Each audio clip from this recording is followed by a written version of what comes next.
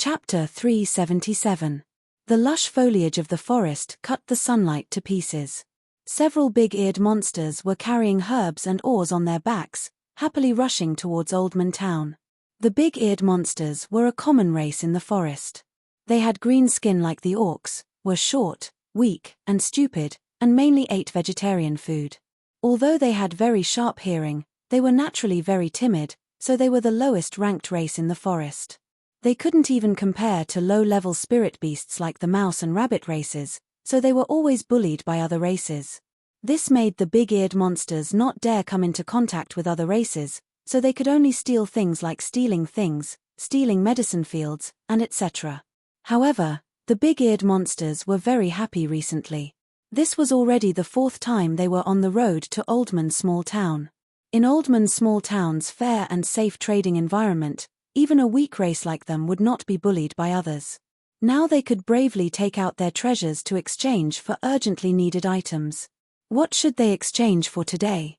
Canned food? Weapons? The big-eared monsters were arguing with each other as they walked. Who knew what sound their sharp hearing would catch at this time? When the big-eared monsters looked over, they were instantly scared out of their wits. With a sharp cry, they turned to run.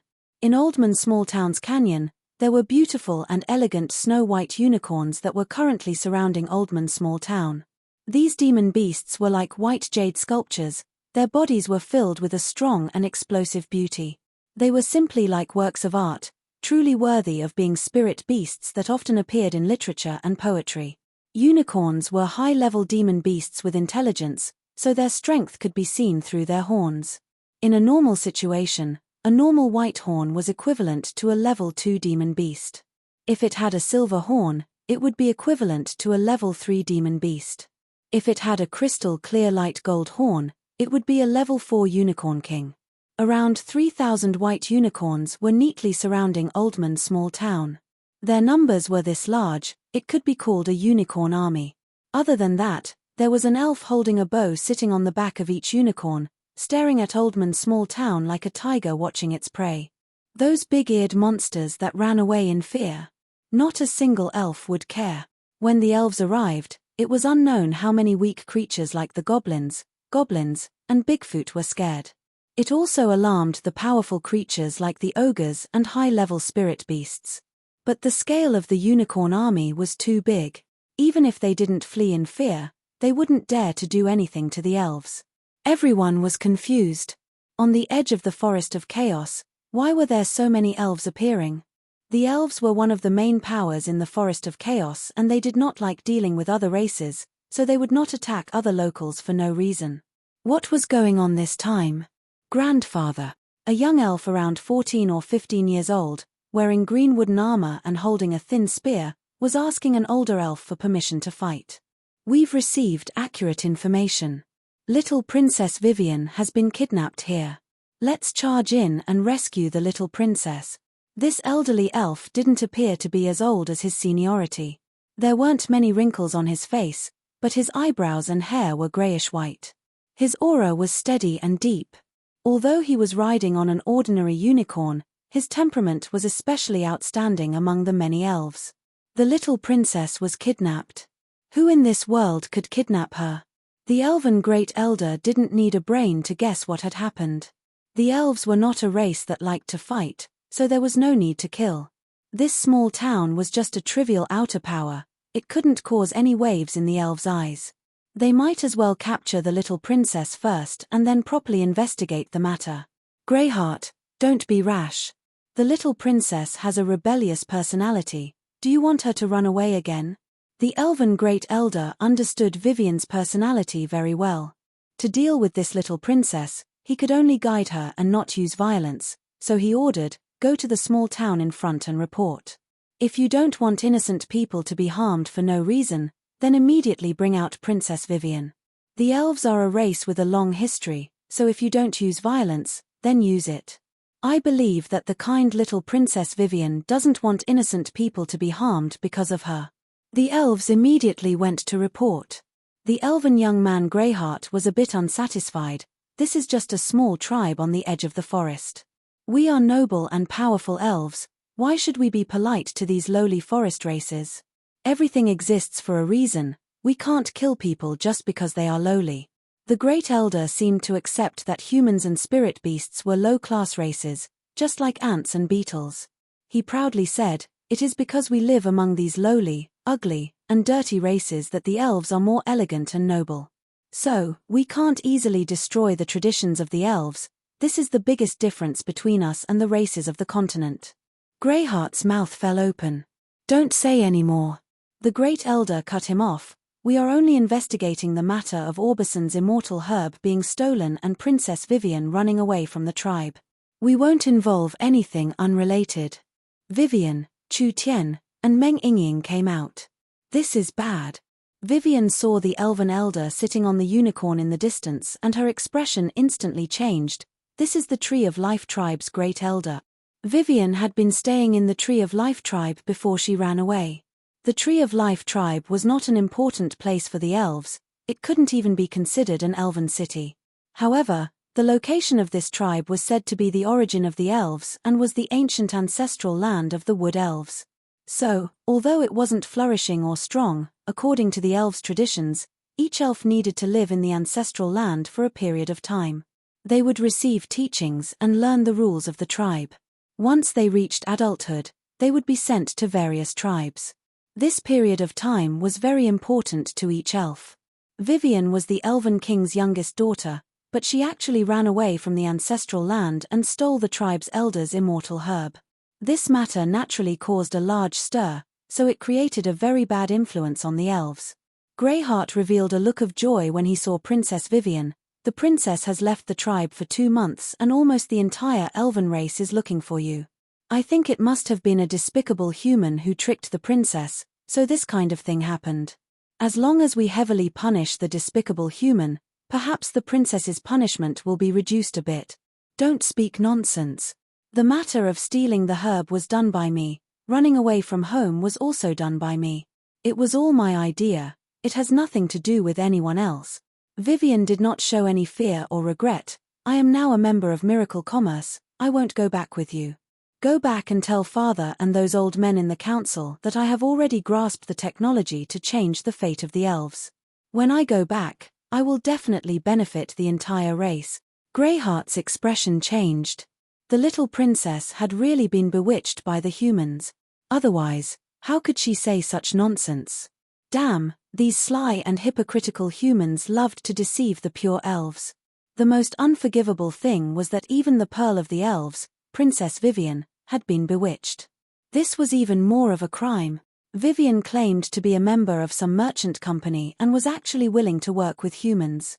This was simply blasphemy to the elves and a huge violation of the elves' rules. No. This was not even a violation of the elves' rules. This was an act of betrayal. The elven Great Elder's face sunk.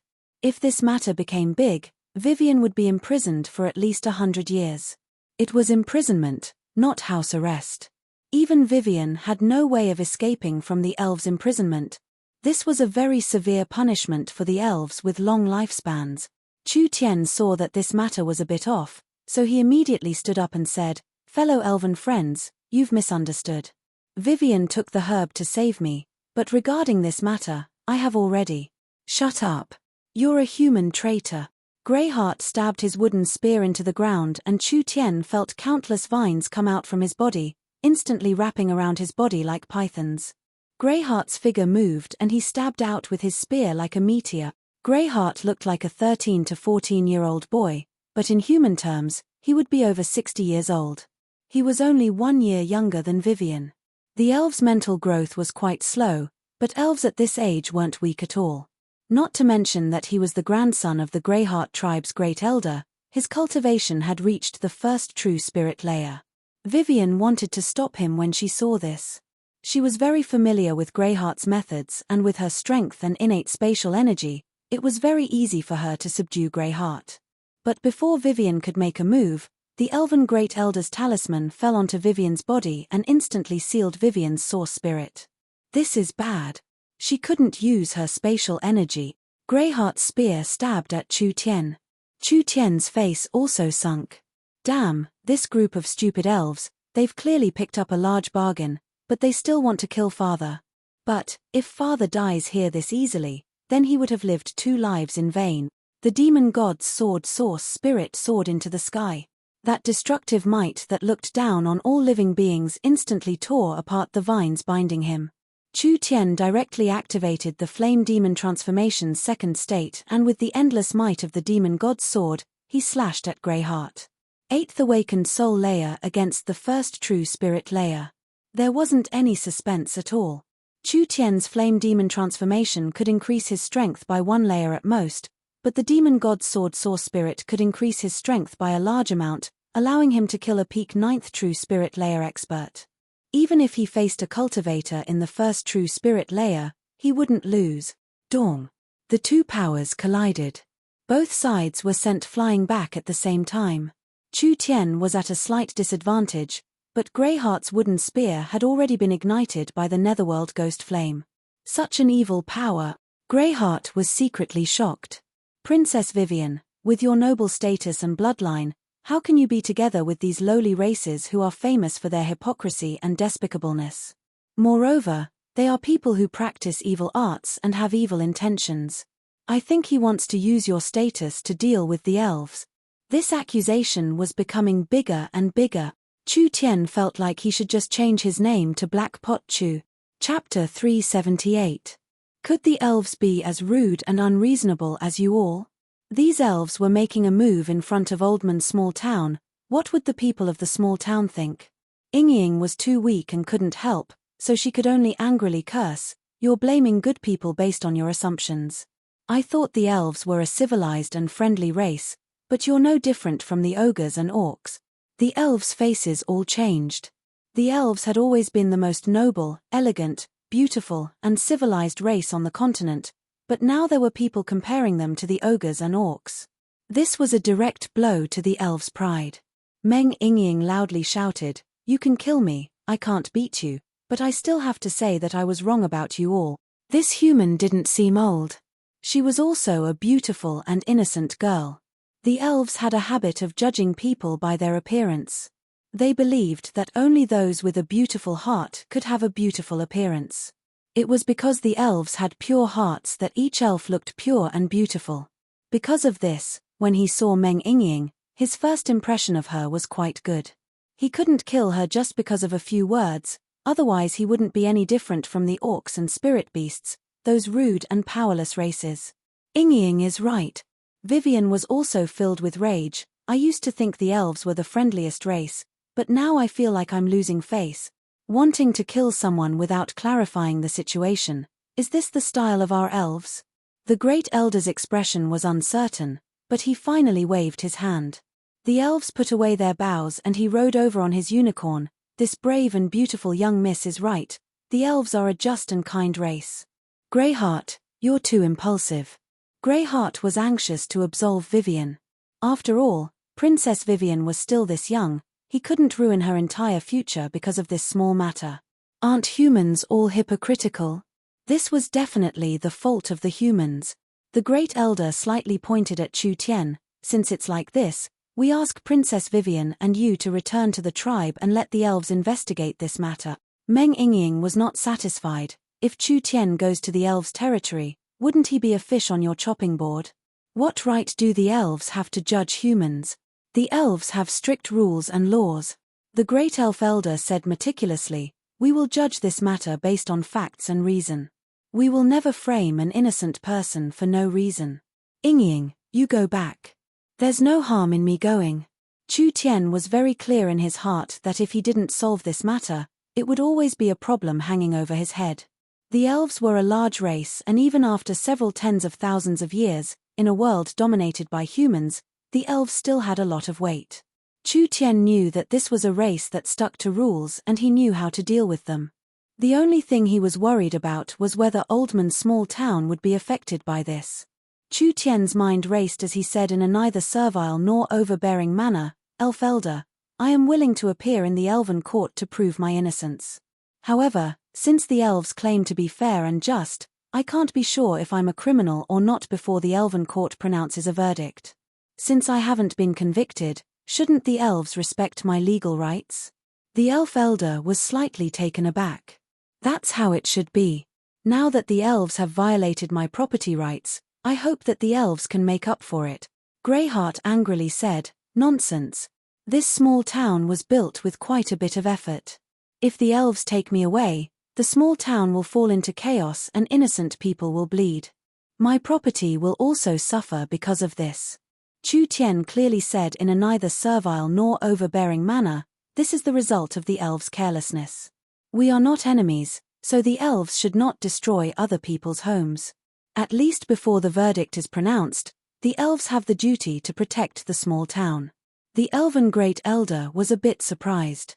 The locals of the Forest of Chaos were all rude people. There was no one that followed the elves' laws. This human was speaking in such a confident manner, so the elves were not angry at all. Rather, they felt that he was respecting the elves' strict and principled laws. All right, this small town has not offended the elves, so it should not be implicated. The elven great elder waved his hand. 1,000 people will be stationed here to maintain the peace of the small town until the verdict is announced. 1,000 unicorn-riding elves were left in Oldman's small town. As long as the small town did not collapse, their efforts during this period of time would not be in vain. Chu Tian said to Yingying, "This is a special time, you must maintain the stability of the small town. Other than that, inform the young miss and have her come as soon as possible to take charge." "All right." Meng Yingying saw that the elves were not an unreasonable race and her heart was a bit more assured. "Then you have to be careful." Chu Tian revealed a disdainful smile. What was there to fear from these pedantic fellows? Not to mention that Chu Tian did not do anything wrong, it was the elves who took advantage of him. "I will make sure everything is fine. Yingying, be assured." Vivian also said with an apologetic expression, "I will prove Big Brother's innocence." Chu Tian rode the unicorn and left with the other elves. The Tree of Life tribe was very far away. Vivian could not feel it with her spatial abilities, but riding the unicorn made it very clear. Even with the unicorn's agility, it would take several days and nights to reach the Tree of Life tribe. The Tree of Life tribe was said to be the ancestral land of the Wood Elves and could be traced back to the Great Ancient Era. In the legends, the ancient Tree of Life was over 1,000 feet tall and could cover several miles. It grew in the Great Ancient Era and could be considered a spiritual god. It was this mysterious ancient tree that gave birth to the ancestors of the Wood Elves. Of course, the ancient Tree of Life no longer existed. It was said that when the Great Ancient Era collapsed, the ancient Tree of Life was torn apart, leaving behind a complete elven race. Because of this, the elves were one of the most ancient races on the continent. However, because the elves had a long history, this long history became a burden for the elves. All kinds of complicated rituals and ceremonies filled the elves' lives and all kinds of pedantic ideas filled the elves' minds. The elves had a long lifespan and a low fertility rate, as well as rich emotions, which made them tired of war. They loved music, painting, carving, and poetry, pursuing a high quality of life, so they stood aloof from worldly affairs. Moreover, they rejected foreign cultures and never came in contact with other large races. The elves were beaten back by the spirit beasts and the rise of the humans. This was an inevitable development of history. However, the elves did not see this point. The elves were still one of the strongest powers on the continent and there were elven tribes scattered all over the continent. They still thought that the elves were the strongest, most elegant, most beautiful, and most noble race on the continent. The Tree of Life tribe in the Forest of Chaos was only the elves' ancestral land. Some talented elves or important elves would be sent here when they reached adulthood to bathe in the moon spring water and receive the teachings of their ancestors. In the end, they all had to leave. The ancestral land was protected by a large array that could not be broken and was very safe. However, there were no regular elven armies stationed here because there were many other tribes around the Tree of Life tribe. They were all allies of the elves in the forest and there was a tribe that had been allies with the elves for generations. With the protection of these tribes, the Tree of Life tribe did not need any soldiers at all. When Chu Tian was on his way to the Tree of Life tribe, he also saw these strange races. These guys looked like tall trees. Most of the time, they were in deep sleep. Occasionally, one or two of them would be awake. They could transform into human bodies and could even walk normally like humans. There was no doubt that these were the Treants. The Treants were an ancient and mysterious race. It's said that the Treants grew from roots buried deep underground after the Tree of Life was destroyed. In a sense, the Treants had a deep relationship with the elves. The Treants had a long lifespan, and it's said that most of them could live for over 10,000 years. After a long period of time, each old Treant was filled with wisdom. Of course, this ancient wisdom had its limits. It was not like the human race's wisdom that could be passed down from generation to generation. Each great sage stood on the shoulders of countless great sages, so all the knowledge and wisdom could be passed down from generation to generation. The Treants had 10,000 years of wisdom, but it was limited to their own comprehension. The two could not be compared. Little Princess Vivian is back. The elven tribe was filled with noise as countless elven children came out from all directions like nimble monkeys. They all stood on the branches of the trees, and each of them had pure eyes as they looked at the returning unicorns. The matter of Vivian had blown up. She had now become the villain of the entire elven tribe. These elven children were very shocked. This Princess Vivian, who played with them every day, actually had the guts to escape the tribe. This was a great crime. Who is that person? Why does he look familiar? Isn't that Chu Tien? The elves were in an uproar. They recognized at a glance that the human riding the unicorn that followed the elves back was the human swordsman they saw in the movies, the brave and righteous Chu Tien. Chu Tien, is that really you? I never thought that I would really see you. Chu Tien, do you speak the elven language? These elven children did not understand the situation at all and all ran up to greet Chu Tien. A few of them even jumped onto the unicorn that Chu Tien was sitting on. Chu Tien greeted them in fluent elven language. Hello. Wow. The elven children were all stunned. You speak the elven language so well. I thought that humans did not understand the elven language. Chu Tien did not expect that there would be so many little admirers in this place. Chapter 379. Chu Tien had always looked down on the elves from the bottom of his heart. This race with intelligence not inferior to humans, with a long lifespan, and with a long history, had been bullied by the spirit beasts in the end. Why? It was because the elves lacked the awareness of danger in times of peace. It was because the elves had put too many shackles on themselves. It was because the elves were civilized, elegant, and righteous. The elves rarely took the initiative to attack, and they rarely used tricks in battle. Their armies were slow to form, and they were slow to dispatch troops. Most of the battles were passive, and there were several opportunities to eliminate their opponents, but the elves let them go. This was not kindness, but stupidity. The elves always had an 80 to 90% chance of winning against the spirit beasts, but if the elves lost a main force, they wouldn't be able to recover even after several hundred years. If the spirit beasts lost a main force, it would take them around 10 years to form a second one. How could the elves not weaken when fighting like this? But putting aside the race, just based on the elves themselves, Chu Tien was quite fond of them. On this aspect, the elves were rich in beauties, and it was hard to find an ugly person in the entire race. On the other hand, the elves were simple-minded. Almost all of them had personalities like Meng Yingying. Chu Tien never thought that he would become a little star in his tribe. It was said that in the Tree of Life tribe, there were at least 300 little elves that could recognize him, and most of the little elves had heard of Chu Tien's name. Because of this, when Chu Tien was imprisoned, he received elven green tea and all kinds of fruits and snacks. Chu Tien, your story is truly shocking. An elven girl opened her innocent eyes wide and said, "Are you really a swordsman? I think you're different from the movies." Of course. Chu Tien leaned against the treehouse in a comfortable position, with one hand as a pillow and the other gnawing on a fruit.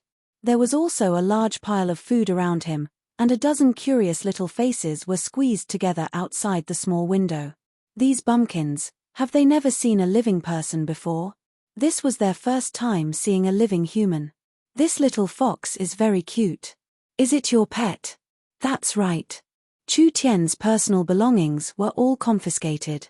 Only after the elves had checked and determined that there was no danger did the little fox stay by Chu Tien's side. Together with Chu Tien, it was temporarily placed under house arrest. At this moment, The little fox was lying down in the same position as him, grabbing a fruit that was about the same size as its body and gnawing on it.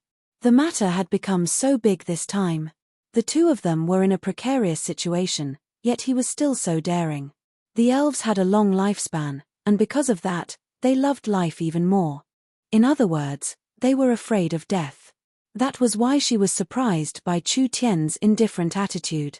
Yesterday, the elven tribe held a hearing, and the elders listed many of your crimes. Aren't you afraid? Chu Tian picked his ear and said lazily, "What crime? Tell me about it." The first crime is deceiving an underage elf girl. The second crime is ordering the theft of the tribe's important resources.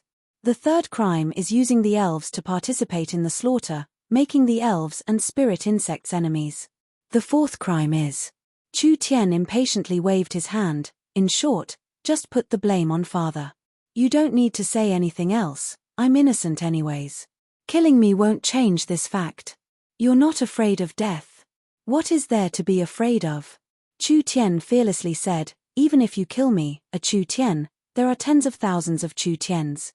But this kind of unfair trial, I, Chu Tian, must resist to the end. I would rather die than submit.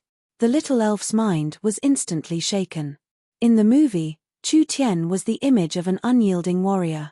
At this moment, it was as if the real Chu Tian had overlapped with the image in the movie. This was the Chu Tian they worshipped. How could this kind of person be a bad person with ulterior motives? Chu Tian gave a compassionate sigh. It's a pity, my great dream and revenge can't be realized. The little elves were filled with sympathy. The current Chu Tian was like a dreamer with unfulfilled ambitions. They quickly asked, "What dream do you have?" "Actually, my dream is very simple."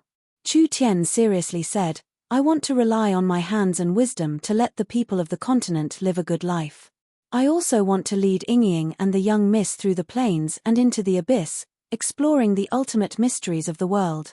The elves were stunned hearing this. Was this true? One of the elves couldn't help asking, "Does Meng Yingying really exist?" Of course.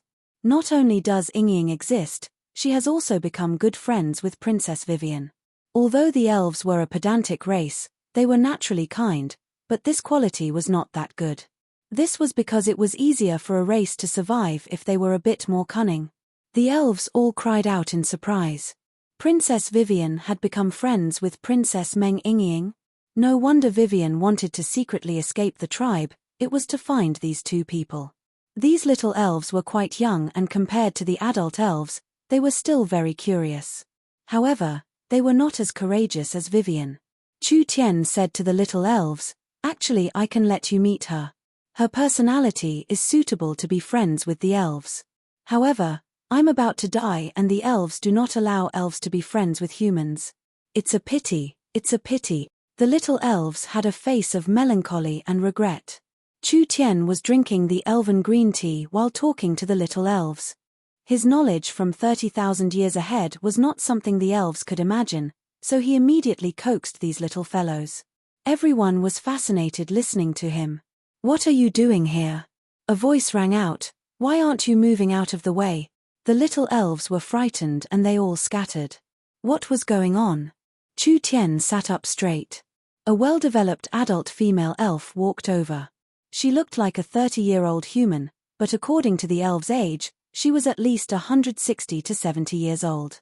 This elf's cold temperament was similar to Chen Bingyu's, but elves were still elves and their minds were pure. This was the same. Aeldis, the Tree of Life tribe's second elder, was mainly in charge of punishment.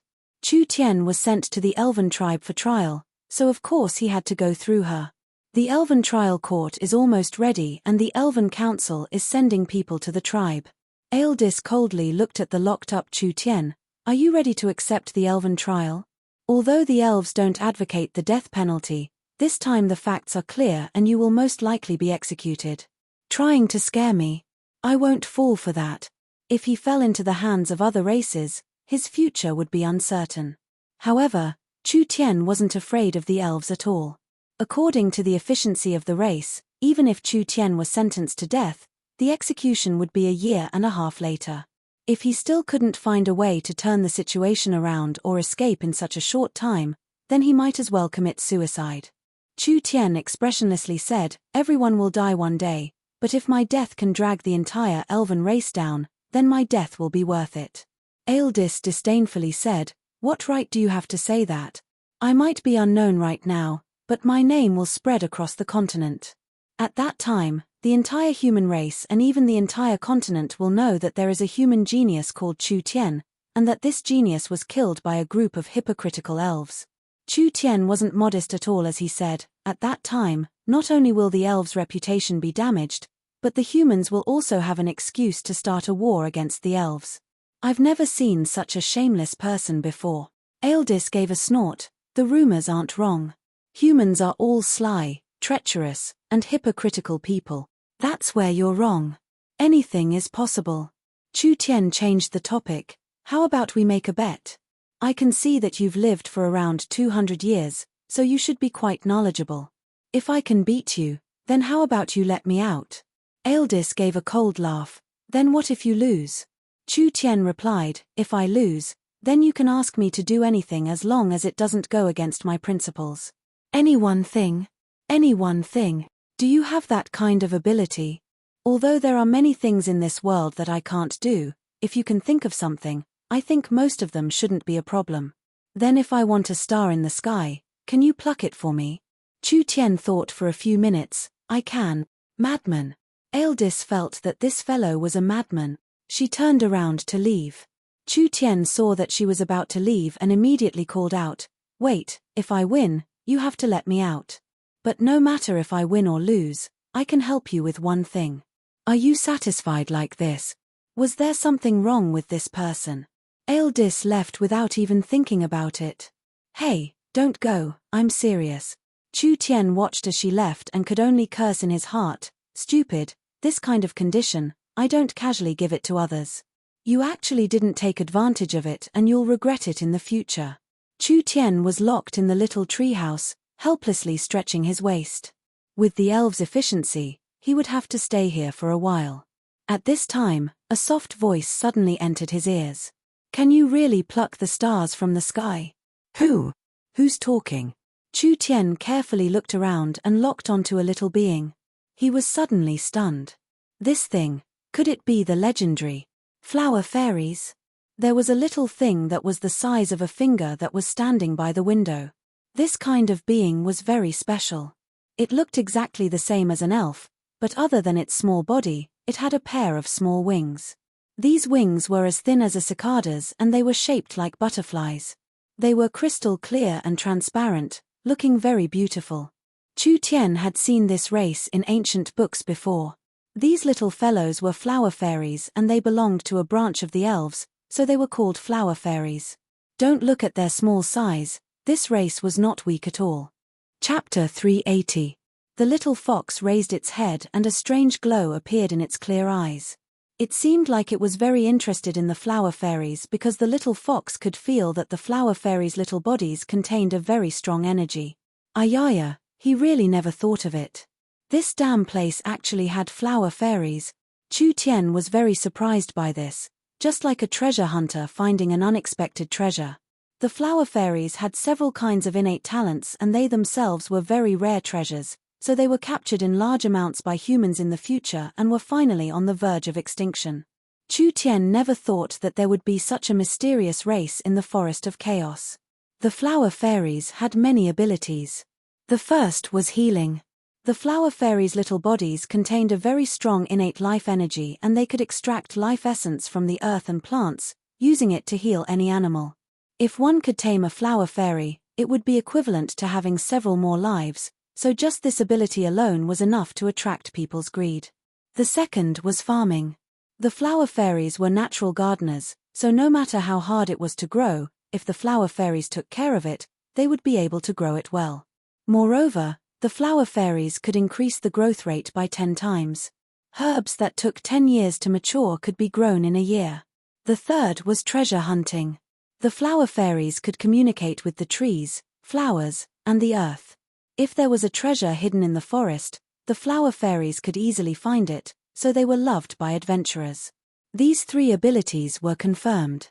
As for the other abilities of the flower fairies, Chu Tian had heard a few before. For example, the flower fairies themselves were top-quality supplementary materials, and there were many evil alchemists that could directly refine flowers into pills, directly increasing the quality of pills. For example, when refining a half-immortal grade pill, if a flower fairy was added, the pill refined could directly increase its quality to immortal grade. There was no proof for this, but there was a lot of evidence behind it. Because the flower fairies were an innate life form and were bred from the forest's life essence, the flower fairies did not have males and each flower fairy appeared as a female.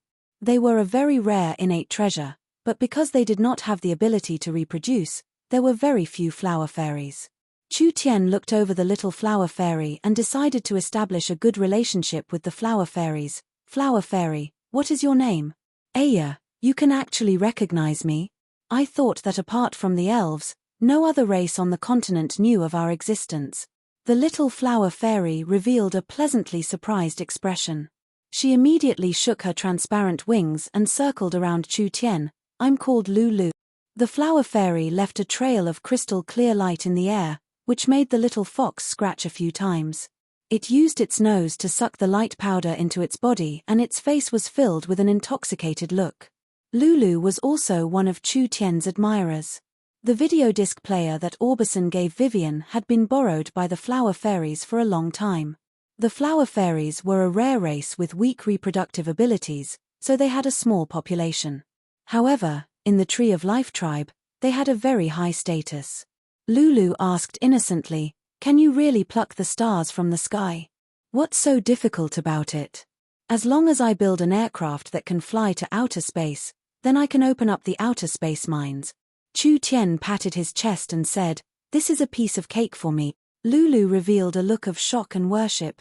"Can you really do anything?" Of course there were many things in this world that he couldn't do. So to the pure little flower fairy, Chu Tian couldn't boast. He just asked in a curious voice, "What, you don't believe me? My skills are very great, do you want to give it a try?" Lulu fell into Chu Tian's palm and looked at him with a surprised expression. "How do I try?"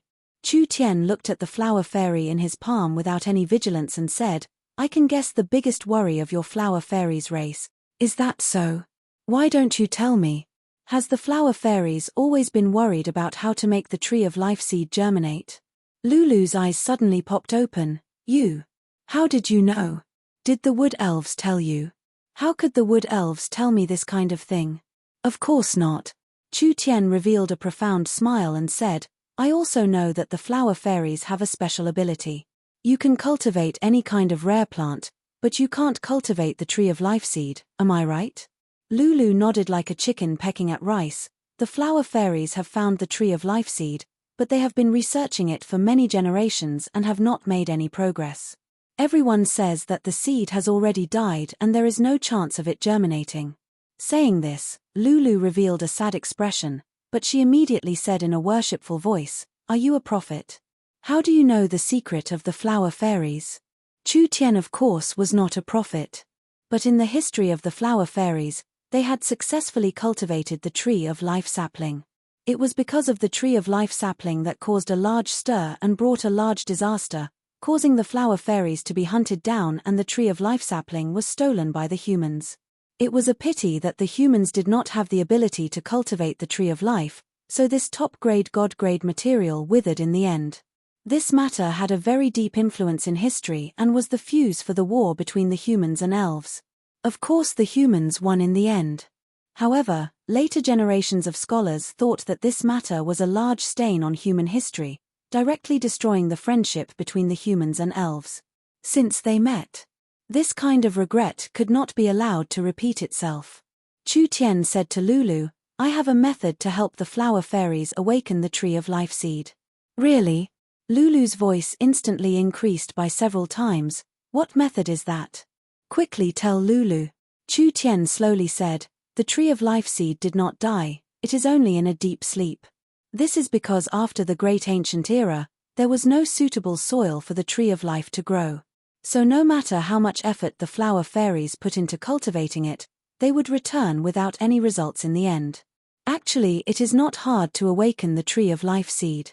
As long as we collect the great ancient aura that has not dissipated from the space and use a special method to pour this aura into the seed, we can awaken the seed. Lulu was confused hearing this. How do we do this? This involves very high-level technology, especially spatial technology. I am very willing to help the flower fairies, but it's a pity that the current me is unable to help. Chu Tian gave a sigh and said, "The tree of life is a divine object. Not being able to see it germinate is my regret." Lulu thought about it for a few seconds before flying up. "You don't need to worry, I will think of a way. I definitely won't let the wood elves kill you. I promise." After saying this, the little flower fairy charged out the window and instantly disappeared. The little fox rolled its eyes. Its master really knew how to trick little girls, but thinking of the smell of the flower fairies, it couldn't help licking it. If it could eat a few flower fairies, it would definitely be able to evolve. "Don't mess around." Chu Tian knocked the fox's head. "The flower fairies have a deep relationship with the elves. Do you want to become enemies with the elves?" The little fox gave a snort and spat out a mouthful of saliva in disdain. If it didn't want to eat, then it didn't. What was the big deal? Actually, compared to the little flower fairies, the fox was more interested in the tree of life. Although it knew that its master liked to trick people, his abilities weren't bad. Since he had made a solemn promise, perhaps he really could cultivate a tree of life. After a few days, Aildis brought Chu Tian out. The elven court had already been set up. Chu Tian was going to be judged by the elves as a suspect. The ancient Tree of Life tribe had not opened the elven court in 300 years. Because of Princess Vivian's relationship this time, it had attracted the attention of the tribe. When Chu Tian arrived at the elven court, he was stunned for a while. The elven court was in a strange forest and there were several dozen giant trees scattered around it. Each tree was as thick as 20 people wrapping their arms around it, and they were like tall houses rising from the ground. There were many natural structures on the tree trunks that were filled with elves, and there were many elves standing on the branches. This tedious and complicated ceremony lasted for 2 hours before Chu Tian and Vivian were brought out. The surrounding elves were all discussing. It was the first time most of them had seen a human. When those young elven children saw Chu Tian appear, they were all very excited, but they were also very worried. On the tallest tree in the center, an elven old man stood up, and beside him were several elders of the Tree of Life tribe. "This should be the main judge of this trial. I am the Elven Council's Vice Speaker Ulysses." This old elf gave a simple introduction. "Under the witness of the forest and life god, we will now begin the Elven Court's trial." Chu Tian was a bit impatient. "We'll first ask the victim, the Tree of Life's third elder Orbison, to come out." The elven elder Orbison came out. He saw the little princess staring at him and his heart couldn't help feeling a bit apprehensive. However, she was still a victim and the little princess was too arrogant. If he didn't teach her a lesson this time, she would definitely cause trouble in the future. Chu Tian was already very impatient. The elves had too long of a lifespan, doing everything slowly. When could they be more efficient? At this time, several thumping sounds came from all around them. The elves all looked over in surprise and saw incomparably tall treants slowly walking over. Ulysses asked in a surprised voice, "Why has the noble treants suddenly come?" The treants normally did not move and most of the time they were motionless. Who would have thought that they would come today? Just as everyone was astonished, the leader of the treants said bluntly, "This human is a guest of the treant tribe. We do not wish to be accused of any crimes." When these words were said, the entire elven race was stunned. The elves had prepared for many days, doing their homework and collecting evidence. When they were finally about to have a fair and just trial, a group of treants suddenly appeared, making everyone feel shocked. "That's right, I'm here to supervise the trial. If Chu Tian is not guilty, don't think of making it hard for him." Several flower fairies flew out from the treants. "He is also a guest of us flower fairies." Chapter 381. This was definitely Lulu's help. The flower fairies had a very close relationship with the treants, so if Lulu told the treants about Chu Tian's matter, the treants would not sit idly by. Since there was someone supporting him, he had less to worry about. Chu Tian wanted to retreat completely, but it seemed like he couldn't just retreat completely. He had to at least obtain a bit more benefits. The elven trial began. An elf loudly said, Vivian secretly left the tribe and went to a human kingdom, not returning for an entire 2 months. We even have evidence that Vivian participated in the human and spirit beast wars and killed a spirit beast kingdom's king. This is a serious violation of the ancestors' teachings, and the evidence is conclusive. She will be imprisoned for at least 50 years. He paused before saying, Vivian stole the tribe elder Orbison's immortal herb and gave it to the human Chu Tien. She even joined Chu Tien's organization, degrading herself and working for the humans, damaging the elven race's image. Then he led the humans back to the Forest of Chaos to fight with the spirit insects, killing several descendants of the Spider Queen Alexis, worsening the relationship between the elves and the spirit insects. This is very detrimental to the elven diplomacy, so he should be locked up for at least 100 years. Finally he came to a conclusion. Vivian is the Elven King's youngest daughter, but she did not set an example, instead corrupting the elven culture. She has a very bad influence, so I recommend that she be heavily punished. She will be permanently stripped of her princess status and be imprisoned for 200 years. 200 years. The elves all sucked in a cold breath. Vivian, these accusations. Ulysses asked in a low voice, what do you want to say? Even for the elves, 200 years was half a lifetime. There were very few elves that received this kind of heavy punishment. Vivian's face was a bit pale, but she clenched her teeth and gave a snort, looking like she didn't care at all. Although Vivian has violated the tribe's rules, something rarely seen in the past 100 years. But for Princess Vivian to do this kind of thing, the human Chu Tien cannot escape his responsibility. Now it was time to settle accounts with Chu Tien. Vivian stole the immortal herb and gave it to Chu Tien. The person who invited Vivian to join the human company was also Chu Tien. Vivian being involved in the war between the humans and the spirit beasts as well as the spirit insects was all because of Chu Tien. Human abductions and robberies of elves have happened all over the continent. Raping, humiliating, and even forcing elves to engage in the filthy trade of flesh is not uncommon. This was something that all elves abhorred, and Chu Tien's method of using Vivian was exactly the same, so he had to be severely punished. I suggest the death penalty. The elves discussed with each other for a few minutes before they all nodded. If Vivian's sentence was heavier, then there was no objection to Chu Tien's sentence. This damned human was truly despicable. To actually use the pure and kind elf clan, this was simply unforgivable. These old elves had seen too many evil deeds. It was common for elves to be captured by human traffickers in the forest, and after these human traffickers caught elves, most of them would be sold to human countries. In the eyes of the elves, humans were a dirty race without a bottom line. Although the elves did not have any grudges against the humans, they did not like the human race at all. In their eyes, the humans that came into contact with the elves all had dirty intentions, so their motives towards Vivian were not pure. Letting the elves suffer this kind of storm, even if they were killed several times, it would be hard to recover from the negative effects. Ulysses said to Chu Tien, Human, the elves are a just race, I'll give you a chance to defend yourself. Defend my ass. The elves' faces fell. Chu Tien broke out in laughter. I've long heard of the elves' stupidity, I've finally seen it today. No wonder the elves are declining on the continent. Not to mention comparing to humans, you spirit beasts can't even compare to them. Otherwise, how could you do such a stupid thing? Destroying your own city walls while feeling superior. The elves were instantly angered. What kind of noble and proud race was this? Being compared to spirit beasts, this was no longer an insult, this was a naked provocation. Ulysses had no expression on his face as he lightly said, You arrogantly insulted the noble elves. Adding another crime to your crime does not help, it can only add another crime to it. I advise you to be careful with your words, you don't have many chances left.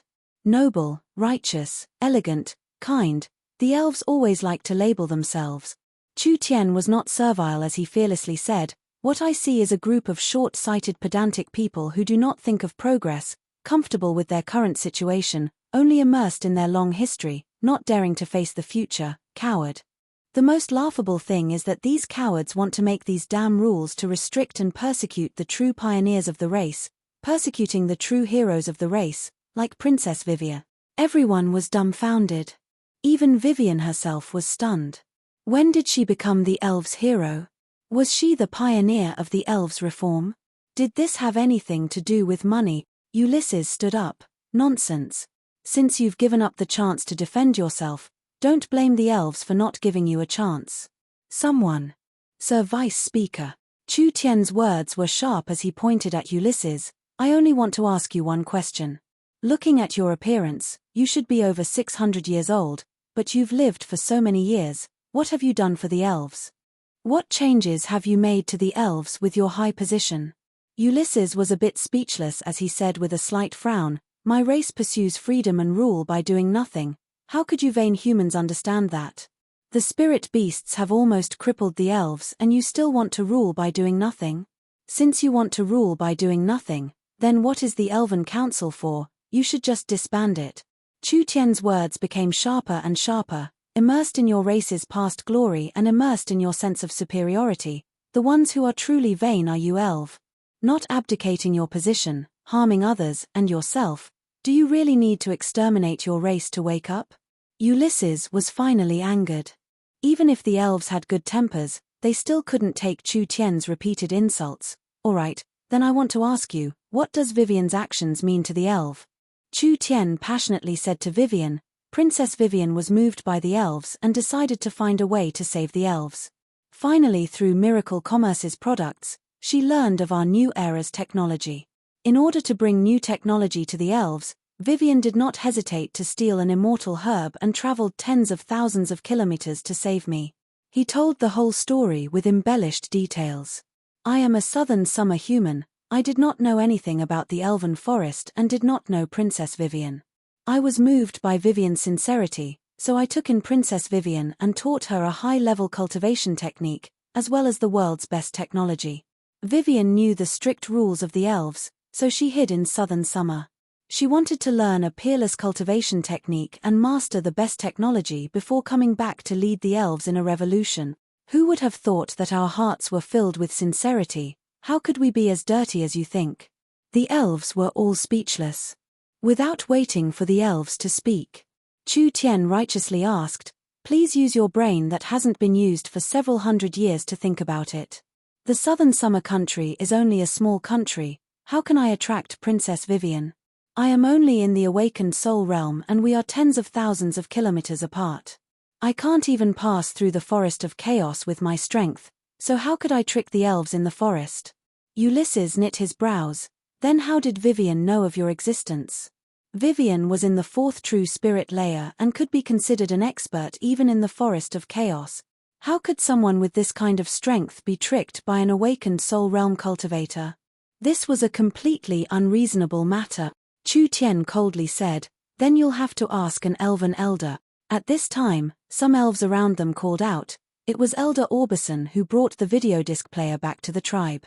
We all met Chu Tian from the video disc player. Orbison revealed an awkward expression. The reason why Vivian knew Chu Tian was because of him. Ulysses asked Orbison, what is going on with this matter? Reporting to the vice speaker, when I was passing through southern Shia, I found something different from southern Shia, so I brought it back as a gift for the princess. I never thought that it would develop like this. Ulysses then asked, Vivian, what did you do in the 2 months you were with the humans? Vivian looked at Chu Tian with a questioning gaze. Chu Tian nodded at her and she boldly said, I have been secretly cultivating the top spatial cultivation technique Chu Tian taught me, void escaping. I have also been learning the space warehouse.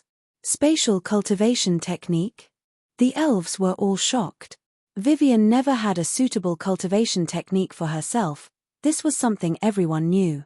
Could it be that she had already grasped a spatial cultivation technique? This was simply impossible. How rare was a spatial cultivation technique? How could a human take it out? Ulysses then asked, what is this space warehouse? Before I was captured, I was a spatial engineer for Miracle Commerce. Vivian proudly stuck out her chest. I had already developed a space warehouse and wanted to complete a second one. Then I asked Chu Tian for permission to bring this space warehouse back for my clansmen to use. In the end, before the second space warehouse was completed, I was captured by you all. Vivian carefully explained the characteristics of the space warehouse to the elves. The elves all sucked in a breath of cold air when they heard this. Aeldis and Orbison all stared with wide eyes. How could there be this kind of magical technology in this world? Could it be that the humans had already progressed to this level? If it really was like this, the elves should really reflect on themselves. They clearly had tens of thousands of years of history, but they had been thrown this far by the humans. I've decided to take back the space warehouse. From now on, I won't share any technology with the elves. Chu Tian directly said, as for the cultivation technique I'll give to the princess, I'll treat it as repayment for the medicine. If you want to kill me now, then do as you wish. I believe that after I die 100 years, the humans will take revenge for me and flatten the elves of the Forest of Chaos. And the elves will forever be marked as a disgrace in history because of their ingratitude, filthy, and narrow-mindedness. Vivian's body trembled. How could she know that Chu Tian was purposely provoking the elves? You've ruined everything, it's all ruined by you. She didn't have any reaction even when the elves announced that she would be locked up for 200 years, but now she began to cry. She angrily shouted, I'm ashamed to be associated with you all. Just lock me up for 1,000 years, I don't want to see you all anymore. Chapter 382. When the miracle commerce technology spread across the continent, Chu Tian would become a great sage in the history of the human race. Then what Chu Tian said would most likely happen. If they killed Chu Tian now, the elves would be cursed by the entire race and it would become an excuse for the humans to attack the elves in the future. This matter could happen in 100 years, and 100 years to the elves was not a long time. Aeldis thought of what Chu Tian said 2 days ago. She thought this human was just spouting nonsense, but now it seemed like it was possible. Did the elves really want to take this kind of risk to kill Chu Tian? The Tree of Life tribe's third elder Orbison had been to southern Xia before and he had seen all kinds of magical products in southern Xia. When he heard Chu Tian's words, his heart couldn't help turning cold. Sir Vice Speaker, I suggest we stop here. As for the nature of this case, we should discuss it and collect evidence before making a decision. All right. Ulysses couldn't make a decision for a moment, we'll stop here for today. Chu Tian was not locked up by the elves, rather he was taken away by the Treant and flower fairies. Vivian saw Chu Tian sitting on the Treant and being escorted away by a group of flower fairies, making her feel incomparably defeated. She hadn't been in miracle commerce for a long time, but this was the first thing she loved from the bottom of her heart. If she lost it because of the elves, it would be an unprecedented blow to Vivian. Princess Vivian. Aeldis walked in front of Vivian. The Vice Speaker wants you to go over and explain everything clearly. Vivian angrily shouted, what is there to explain? The elves looked at each other in blank dismay. The Trent's size was related to their strength and age. In normal situations, the larger they were, the longer they lived and the stronger they were. When Chu Tian was brought to the Treant tribe, he immediately saw a 100-meter-tall Treant standing in front of him. It was like a towering mountain that he couldn't see the top of. Its branches were covered in dense leaves. Each leaf was bright like jade and emitted an incomparably vigorous life force. The Trent's legs were deeply rooted in the soil, as if it hadn't moved an inch for hundreds of years. Its wrinkled face was filled with the vicissitudes of time. The guardian of the forest, the leader of the Treants, Cenarius. This was an old Treant that had lived for over 10,000 years. With a casual slap, even a true spirit expert would be turned into meat paste. Not to mention the Treants were not a race that relied on brute force, it was hard to imagine the power accumulated in a 10,000-year-old Treant. Cenarius possessed unimaginable wisdom, and even the Elven King had to show him respect. You're so brave. Lulu brought a group of flower fairies to circle around Chu Tian. In today's situation, you actually dared to impolitely teach the elves a lesson. It really broadened my horizons. But in recent years, the elves have been in a bad situation, so I hope you'll wake up. Chu Tian shrugged his shoulders. Wake up my ass. If they could be changed that easily, would they still be elves? The elves were naturally like this, it wouldn't have any use. Chu Tian walked in front of Cenarius and gave him a very polite bow. He said in a neither servile nor overbearing manner, respected guardian of the forest Cenarius, What orders do you have for this one? Cenarius was one of the legends of the forest. No matter who it was, they would be very nervous when they saw Cenarius, but Chu Tian did not show any discomfort at all. Rather, his expression was calm and his words were appropriate, just like he was talking to an old friend. This made Lulu feel very impressed. Young human. A deep and wise old voice seemed to come from the earth. Your words about the elves are too extreme.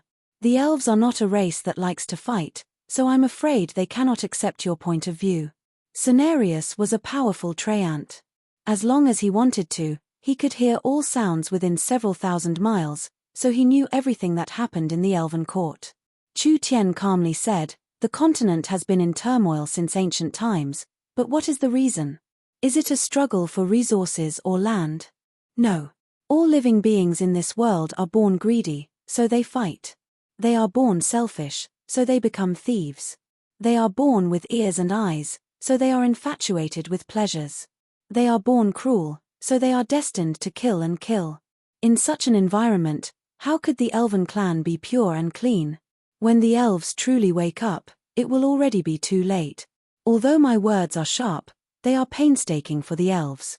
Cenarius didn't comment on Chu Tian's words. "Your experience and wisdom are completely inconsistent with your age. It seems like you are hiding a secret that no one knows about. Could it be that this old thing saw something?" This was an old thing that had lived for over 10,000 years. Although Chu Tian thought highly of himself, in front of this kind of wisdom, he didn't dare be careless. But the treants have never interfered with the elves. Cenarius seemed like he wasn't interested in this matter at all. "Today I've invited the treants as guests. I won't talk about the elves or right or wrong, I just want to talk about the matter of the tree of life seed. I've heard from the flower fairies that you have a way to awaken the seed. How confident are you?" Chu Tian thought about it and said, "The tree of life seed is an innate divine object, it won't die easily. However, wanting to awaken it is not an easy matter. Although I have a certain amount of confidence, I am not 100% sure. I have to give it a try first." The tree of life was very important to the flower fairies, treants, and elves. If they could revive the tree of life, the survival of the three races would greatly increase. Chu Tian was a human in the end, should they believe him or not? Cenarius did not directly state his position. The tree of life has never been seen by an outsider, so how do you know the characteristics of the tree of life?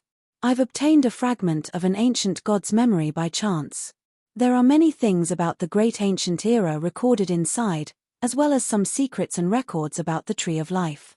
From this crystal, I naturally understand the characteristics of the tree of life. Combined with my research in the spatial domain, I believe this is a very effective method. An ancient god's memory crystal?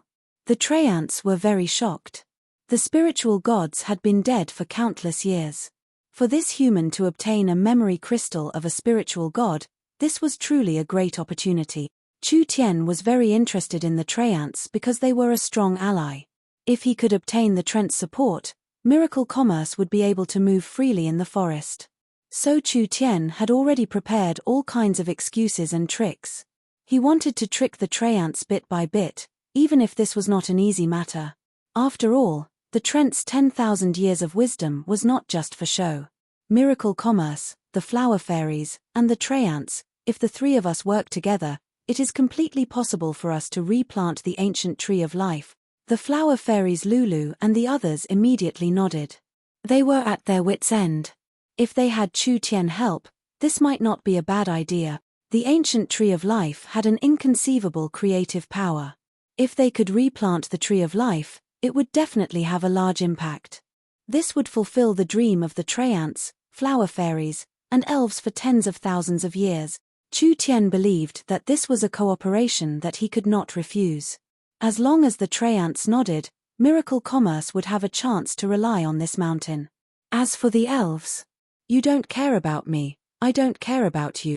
This matter, I have to think about it." Who would have thought that Cenarius would suddenly not say anything? "Lulu, take the guest for a walk nearby." Chu Tian slightly knit his brows. This old treant did not play his cards according to common sense, so Chu Tian could not do anything about it. Cenarius did not want to say anything, but Chu Tian could not force him. He could only say, "Then I'll say my goodbyes."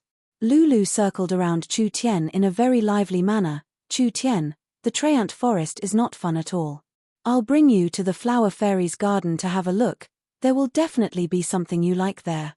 The Flower Fairies have never had guests before, so everyone will definitely welcome you." Chu Tian's heart slightly skipped a beat. The Flower Fairies were famous for their divine planting skills. This Flower Fairies' garden was definitely a treasure trove that normal people would not have a chance to touch.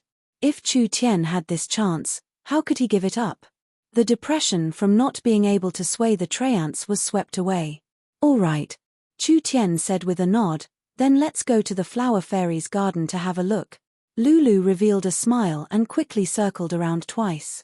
She immediately flapped her wings to lead the way. The Elven tribe, the Treant forest, and the Flower Fairies' garden, these three places formed a triangle, but there was a relatively large empty space in the center. Chu Tian asked in a curious voice, "Why is there an uninhabited forest between the three races?" Lulu slowed down and stuck close to Chu Tian's side as she said, "You must be talking about the Lost Forest. No one is allowed to enter that place because although the Lost Forest is not big, there are often illusions in the forest. Once any animal is trapped in an illusion, they will be completely lost and will never be able to come out."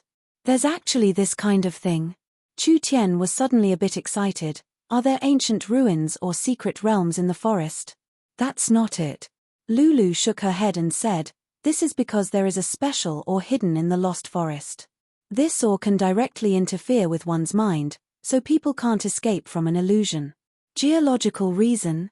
He was happy for nothing. But then again, this was a material that could directly interfere with one's mind, which meant that it was a spiritual attributed material. Even a powerful creature like the elves would be affected by this ore, which meant that the energy contained in this ore was very strong. Lulu saw that Chu Tian was deep in thought and couldn't help asking in a curious voice, "What are you thinking about?" "Oh, nothing much. You should know that I am a scholar and as a scholar, I have a strong desire to explore and learn." Chu Tian rubbed his chin and said, "When I heard you talk about the special scene in the Lost Forest, I couldn't help being a bit curious. What kind of material could cause this kind of interference? So it's like this." Lulu thought for a few seconds before saying, "Then I'll bring you in to see. Isn't this a forbidden area?" "It's no matter, the Flower Fairies have different physiques, so they can resist the illusion. Lulu often goes in to collect nectar, so there won't be any safety problems." Chapter 383. The Flower Fairies did not have an upper limit to their lifespan. As long as they were not killed by an external force or their living environment was destroyed, the Flower Fairies could live forever. They would never grow old or fall sick. It was unknown how many years the surrounding Flower Fairies had lived for, but they were as pure as children. Now with Lulu leading the several dozen Flower Fairies, they had already treated Chu Tian as a good friend. His shoulders, his head, and his clothes were all occupied by them. These little things were even easier to deceive than the elves, not having any vigilance at all. If Chu Tian had any bad intentions, these fellows would not be on guard against him at all. "The Lost Forest is in front of us." Chu Tian looked through the dense shrubs and the forest in front of him was covered in a layer of fog. Chu Tian could feel that there was a very strong energy mixed in the fog. Pu. The little fox was like a dog that smelled a meat bun as it suddenly jumped out of Chu Tian's clothes. Its two black eyes flashed with a look of surprise as it jumped out of Chu Tian's body into the shrubs. Lulu quickly shouted, "Aya, it's dangerous." The fog in the Lost Forest was very dangerous. The spiritual energy radiating from the ground had been accumulated in the fog for thousands of years, therefore this fog was very destructive. Whether it was the elves, the Treants, the demon beasts, or the insects, as long as they were living beings, as long as they had a thought, they would be affected by the spiritual energy and be forever lost in here. Lulu wanted to save the little fox, but she missed. The little fox turned into a mass of fog and teleported into the forest. The little fox stood in the fog and did not react at all. Rather it opened its mouth and took a deep breath. The fog in the surrounding several dozen meters was all swallowed into the little fox's stomach. Yee! Lulu looked at the little fox with wide eyes. Why does this little animal have this kind of ability? It's not a normal fox, There's no need to worry. Let's go. Chu Tian swaggered into the misty forest. The flower fairies surrounded Chu Tian, sprinkling large amounts of crystal pollen from their bodies. Chu Tian only smelled a refreshing fragrance and his mind immediately became clear, like he had just been washed in ice water. The flower fairies really did have some skill. Chu Tian breathed in the pollen released by the flower fairies. Not only was he not affected by the illusion, he felt his cultivation increase. This pollen could be considered a miracle medicine. Actually, whether it was Chu Tian or that damn fox, they both had special abilities and spiritual energy could not affect them. However, with the little flower fairy's special treatment, Chu Tian was happy to enjoy it, so he swaggered inside. This was the place where the ancient tree of life grew, so it was where the spiritual veins of the continent intersected. The spiritual energy here was very rich, so the Treants, elves, and flower fairies lived here. In the surrounding forest, there were countless rare herbs and materials. If the other areas had been harvested by the elves, then the dense fog forest was undoubtedly a virgin land. For thousands of years, not many elves had set foot here. The flower fairies would at most gather dew and nectar, they would never gather materials. When Chu Tian walked into the dense fog forest, the ground was covered in herbs. There were very few level 2 herbs, most of them were level 3 elixirs, and there were even level 4 elixirs. Chu Tian stepped on a patch of grass and casually picked up a blade of grass. This grass looked very normal, but its roots were very thick and long, containing a dense spiritual energy. Blissful grass? Chu Tian recognized this grass. This kind of grass could be made into a kind of hallucinogen, which could be mixed with tobacco leaves or taken directly. In the end, it would be replaced with a strong mental stimulation, making people feel unparalleled pleasure, so it was a very valuable enjoyment item. This was a good thing. When Chu Tian traveled the continent in the past, he had seen it in a few royal families. The price of a single bag of high-quality blissful grass was enough to buy a city of several million people in a small kingdom. The grass Chu Tian was standing on had over 1 million stalks of high-quality blissful grass, all of which were several hundred years old. If this grass was flattened, a country like the southern summer country could buy several of them. The blissful grass was the most common herb in the lost forest. The little fox didn't even look at it. It burrowed into a shrub and grabbed a plant that looked like ginseng. The moment it pulled it out, it immediately discovered that the root of the herb was shaped like a human. Not only did it look like a human, it was almost like a living creature. Its 4 limbs were constantly struggling and it emitted a destructive spiritual sound wave from its mouth. Level 2 half-immortal herb, morning ginseng.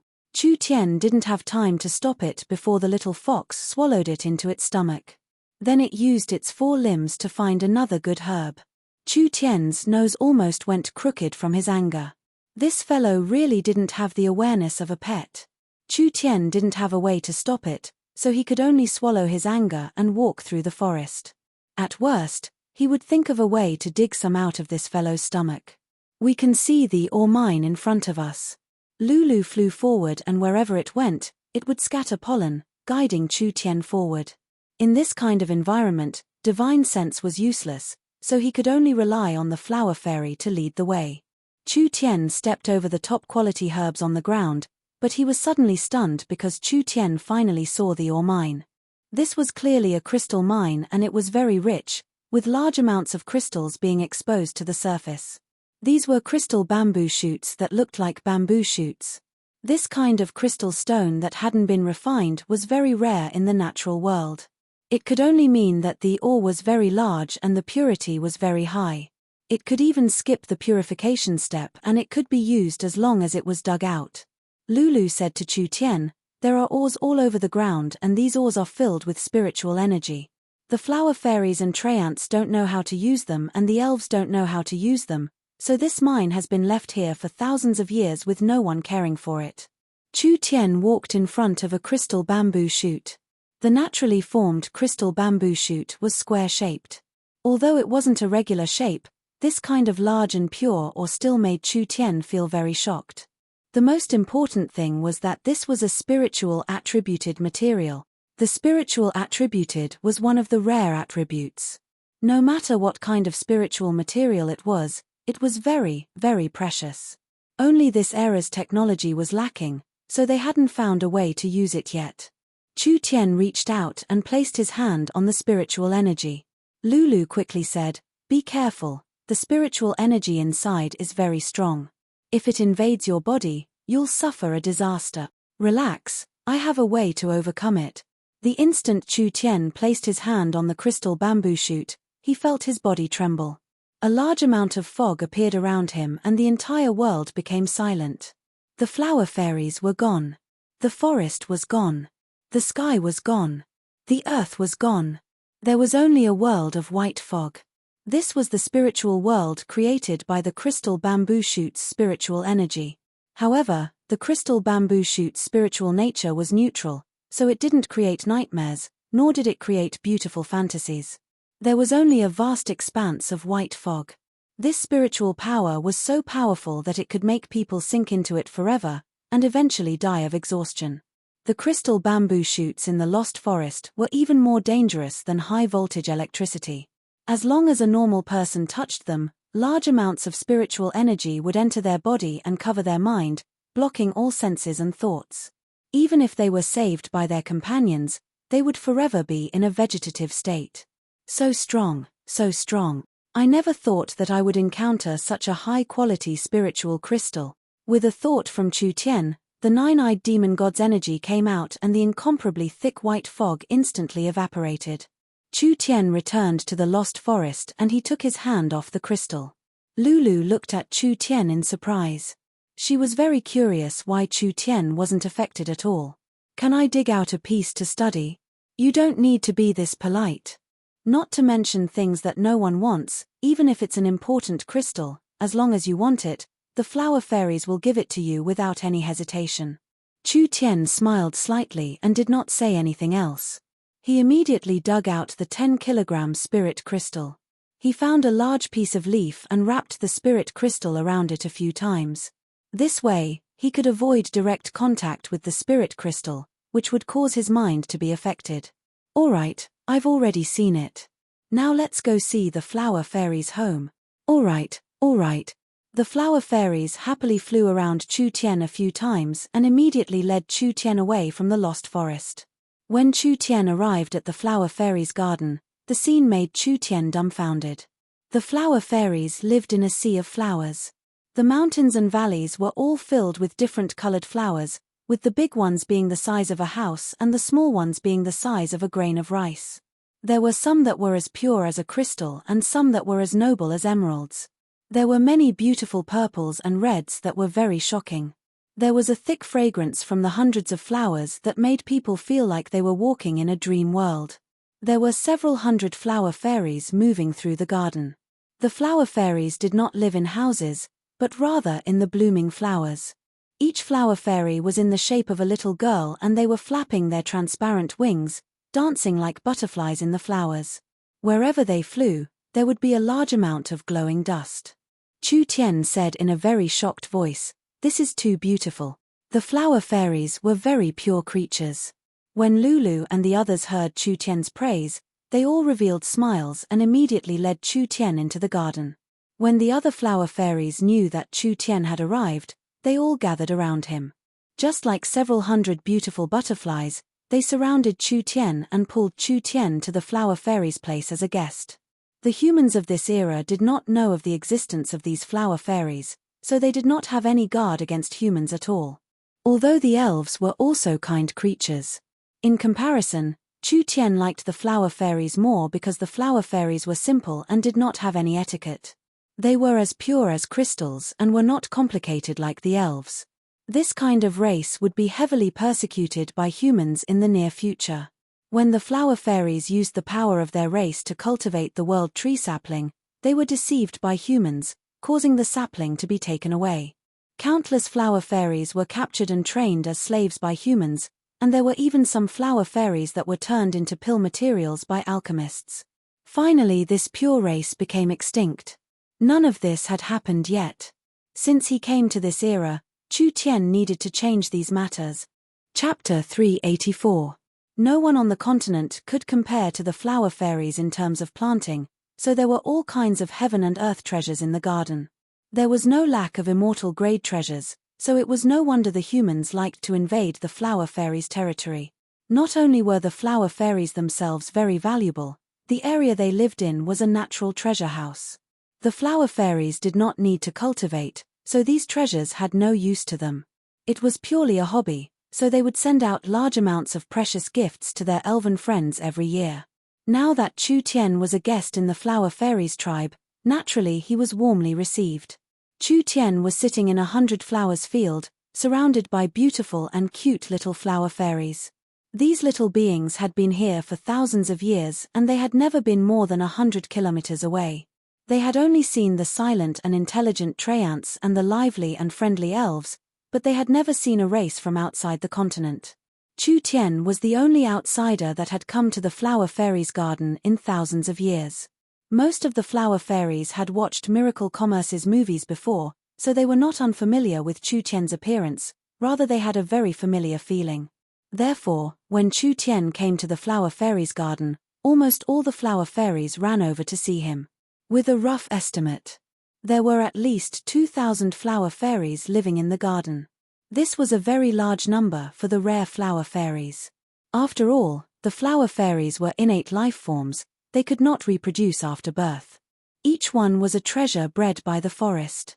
This is the fairy wine, only the flower fairies' best friends can taste it. Several flower fairies worked together to bring over a flower. The 7 colored petals were tightly packed, releasing a dense vitality.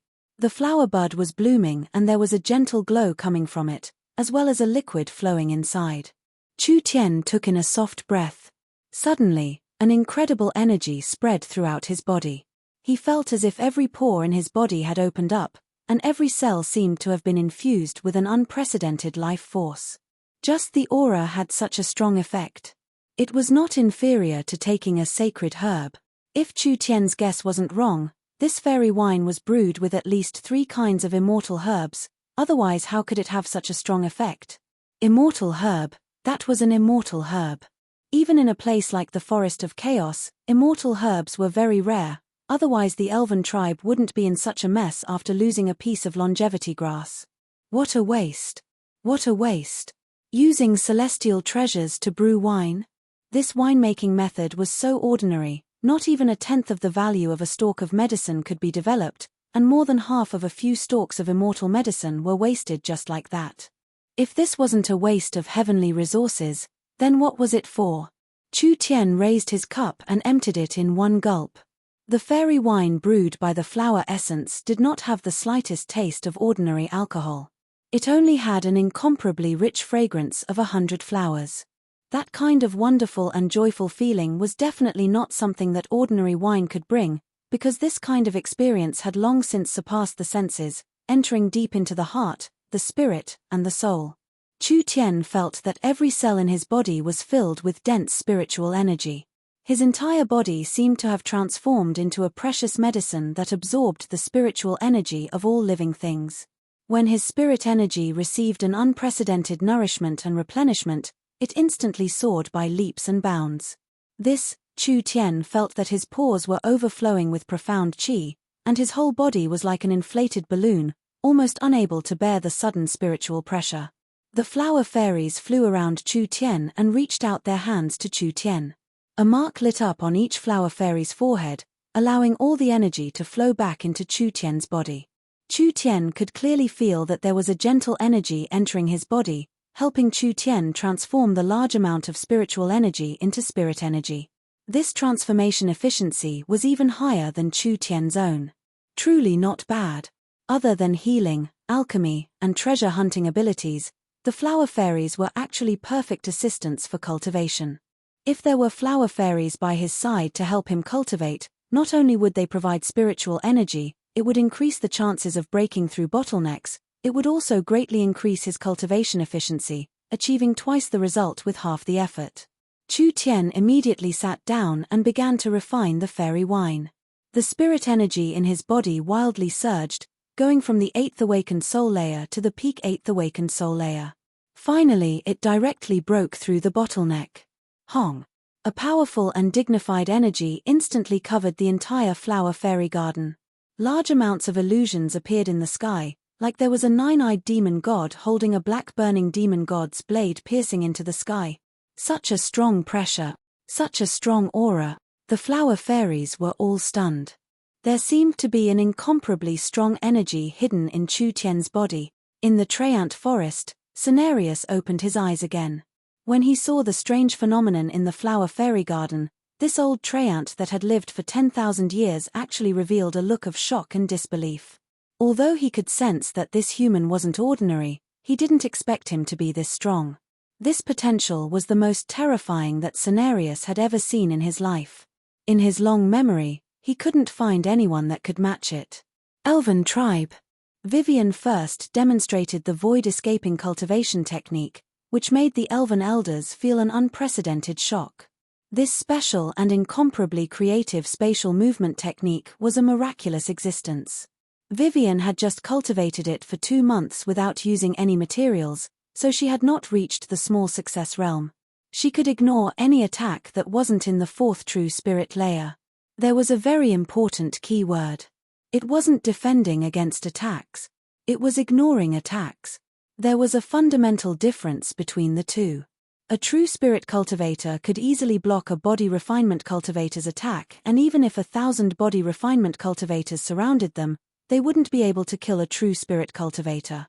But no matter how weak a body refinement cultivator's attack was, a true spirit cultivator would still consume spirit energy to block it. 1,000 body refinement cultivators couldn't kill a true spirit cultivator. 2,000, 3,000, 10,000, 100,000. Once a true spirit cultivator ran out of spirit energy, they weren't any stronger than normal people. Low-level cultivators could use numbers to kill high-level cultivators, but it was different when cultivating the void escaping. Vivian was no longer defending against low-level cultivators' attacks, rather she was avoiding them on a spatial level, ignoring any cultivator's attacks. As long as they didn't reach the upper limit, it didn't matter how many there were. Vivian could ignore attacks from cultivators below the 4th true spirit layer. This meant that even if she passed through an army of 1,000,000, she wouldn't be injured at all. Even if there were 1,000,000 first and second true spirit layer cultivators attacking her, as long as the attack was strong enough to break the spatial barrier, then no matter how many there were or how long the attack lasted, it wouldn't matter. Not only would Vivian not be injured at all, she wouldn't even consume a bit of spirit energy. What a mysterious cultivation technique. What a sensational effect. If it was cultivated to the large success realm, with Vivian's cultivation in the 4th true spirit layer, she would be immune to attacks in the 7th or 8th true spirit layer. Vivian had an innate spatial attack, others couldn't attack her, but she could attack them. This was simply unsolvable. Of course. The elves didn't know enough about the void escaping. This void escaping was indeed immune to all physical and energy attacks, but spatial attacks, soul attacks, and divine sense attacks could still deal with her. Isn't it just a broken medicine? I'll compensate you. Vivian's stomach was filled with grievance and dissatisfaction. Even 100 herbs can't be exchanged for this cultivation technique.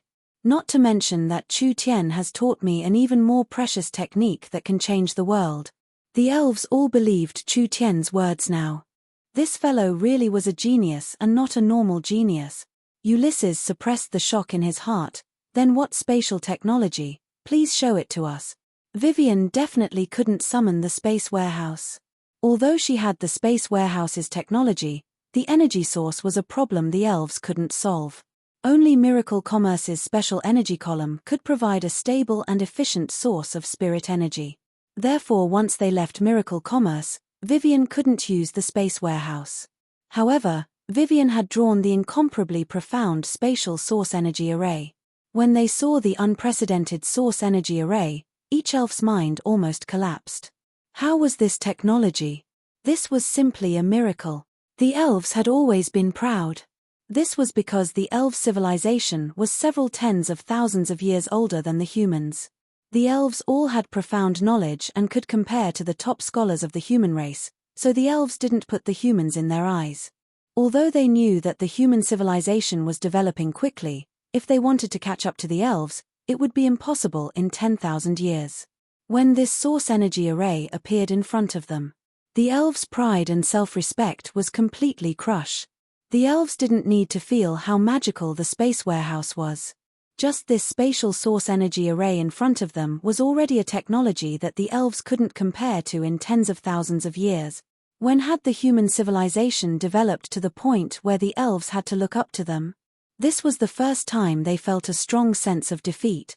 At the same time, they felt a sense of danger. The elves were fighting with the spirit beasts, fighting for the position of the continent's #1 race, but the super races had already quietly risen. Whether it was the intelligent elves or the brave spirit beasts, they had all underestimated the humans. There was indeed a misunderstanding on this matter. Chu Tian had this kind of cultivation technique and technology, so why would he cheat the elves of a level 2 immortal herb? This didn't make sense at all. Vivian said, whether it is strength or civilization, the humans can't compare to the elves. Only Chu Tian is different. His wisdom surpasses the elves by at least 100,000 years. Ulysses quickly said to the elves beside him, "Immediately invite Chu Tian back." Although this was very shameful, the elves didn't dare move against Chu Tian. If the elves really killed Chu Tian, not only would their entire race be shamed, it would also set the stage for a war between the humans and the elves. Whether he was alive or dead, this person's actions were enough to change the continent's history. When the elves came out, the world began to tremble. A magnificent heaven and earth phenomenon appeared from the flower fairy gardens and the elves were stunned once again. Chapter 385. Chu Tian had jumped 2 levels after drinking a cup of fairy wine, going from the 8th awakened soul layer to the peak 8th awakened soul layer and then to the 9th awakened soul layer. Moreover, he did not go into closed-door cultivation for several days and the entire process was completed in an hour. This was something that could not have been done before. It was all because of the strength of the fairy wine and the flower fairy's help. Life really was full of surprises. He had accidentally become stronger by a large amount again. When he was caught by the elves, how could he have thought that he would have this kind of fortuitous encounter? Chu Tian opened his eyes and did not have time to speak before he saw the little fox lazily lying in the grass. There was a group of flower fairies serving it, bringing out all kinds of precious nectar and strange fruits. The little fox did not reject anything as it stuffed it into its mouth. It had directly drank more than 10 cups of the incomparably precious fairy wine. Lulu and the flower fairies also had surprised expressions. "The little white fox is not full yet, take out a bit more." "Don't take it, don't take it." Chu Tian quickly jumped up. "This fox can't eat its fill, it's useless no matter how much you take. Moreover, it only eats and doesn't poop, so no matter how precious it is, it's a waste. Damn fox. Damn fox." Taking advantage of the master not paying attention to eat and drink, how many priceless resources were wasted. If these resources were given to Father, it would be more than enough for him to reach the 1st to 2nd true spirit layer. The little fox was slowly enjoying itself, but when it saw Chu Tian, it was shocked. It instantly swept everything in front of it into its stomach, afraid that Chu Tian would be as strong as it was. The flower fairies let out a burst of exclamations. "The little white fox really can eat." Nonsense. Was this fox something that could be fed full? If the fox stayed in the flower fairy's garden for 3-5 days, it would eat all the treasures the garden had stored for 1,000 years. Although the flower fairies were simple and didn't care, it wasn't easy for other people to store treasures. Chu Tian quickly picked up the little fox, not allowing it to stay any longer. The little fox made a face and rubbed its round belly. It didn't matter, it had eaten enough anyway. After all, it had eaten a large amount in the Lost Forest and now it had eaten in the flower fairy's garden. The energy it had accumulated was very strong. Even for the little fox, it was still full. This is the gift that little Baihu wants. Several flower fairies carried several purple puppets over. When the little fox saw the puppet, it immediately revealed a happy grin. It bluntly used its claws to grab it and cupped its hands to the flower fairies. It made a grateful gesture, making the flower fairies laugh. These things were none other than 3 soul puppets. In order to cover the retreat of Southern Shia's front line, the little fox puppet was dropped there and couldn't be retrieved. From then on, the little fox no longer had the ability to summon. Now that the flower fairies had sent 3 soul puppets, each one was of a higher quality than before. This meant that the little fox could store the source spirits of 3 powerful demon beasts, and its battle strength would be even stronger in the future. Lulu flew in front of Chu Tian and said, "The fairy wine is really helpful to you. We will get you a few more cups." The enthusiasm of the flower fairies made Chu Tian very moved. "No, there's no need." Chu Tian was not being polite, but he was limited by his current strength. A single drop of the fairy wine was enough to have a large effect on him, and he wouldn't be able to completely absorb it in a month. Now that he had broken through 2 levels, he really couldn't drink a treasure like the fairy wine. Good things can be tasted. If it is too much, it will become cheaper. I'll leave it for my future guest. Chu Tian did not have the little fox's abnormal digestive ability. If he drank another cup of fairy wine, perhaps it would harm his body. The flower fairies needed a long time to brew a cup of fairy wine. This kind of top-quality immortal wine couldn't be wasted. "Thank you very much for helping me increase my cultivation base." Chu Tian did not have any good points, but he had to repay a drop of water. The flower fairies helping Chu Tian would also give the flower fairies some benefits. So, Chu Tian directly said, "I want to give the flower fairies a good gift. I want to create a world for you all." Create a world? What did he want to do? The flower fairies were confused. Was this something a mortal could do? Chu Tian took out the spiritual crystal from the lost forest. "Now I ask the flower fairies to create a new world with me." All right. But can we also create a world? If I say we can, then we can. Chu Tian revealed a confident smile. He immediately placed the crystal on the ground. "Let's begin." The flower fairies were very pure, so no matter how ridiculous this was, they were not willing to doubt it. They only wanted to believe it was true because in their eyes, the wise and friendly Chu Tian would not lie to them. In fact, in the flower fairies' vocabulary, there was no such thing as lying. Therefore, all the flower fairies believed him and looked at Chu Tian with looks of anticipation. Chu Tian first placed a large source energy array, and it was a never-before-seen source energy array. It was completely different from any source energy array he had placed before. The flower fairies saw the incomparably complex source energy array being placed bit by bit. Although they didn't understand what kind of source energy array it was, with the flower fairies' innate ability to sense energy, they could feel that the source energy array was releasing a very rhythmic and profound spiritual energy. Chu Tian placed the spiritual crystal in the eye of the source energy array and then had the little fox spit out several energy pillars. He placed the energy pillars at the base of the array and the entire source energy array was instantly activated. A strong and vigorous spiritual energy continued to flow through the large array. Although it couldn't be seen, it could be felt as a spiritual barrier. Spiritual energy was a rare kind of energy. The continent did not know the principle behind this energy. Therefore, using a source energy array to express spiritual energy was something that the current civilization could not do. Therefore, there was no doubt that this was something that surpassed this era. Chu Tian said to the flower fairies, "Come with me." After saying this, Chu Tian walked onto the source energy array and the flower fairies followed. When the flower fairies entered the source energy array, they immediately felt spiritual energy enter their minds. With the flower fairies' innate talent and physique, they could easily resist this kind of spiritual energy. Chu Tian said, "Open your mind and accept it." The flower fairies did not have any vigilance and immediately did as Chu Tian said. The spiritual energy slowly and steadily entered their minds. Everyone was quickly affected by the spiritual energy and illusions began to appear around them. Lulu and the sisters found that they had appeared in an endless prairie. The prairie was very vast and they couldn't see the end. When the warm wind blew into their bodies, it made them feel warm. Even if they knew it was an illusion, it still felt like it was real.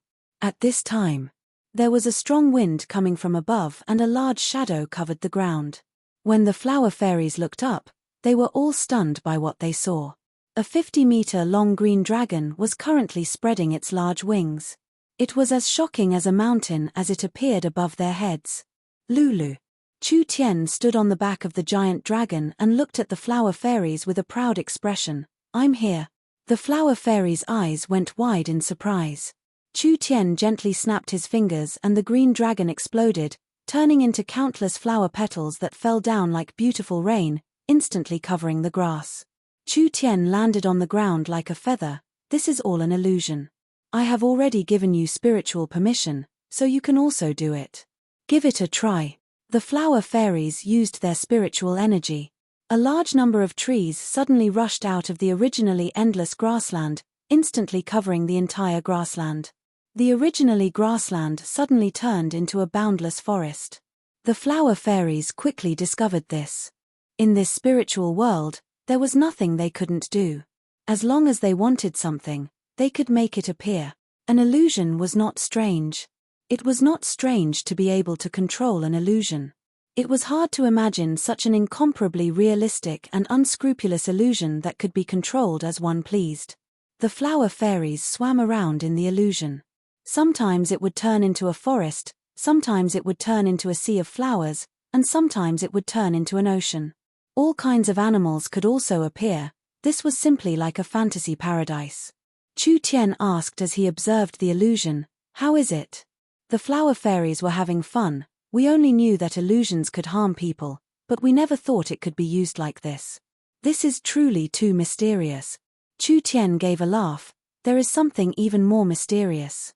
The spiritual world's time is not the same as the material world. I can greatly slow down the flow of time in the spiritual paradise. A day here might be an hour or even less in the outside world. The flower fairies clicked their tongues in wonder, but they did not think too deeply about it. This was because the flower fairies were a race that would not die of old age, so they did not have any concept of time passing by. However, if this was placed in the human world, it would cause a large stir. This meant that humans living in the spiritual world would increase their lifespan by several times or even several dozen times. To humans with short lifespans, this was a blessing from the heavens. Why was Chu Tian so erudite? This was because in the era Chu Tian lived in, spiritual technology was already very developed. Chu Tian had a photographic memory and a strong cultivation base allowed him to endure a higher rate of time reversal. When Chu Tian studied in the spiritual library for a year, several decades would have passed in the outside world. So even though he was very young, he had a rare amount of knowledge and there was no one in this era that could surpass him.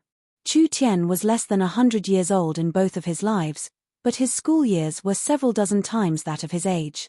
Even elves could not compare to him. After the lost forest was discovered by Chu Tian, the lost crystal was stable and powerful, so it was the best material to create a spiritual world. The value of this thing was not as simple as creating illusions.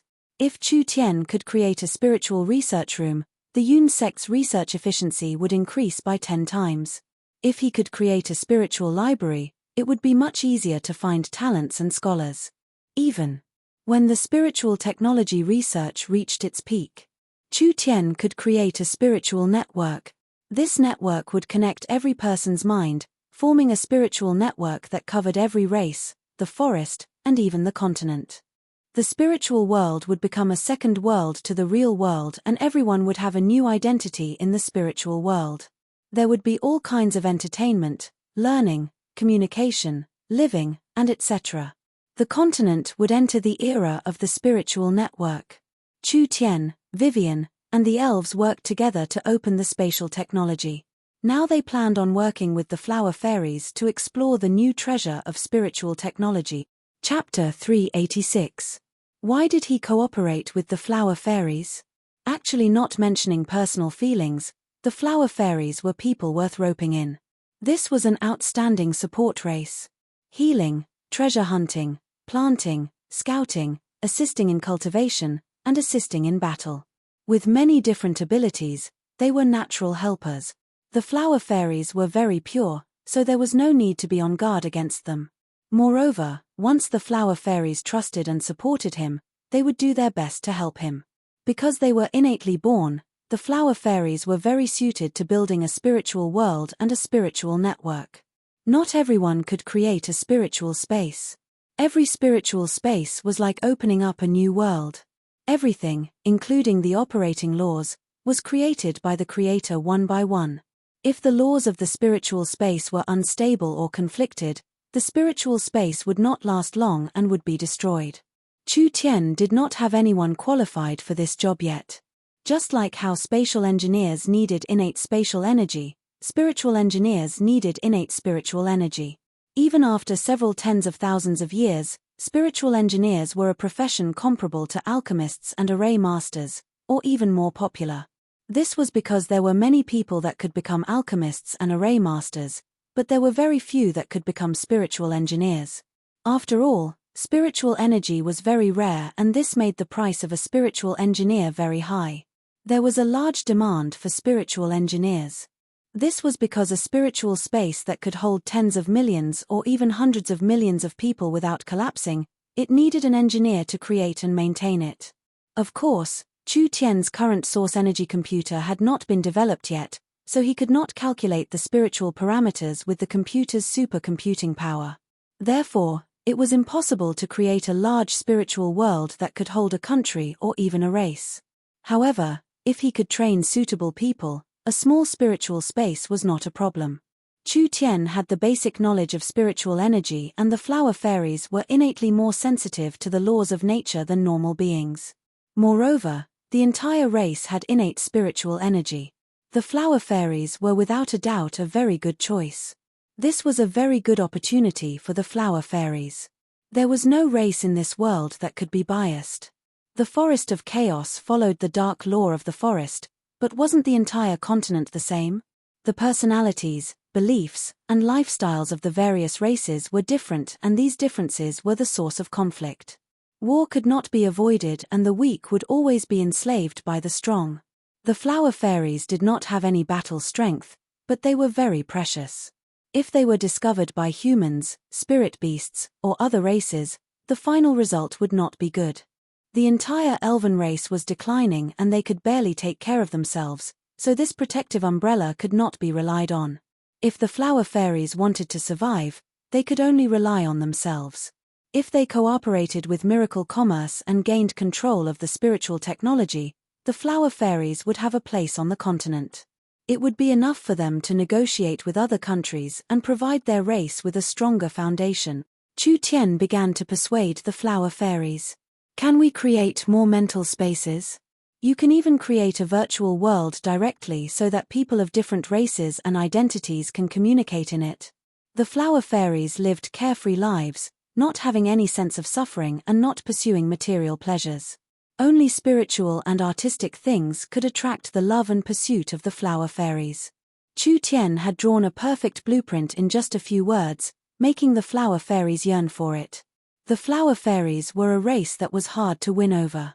This was not because their personalities were bad, rather it was because the flower fairies' personalities were too good, so they were hard to win over.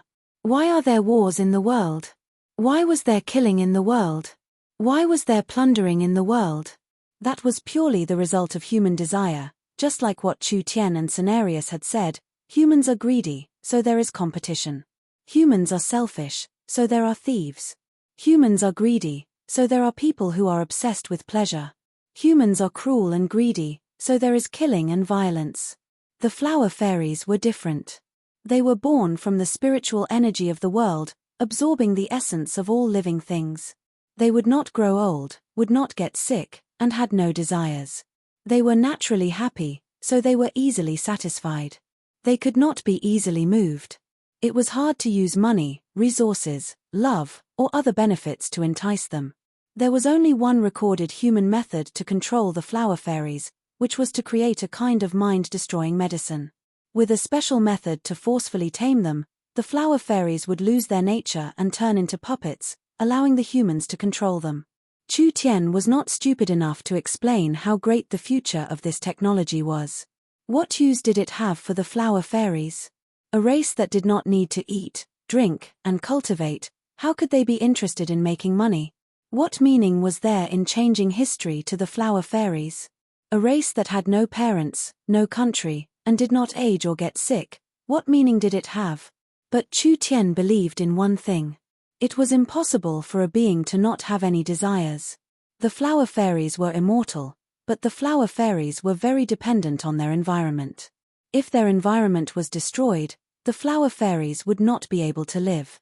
Look, the people of the continent were building houses, castles, palaces, and lakes. They were wantonly cutting down forests, wildly hunting animals, and polluting the environment. The Forest of Chaos was very large. The forest was in the middle of several empires. Who could guarantee that the Forest of Chaos would remain the same after tens of thousands of years? So they had to develop spiritual technology. Because people had rich spiritual energy, their pursuit of material things would decrease. Didn't people like destroying things? They could just destroy things in the spiritual space. Didn't people like palaces and temples? They could just build them in the spiritual space. This virtual world wouldn't pollute the environment no matter what. Chu Tian used reason to move the flower fairies, making them feel that it was very reasonable. The only thing they cared about was their homeland. So once spiritual technology was popularized, people could reduce the amount of war and natural pollution. The flower fairies all looked at Chu Tian in worship. Intelligent, smart, kind, and far-sighted, the flower fairies were too lucky to have this kind of friend. The flower fairies trusted and worshipped Chu Tian, and adding in their love for spiritual technology, as well as Chu Tian's environmental protection, the flower fairies finally made an important decision. They wanted to join miracle commerce. They wanted to create a spiritual era. Chu Tian sat on the ground chatting with the flower fairies, and the flower fairies became more and more excited. Their lives were very ordinary before, gathering dew and pollen every day and taking care of the garden when they had nothing to do. They never had a goal in life. But now it was different. The flower fairies wanted to learn spiritual technology from Chu Tian. They wanted to use the crystals in the Lost Forest to create an interesting and fun spiritual space. It's done. They had another reliable ally. Chu Tian could really be proud. This could be considered a first. When everyone was talking about this topic, large amounts of horned eagles suddenly appeared in the sky above the garden. There was an elf holding a bow riding on the back of each horned eagle, and the one leading them was a powerful dragon eagle. It's the elves. This is bad. They must be here to capture Chu Tian. The flower fairies were now completely convinced that Chu Tian was not a bad person. How could this kind of intelligent person who was passionate about protecting the forest be a bad person? Aildis jumped off the back of the dragon eagle and instantly landed in front of Chu Tian. She said with a cold expression, "You, return to the tribe, the elves will announce the verdict." "What are you acting like? Who doesn't know that you elves are begging me?" Chu Tian didn't need to guess to know that the elves should have already understood the consequences and wanted to ask Chu Tian to return. Only Aildis was naturally cold and she couldn't put down her face, so her expression was very stiff. He had to admit his wrongs. What kind of attitude was this? Chu Tian was very dissatisfied. He suddenly thought of something and said, "You elves are very hesitant, don't you just want to kill me? Just kill me with an arrow, there's no need to say so much." Aildis' brows jumped up. "Stop!" The flower fairies shouted, "Chu Tian is the flower fairies' good friend, we have already cooperated with Chu Tian. He is a good person, the elves' groundless accusation is not valid, we will not agree to it." "That's right. The elves, go back. Chu Tian will not go with you." The flower fairies surrounded Chu Tian, using their little bodies to block in front of him.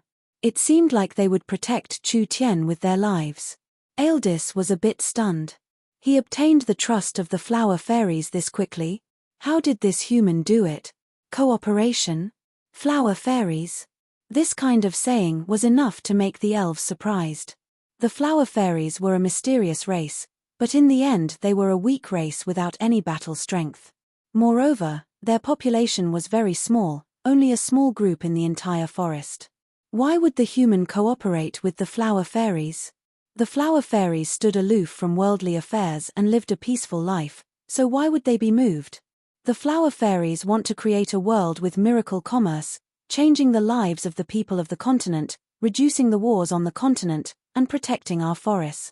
The flower fairies were all very proud and they said with a firm attitude, "The elves don't need to do anything. Chu Tian is a gift given to us by the forest divinity, he is the messenger of peace, he is definitely not a bad person. Elves, go away. Elves, go away." The flower fairies charged out to drive away the elves. The flower fairies were pitifully weak, but the elves did not dare to move against them. When they saw the flower fairies pledge their lives to protect Chu Tian and Chu Tian standing in the middle of the flower fairies with his arms crossed, revealing a proud smile that deserved a beating, the elves almost spat out blood from anger. This fellow was clearly doing this on purpose. But, what kind of demonic technique did this fellow use? He actually made the flower fairies run around in circles. The flower fairy Lulu said, "Have Ulysses cancel all the accusations against Chu Tian, otherwise the flower fairies will not allow the elves to touch a single hair on Chu Tian. Cancel all the accusations. Cancel all the accusations." The flower fairies began to loudly shout. Second Elder, what do we do? Aeldis was riding a tiger and could not get off. The elves did not plan on killing Chu Tian, but if they couldn't explain it, where would the elves put their face? We can't harm the flower fairies. We're going back first. The elves were given the cold shoulder and could only resentfully leave. Chapter 387. Aeldis told the elves what had happened when she returned to the tribe. What? He's not coming. The elves were anxious and angry. Did this human really think he could eat the elves? Damn, his cultivation was clearly this weak, even a child from the elven tribe could defeat him. What gave him the confidence to not place the elves in his eyes? This was simply preposterous. When had these noble and proud elves ever suffered this kind of anger? The flower fairies did not have any strength, but they were still the elves' friends. They provided large amounts of top-quality medicine and resources for the elves, helping the elves grow stronger, so they had to give the flower fairies face. We have a 1,000-year friendship with the flower fairies, we can't break it because of this matter. Ulysses knit his brows. I want to know what happened in the spirit flower garden. I'll immediately find a flower fairy and ask her. The elves immediately found a flower fairy. The flower fairies also wanted to resolve the conflict between Chu Tian and the elves, so they told them everything. It's roughly like this. The flower fairy simply explained the matter. Other than creating the spiritual space, the flower fairies are also preparing to make movies. Some of the flower fairy sisters have already started preparing and will go with Chu Tian to his small town in a few days. Movies were related to the spiritual space. With the flower fairies' help, the movies would be even better and would be even better to watch.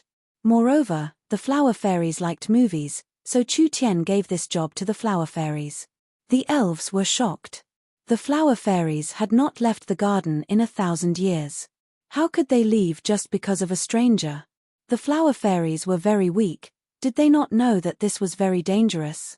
Ulysses broke out in a cold sweat, but he was not shocked by the flower fairies' decision. Rather, he was shocked by another important matter. You're saying that Chu Tian picked up a crystal stone in the Lost Forest and immediately developed a new technology, creating a stable existence that can accommodate many people, as well as an illusion that can exist in time? That's right. It's like this. Chu Tian had left the tribe for several hours and he did not know about the Lost Forest before this. It was purely an impromptu situation, suddenly creating a new technology. Was this person still a person? How many more sensational miracles did he have to create? Hearing this, Aeldis suddenly felt a bit regretful. If she had known earlier, she would have agreed to this guy a few days ago. If she could make Chu Tian owe her a favor, she would be able to exchange it for great benefits for the elves. Vivian was right. Chu Tian's knowledge and wisdom were at least 100,000 years ahead of the elves.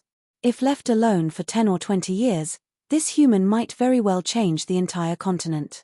If the elven race remained stagnant and did not make any progress, it was very likely that they would be eliminated in this era of change. The flower fairy did not know the complicated feelings of the elves.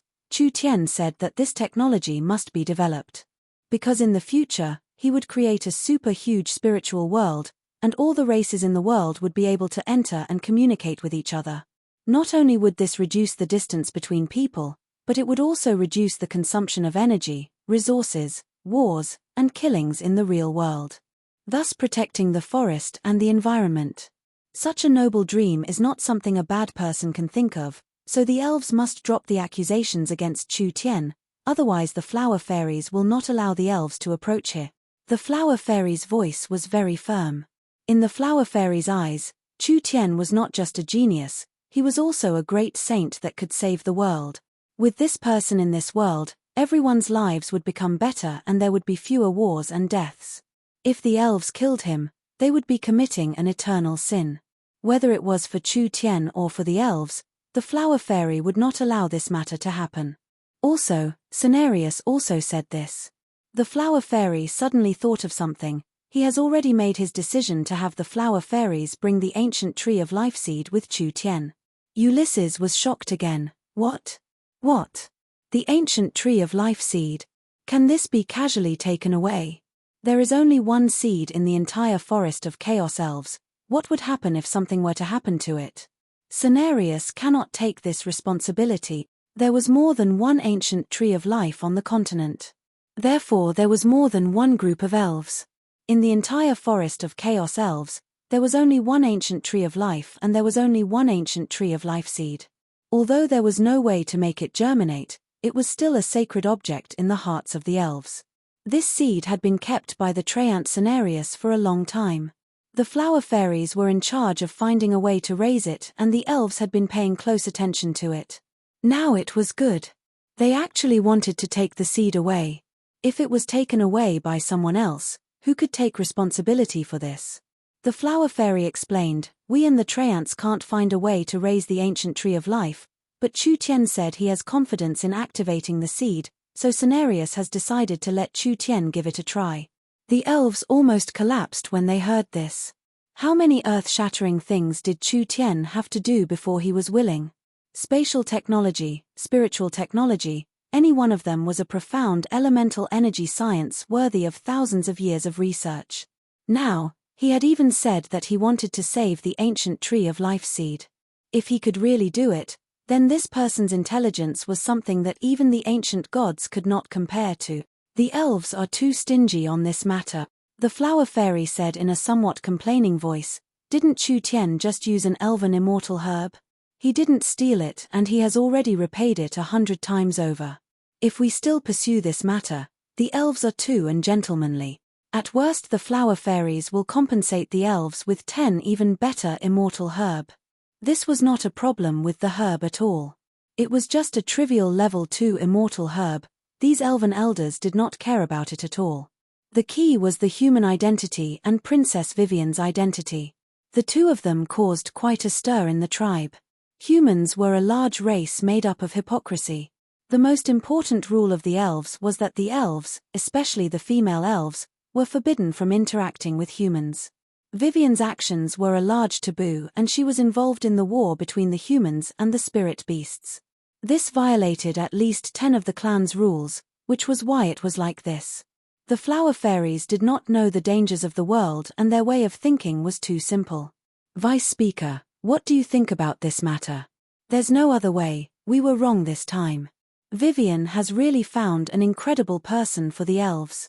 Ulysses shook his head. The Elven King has always been seeking reform, but the conservative faction is too strong. This might be a great opportunity for the elves and since it's already in front of us, we should grab hold of him. We have opened the Elven Court with great fanfare and all the fellows in the tribe are paying attention to this matter. I'm afraid. If we let him go, what will the Elven Council do? Respecting the virtuous is a matter of course, losing a bit of face is not worth mentioning. Me and the Elven King will naturally settle the voices of the council. If it was said, Chu Tian would not believe it. Actually the elves had always been divided into reformists and conservatives.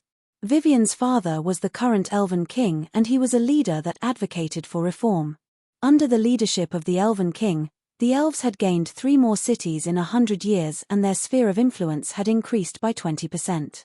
The conservative faction of the elves was always the strongest and their representative was the Elven Council's chairman. His influence in the elves was not below the Elven King's. Those were the real old-fashioned people who followed etiquette and rules and pursued the rule of inaction and letting nature take its course. It was impossible for the Elven King to not care about his daughter, but because of his status, he couldn't personally interfere, so he sent his trusted Ulysses to deal with this matter. When Vivian was sentenced, she would be locked up for 10-20 years at most and wouldn't be severely punished. Now the situation was different. Ulysses needed to take some other actions.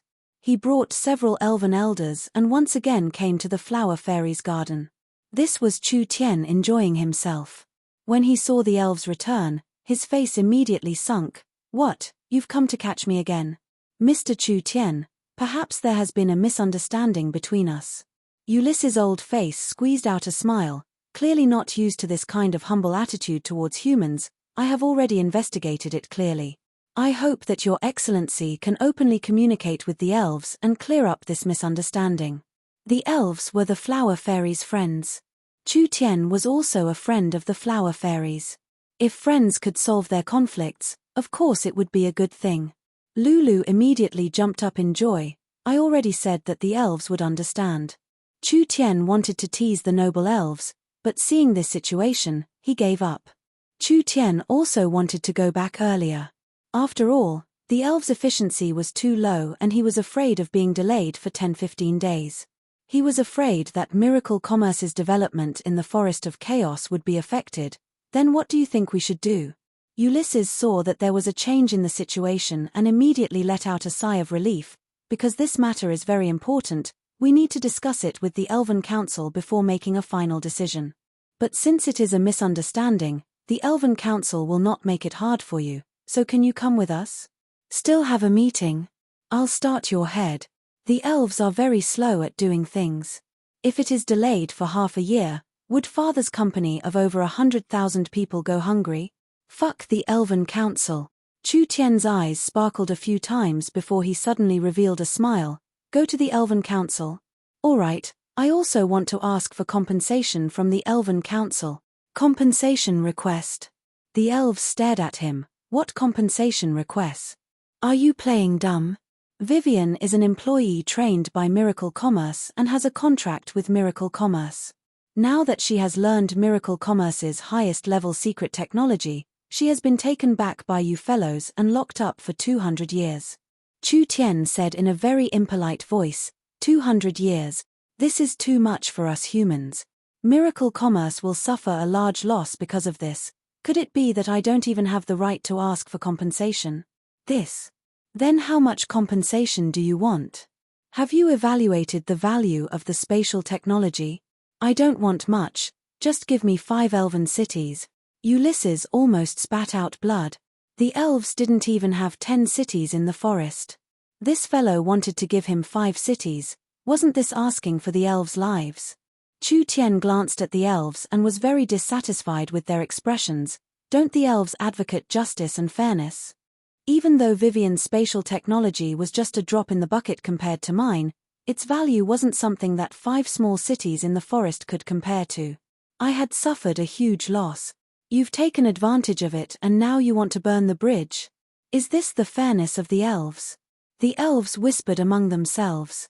Ulysses wiped his sweat and said, the elves can't pay this kind of compensation request, not to mention Vivian's punishment still needs to be discussed, so.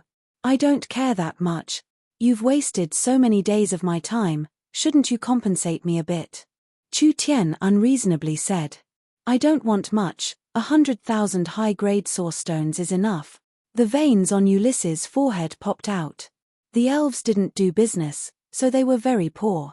What did 100,000 high-grade source stones mean? Was this brat crazy? No, they couldn't bring him back. If this fellow went to the Elven Council, he would definitely cause chaos among the elves. Chapter 388. Chu Tian was clearly asking for a sky-high price to scare people, but the elves were a strict and serious race. If he really asked the Elven Council for compensation, the Elven Council would have no choice but to accept it. This person was eloquent and the elves were stiff, so even if the elves could not compensate him this much, they would still suffer a large loss. In just a short day, he had obtained the support of the flower fairies and was given an important task by Cenarius.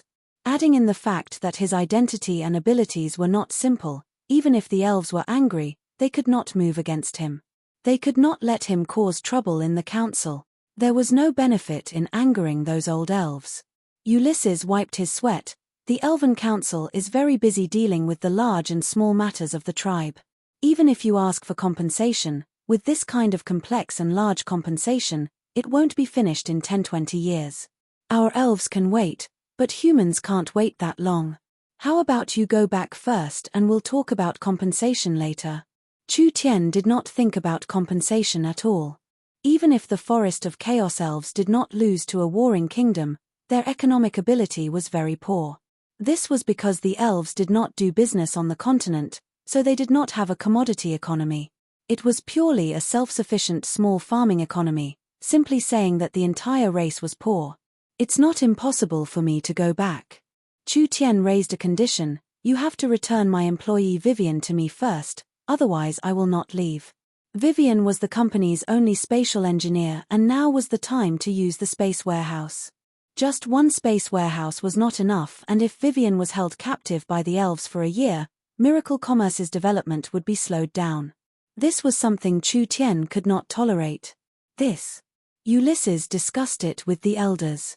Looking at the current situation, forcefully taking Vivian away would not be good for the elves. It would be better to have Vivian stay by Chu Tian's side and continue learning spatial technology. This way, it would prevent a troublesome fellow like Chu Tian from finding an excuse to cause trouble, and it would allow the elves to introduce the most advanced spatial technology on the continent, killing two birds with one stone. Although it was against the rules and the council could not avoid a war of words, the pros and cons were very clear, so everyone would understand. Ulysses could only nod. All right, then we'll have Vivian stay in Oldman's small town to be interrogated. Chu Tian heaved a long sigh of relief. He had finally escaped from the elves' hands. Actually, the elves were one of the easiest races to deal with on the continent. If the other side was a spirit beast, they wouldn't have wasted so much time talking. They wouldn't have captured him back to their tribe and would have killed Chu Tian in the small town. Then they would have flattened the small town and taken everything from it. How could Chu Tian have survived until now? However, the elves were once the most powerful race on the continent, and they were now one of the most powerful races on the continent. This race still had its merits. At the very least, cooperating with the elves wouldn't be like cooperating with humans. Brother Chu Tian. When Vivian was brought out, she immediately shouted out in excitement. She charged over and gave Chu Tian a large hug. She had heard that the elves wanted to make peace with Chu Tian and even agreed to let Vivian return to Oldman's small town. This matter made Vivian very excited. She was most worried that Chu Tian would have an irreconcilable conflict with his clansmen. Vivian would be placed in a difficult position if she stood on the other side. If the elves were willing to accept Chu Tian and even cooperate with Chu Tian, whether it was for the elves or for Chu Tian, it would be a very good thing. This was because compared to the other superpowers in the Forest of Chaos, the elves were the friendliest and most reliable. Are we going back? Vivian said, I don't want to stay here for another second. No rush. Chu Tian said to Vivian, we'll first build a space warehouse here. This will make it easier for us to transport the Lost Forest's resources. The Tree of Life tribe's elves knew that Chu Tian wanted to build a space warehouse here, and they were all filled with excitement, especially the elven children. Chu Tian's skills and actions had already spread throughout the tribe, so the elves all knew what kind of thing the space warehouse was. If the Tree of Life tribe could build a space warehouse, wouldn't the magical products of Miracle Commerce be sent to the Tree of Life tribe in minutes? Magnetic sound machines, video players, delicious canned food, and many other fun things. The elves could not leave the tribe because of the rules, but they could still enjoy many entertainment activities. To the Tree of Life tribe's elves, this was a very good thing. There was only one space warehouse that Miracle Commerce was using. This space warehouse was inside Miracle Commerce, so naturally it could not be opened to the public. However, before Vivian was brought back by the elves, she had already prepared to build a second space warehouse. This space was around the same size as the first space warehouse. Although the shape had not been changed and it was just like an irregular pancake, it had already been marked. Vivian immediately began to arrange the space warehouse's summoning array. She also reserved a few backup energy pillars so that the space warehouse could be opened. As for the transformation of the warehouse's shape, Vivian could return to the small town and slowly complete it in the laboratory. 3 days later, the space warehouse was officially completed. This space warehouse would be a special channel for Miracle Commerce to transport goods to the Lost Forest. Although it was made for Miracle Commerce, if the elves, flower fairies, and treants needed it, Chu Tian did not recommend helping them transport things over. The elves began to cheer. With the source energy array in the tribe, the elves could enjoy the convenience of the space warehouse. Therefore, a large group of children surrounded Princess Vivian, asking her to bring back some gifts when she went out. "You can all be assured, I won't forget everyone." Vivian waved her hand in high spirits. "I will definitely bring back a lot of fun things for everyone." With the little princess's promise, the elves were assured and left. At this time, the first batch of lost crystals was sent over and bags were thrown into the space warehouse. Then the various precious gifts the flower fairies had given to Chu Tian were placed inside. Everything was done. They could set off. With Vivian's spatial ability, she could reach Oldman's small town in around an hour without bringing any objects or people. However, other than Chu Tian, there were still several dozen flower fairies coming with her. Vivian could not bring all these people with her spatial ability, so she asked the elves for several flying mounts. She flew them in the direction of Oldman's small town. "Goodbye everyone. I will definitely bring back a lot of fun things for you all."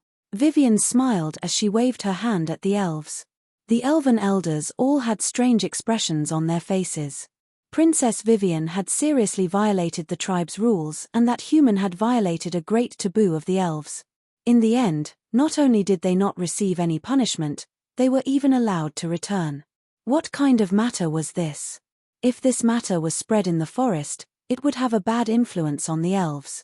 Perhaps there would be more rebellious or curious elves sneaking out in the future, causing the elves to fall into chaos. Ulysses had no way to deal with this. Now he had to think of how to deal with those old fellows in the council. When Vivian left the elven tribe, she felt her body relax.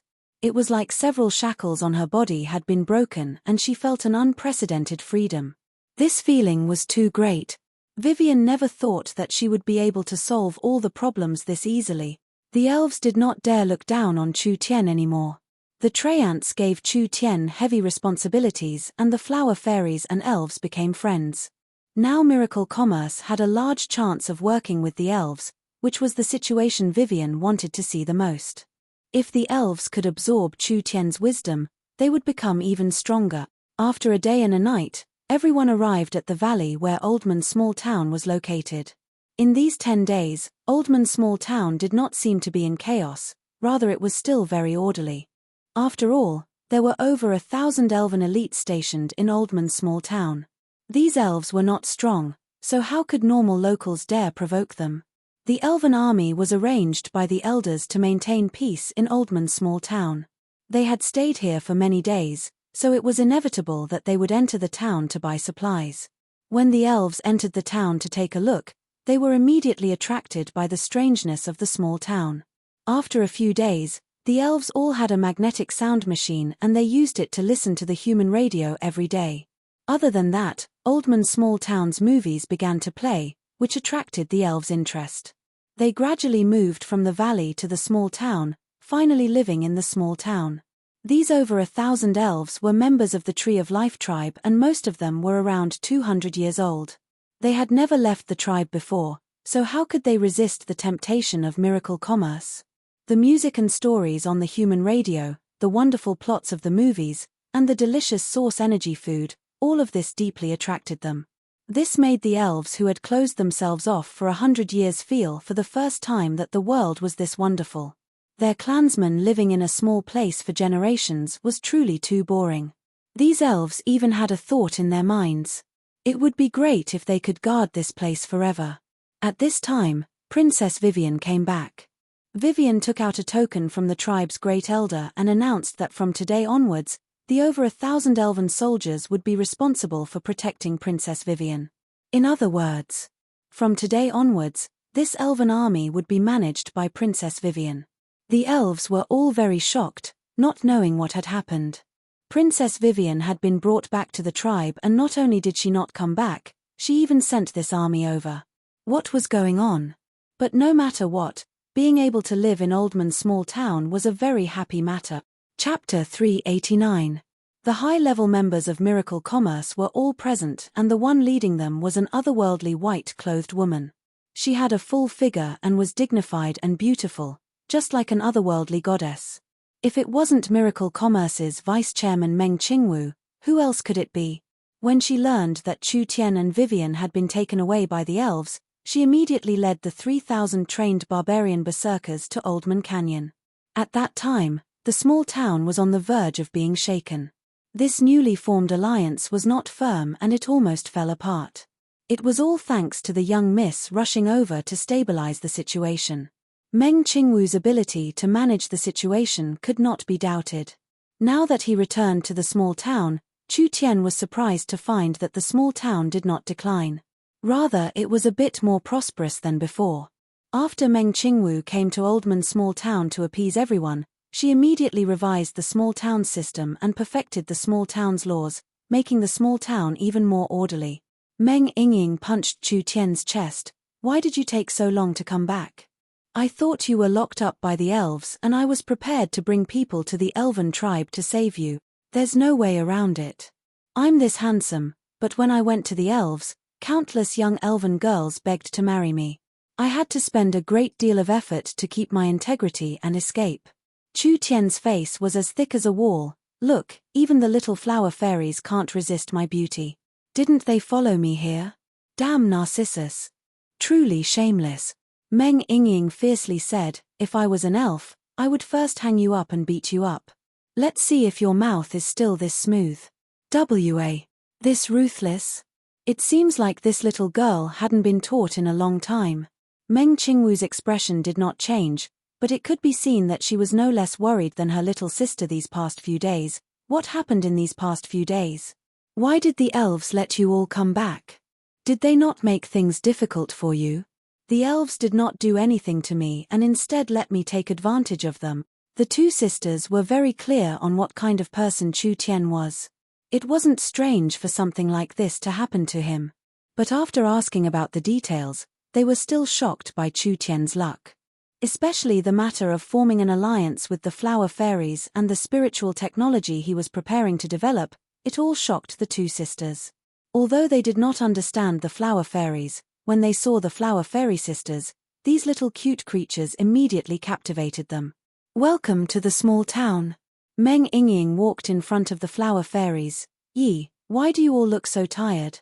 The spiritual energy here was very thin. The flower fairies were immortal beings, but that did not mean their bodies were good. In fact, the flower fairies were very sensitive to the environment, so when they went from a place with dense spiritual energy to a place with thin spiritual energy, they would immediately fall into weakness. However, Chu Tian had already thought of a solution.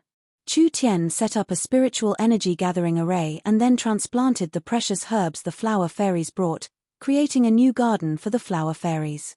The flower fairies could recover their vitality and live normally in the small town. After settling down the flower fairies, Chu Tian held a high-level meeting. He first checked everyone's body condition and cultivation base. Chu Tian's cultivation was at the forefront, already in the 9th awakened soul layer. He could easily defeat a peak 9th awakened soul layer Marquis expert and he had a 50% chance of defeating a first true spirit layer expert. The others weren't slow either. Nangong Yun's cultivation was the fastest, reaching the 8th awakened soul layer. Next was the Meng Qingwu sisters who had just broken through to the 7th awakened soul layer. Chen Bingyu and Dongfang Haoran were still at the peak 9th awakened soul layer, but they were waiting for an opportunity to charge into the true spirit realm. Chu Tian was a bit pleased. Everyone's cultivation speed wasn't bad, but in a place like the Forest of Chaos, this bit of strength was still lacking and couldn't be used. After all, the Forest of Chaos couldn't compare to Southern Xia. There were many true spirit realm experts here and there were many true spirit realm experts that were unknown in the forest, appearing out of nowhere. Miracle Commerce couldn't do without several true spirit realm expert. They couldn't count on Vivian alone, right? Vivian was suitable for beheading the leader, but she couldn't do a large-scale battle. After all, spatial attacks consumed too much spirit energy. So, Chu Tian set a goal. He would first use the rich resources of Miracle Commerce to increase everyone's strength. Miracle Commerce's overall strength would increase their foundation in the forest. This was not a hard matter. How rich was Miracle Commerce? When they were in Southern Xia, they had already prepared enough resources to cultivate several true spirit realm cultivators. Now that they had managed the small town in the Forest of Chaos for over a month, they had collected thousands of level 2 sacred herbs. Even the Southern Summer Kingdom's treasury couldn't compare to this. Even more, Chu Tian had obtained quite a bit of fairy wine, which was all prepared for everyone to attack the true spirit realm bottleneck. With the flower fairies assisting them, it would be half the effort, so why would they need to worry about breaking through? Chu Tian did what he said, immediately increasing everyone's strength. In just a few days, the young Miss, Yingying, Yun Yarrow, and Foam Cady had all broken through 2 levels, reaching the 8th awakened soul layer. Nangong Yun had reached the peak 8th awakened soul layer and was attacking the 9th awakened soul layer. Chen Bingyu and Dongfang Haoran were important targets. Chu Tian had not only refined several top-grade sacred pills for them, he had also prepared a cup of fairy wine and a flower fairy to assist them in their cultivation, helping them break through their bottlenecks. Now that the 2 of them were in closed-door cultivation, Chu Tian had an 80% chance of success. Everyone's strength was quickly increasing. With this speed, in just a month or 2, these high-level members would all be true spirit realm experts. At that time, Miracle Commerce would be able to enter the true 100-race battlefield in the Forest of Chaos. When Chu Tian finished his work and was prepared to relax, Meng Qingwu suddenly found him. "I have something to give you, perhaps it will be of some help to you." The young miss wanted to give something to me. This was truly a rare matter. The young miss took out a sheathed long blade and presented it to Chu Tian with both hands. Chu Tian was stunned for a bit. He could feel the powerful energy contained in this weapon. This blade is the weapon of the Warhound's Kingdom's true spirit cultivator. This nether flame blade is the Warhound's Kingdom's Malim's weapon. From the information gathered from all sides, it is a genuine soul-contracting weapon and it is the Hellsong tribe's inherited treasure blade. Originally, I wanted to find a suitable person to use such a prized artifact. However, I haven't been able to find one. A while ago, I sent this saber to the laboratory for research.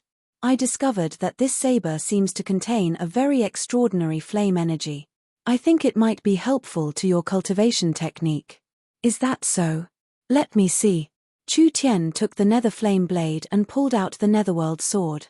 The 2 weapons lightly touched, and although he did not use any spirit energy, the place where the blade and sword touched immediately exploded with a roar.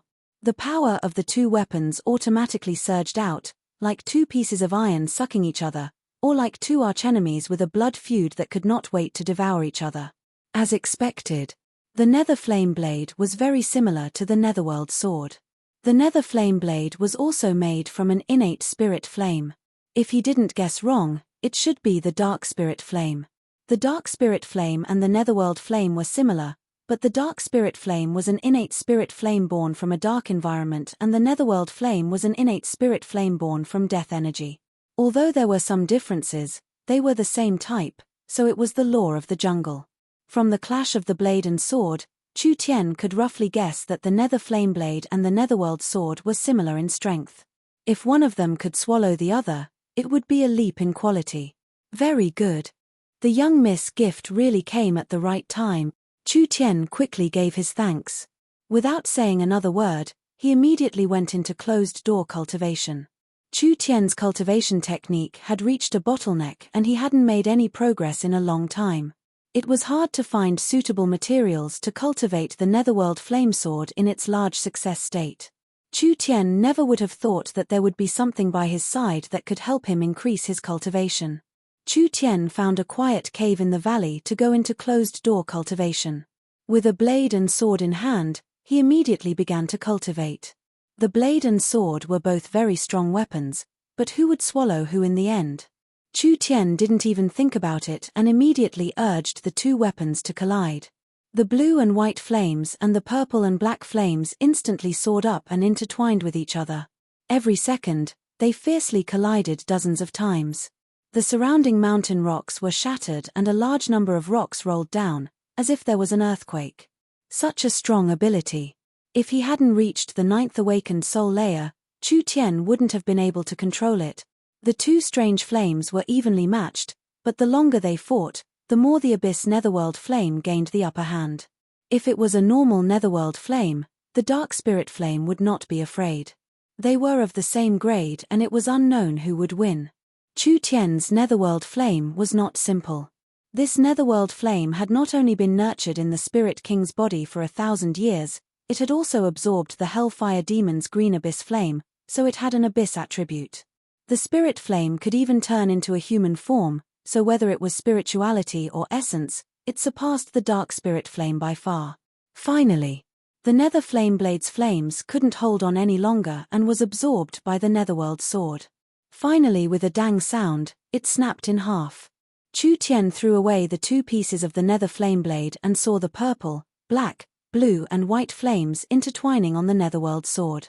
After the netherworld sword swallowed the nether flame blade's energy, the weapon spirit's strength continued to increase. Finally it reached a point, but it didn't stop and continued to charge forward. Hong! The mountain began to tremble again. Suddenly a treasure light soared into the sky.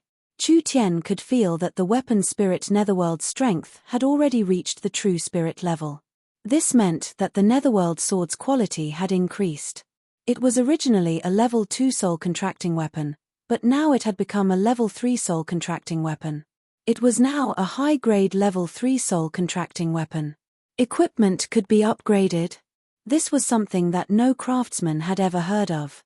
But the netherworld sword was a high-grade level 3 soul contracting weapon, but it had been in the 10,000 corpse ancient tomb for too long, so it had weakened. It was just recovering its strength now. Not to mention that the netherworld flame had been nurtured in the Spirit King's body for 1,000 years and had swallowed the Abyss Demon's green abyss flame. Then it had swallowed the nether flame blade's 1,000-year dark spirit flame, so its potential was far greater than before. Perhaps it still had a lot of room to grow. When the netherworld sword refined the dark spirit flame's energy, it instantly refined the spiritual energy into Chu Tian's body. This allowed Chu Tian's strength to quickly go from the 9th awakened soul layer to the peak 9th awakened soul layer. This was not the most important thing. The most important thing was that the netherworld flame sword had reached the large success realm and he had finally reached the highest realm. This sword art had reached the large perfection realm and Chu Tian had reached the peak. Chapter 390. A sharp sword wind was released. Like cutting through tofu, it instantly created a giant sword mark in the canyon. The trees, grass, and rocks that were struck by the sword chi were immediately crushed into powder. A raging flame erupted from the sword chi, instantly enveloping a large area. Under the cover of the flame, there was no heat at all. The rocks and plants continued to wither and shatter, finally turning into dust that filled the sky. Chu Tian revealed a look of pleasant surprise when he saw this. It had to be known that his netherworld sword had not moved at all when it was inserted into the ground. This was purely released by relying on his sword source spirit, releasing a strong sword chi with his bare hands, but it actually had this kind of strength. Was this the effect of cultivating the sword art to the perfection realm? Not mentioning the sword chi being doubled in strength, he who did not have a fire-attributed source spirit could actually fuse with the abyssal netherworld flame. In a sense, the abyssal netherworld flame had seeped into Chu Tian's sword source spirit, connecting with his source spirit. Like this, he was not as dependent on his weapon as before. Even if he was barehanded, he could still use the netherworld flame sword, only the netherworld sword had a stronger effect. Not bad. This ancient sword art had been continuously modified and it seemed like it was becoming more and more complete. With his cultivation in the peak 9th awakened soul layer, he really didn't know how strong he had become. He really couldn't wait to find an opponent to compete with. Chu Tian shook his head as he sheathed his sword and jumped into the canyon. Oldman Small Town's young miss was attending the Dwarven Elders meeting. There were the Dwarven Elders, Miracle Commerce's people, and several elves in this meeting. Chu Tian had come back at the right time because the small town had just made an important decision. We've gone through an audit and the elves have met the requirements. The Dwarven Elders chief stood up and announced, "We will now allow the elves to enter the small town." Yay! The elves led by Vivian all cheered. The Vice Mayor Meng Qingwu said, "The elves will officially enter Oldman Small Town. According to the battle strength of the 1,000 elves, the elves will own 15% of Oldman Small Town's property and dividends. The elven army will be unified and will not mix with other armies. Vivian will lead them to maintain the small town's internal order. The elves were very satisfied with this decision. Now that Oldman Small Town had a complete system, any power in the forest could apply to join Oldman Small Town, but they couldn't join just by applying.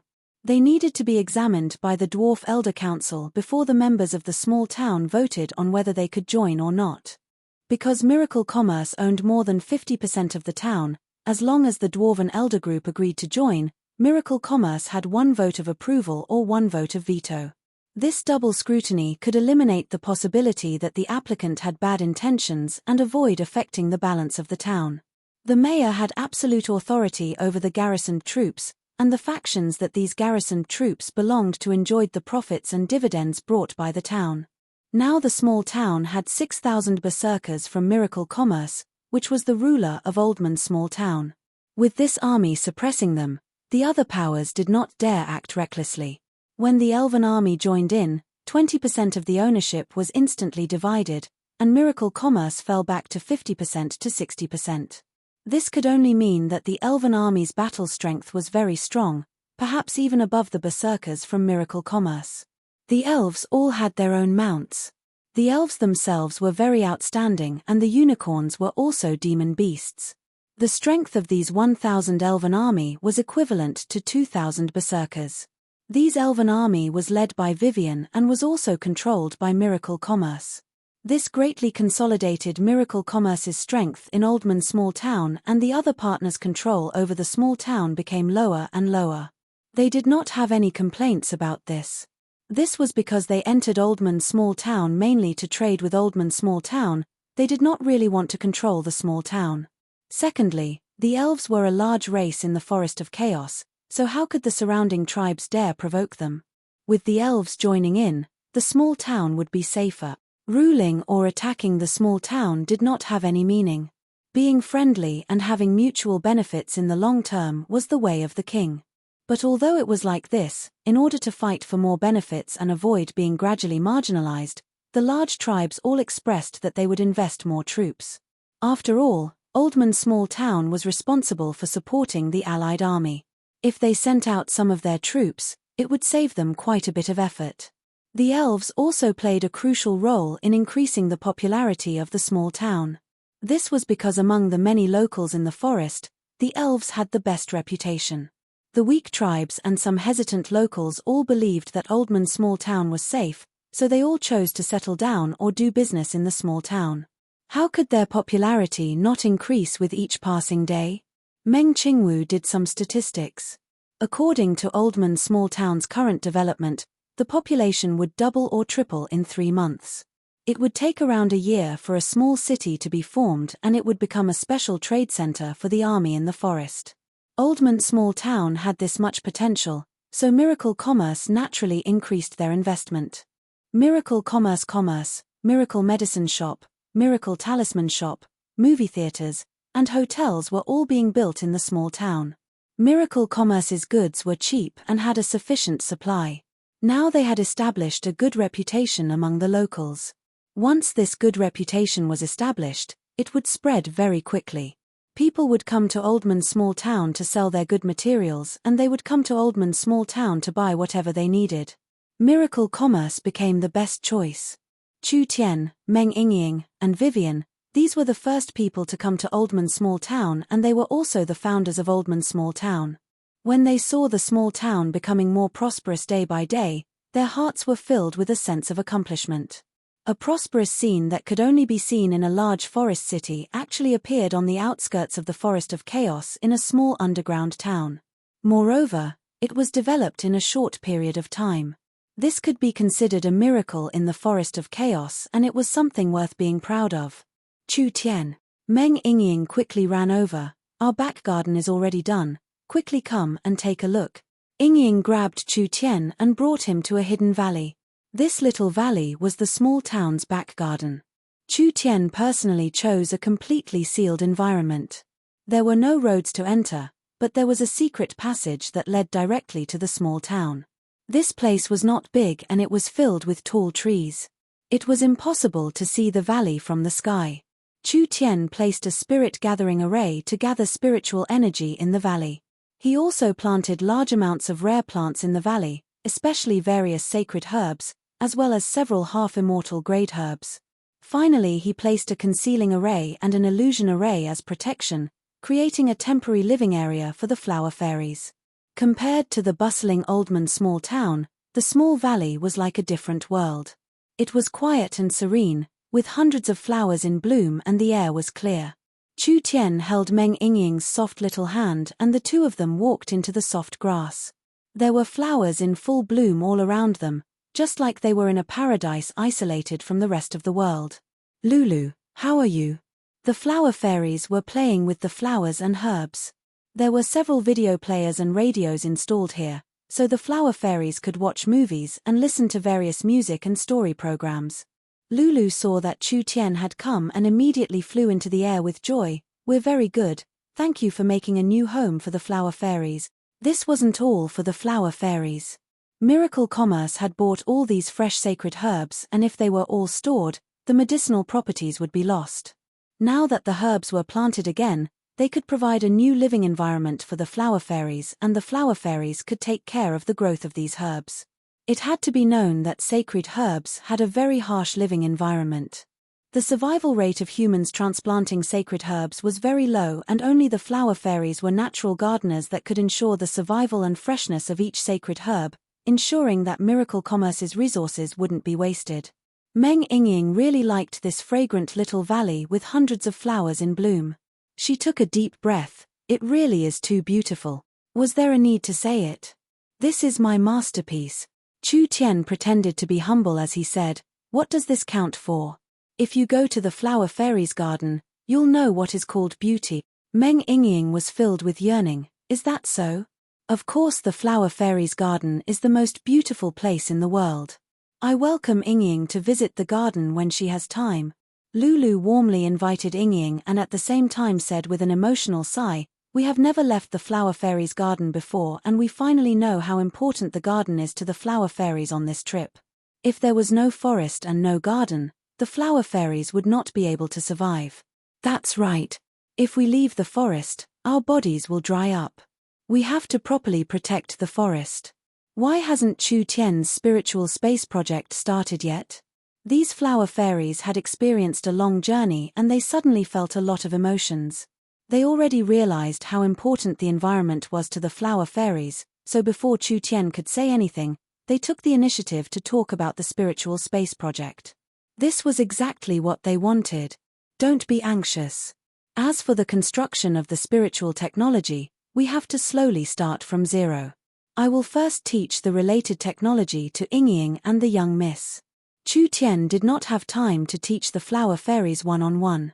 After all, the flower fairies had a weak foundation and didn't know anything about source energy arrays, so he could only choose the two sisters with strong learning abilities. When the time comes, Yingying will be in charge of leading the flower fairies in the spiritual laboratory. Meng Yingying stuck out her tongue. She was almost becoming an all-round assistant. Because of Meng Yingying's mirror source spirit, she could switch attributes at any time. She could help Vivian establish the spatial laboratory, and she could also participate in the flower fairies' spiritual laboratory. Meng Qingwu's learning ability was stronger, but her source spirit did not have any attributes. Not only did it not have battle strength, it did not have any auxiliary abilities. It could only provide theoretical support and could not participate like her little sister. Meng Yingying thought in her heart, "Am I considered half a student of Chu Tian now?" After all, with regards to Chu Tian's knowledge, Meng Yingying was the one who had the most comprehensive knowledge. This was not only because of Meng Yingying's special innate talent, but also because Meng Yingying was Chu Tian's most trusted person. Meng Yingying thought of this and her mood instantly became very happy. If she could help Chu Tian complete his work, she would be able to realize her own value. As for the establishment of the spiritual laboratory, they decided on it first. Meng Yingying was prepared to play around with Chu Tian in the valley, when she suddenly heard the communication device in Chu Tian's chest ring. "What is this? You actually dare disturb father's date?" Chu Tian was a bit depressed as he picked up the communication device and picked it up. Nangong Yun's hurried voice came from inside. "Boss, this is bad, someone has come to cause trouble. 2 patrol teams have been attacked and have suffered heavy casualties, quickly come and take a look." Chu Tian's expression changed hearing this. This time it was not according to the script, so he was afraid that he had encountered trouble. This was not strange. Oldman's small town had developed this quickly. It was impossible for everything to be smooth sailing. After all, this was the forest of chaos, but he never thought that trouble would come this quickly. Let's go. Meng Yingying was very regretful. She had managed to pull Chu Tian out to play with great difficulty, but in the end she had been called back before they even started. Chapter 391. There were close to 100 patrols in the small town. There were 30 barbarian berserkers, 30 orc archers, 20 bear people, 5-6 wolf people scouts, and several ogres. The barbarian berserkers were the main force, and normal patrols did not carry source energy weapons because their main task was to disperse the forest bandits. With the barbarian berserkers' killing power, it was enough to deal with most of the bandits. The ogres and bear people were the main force, with the orc archers and wolf people supporting them. This kind of team arrangement was very scientific. They could advance and retreat, they could attack and defend, and they could chase and counterchase, so how could they be completely wiped out? Each small team had several communication devices on them, and they would report the situation to headquarters every half an hour. If something happened, they could immediately inform headquarters. Now 2 patrols had been attacked. They didn't even send out a distress signal. When headquarters found that the 2 small teams didn't report on time, they sent out wolf people to find them. In the end, they found that they had all been killed and there wasn't a single person alive. Chu Tian brought Yingying to the scene of the incident. There were corpses all over the ground and blood dyed the forest red.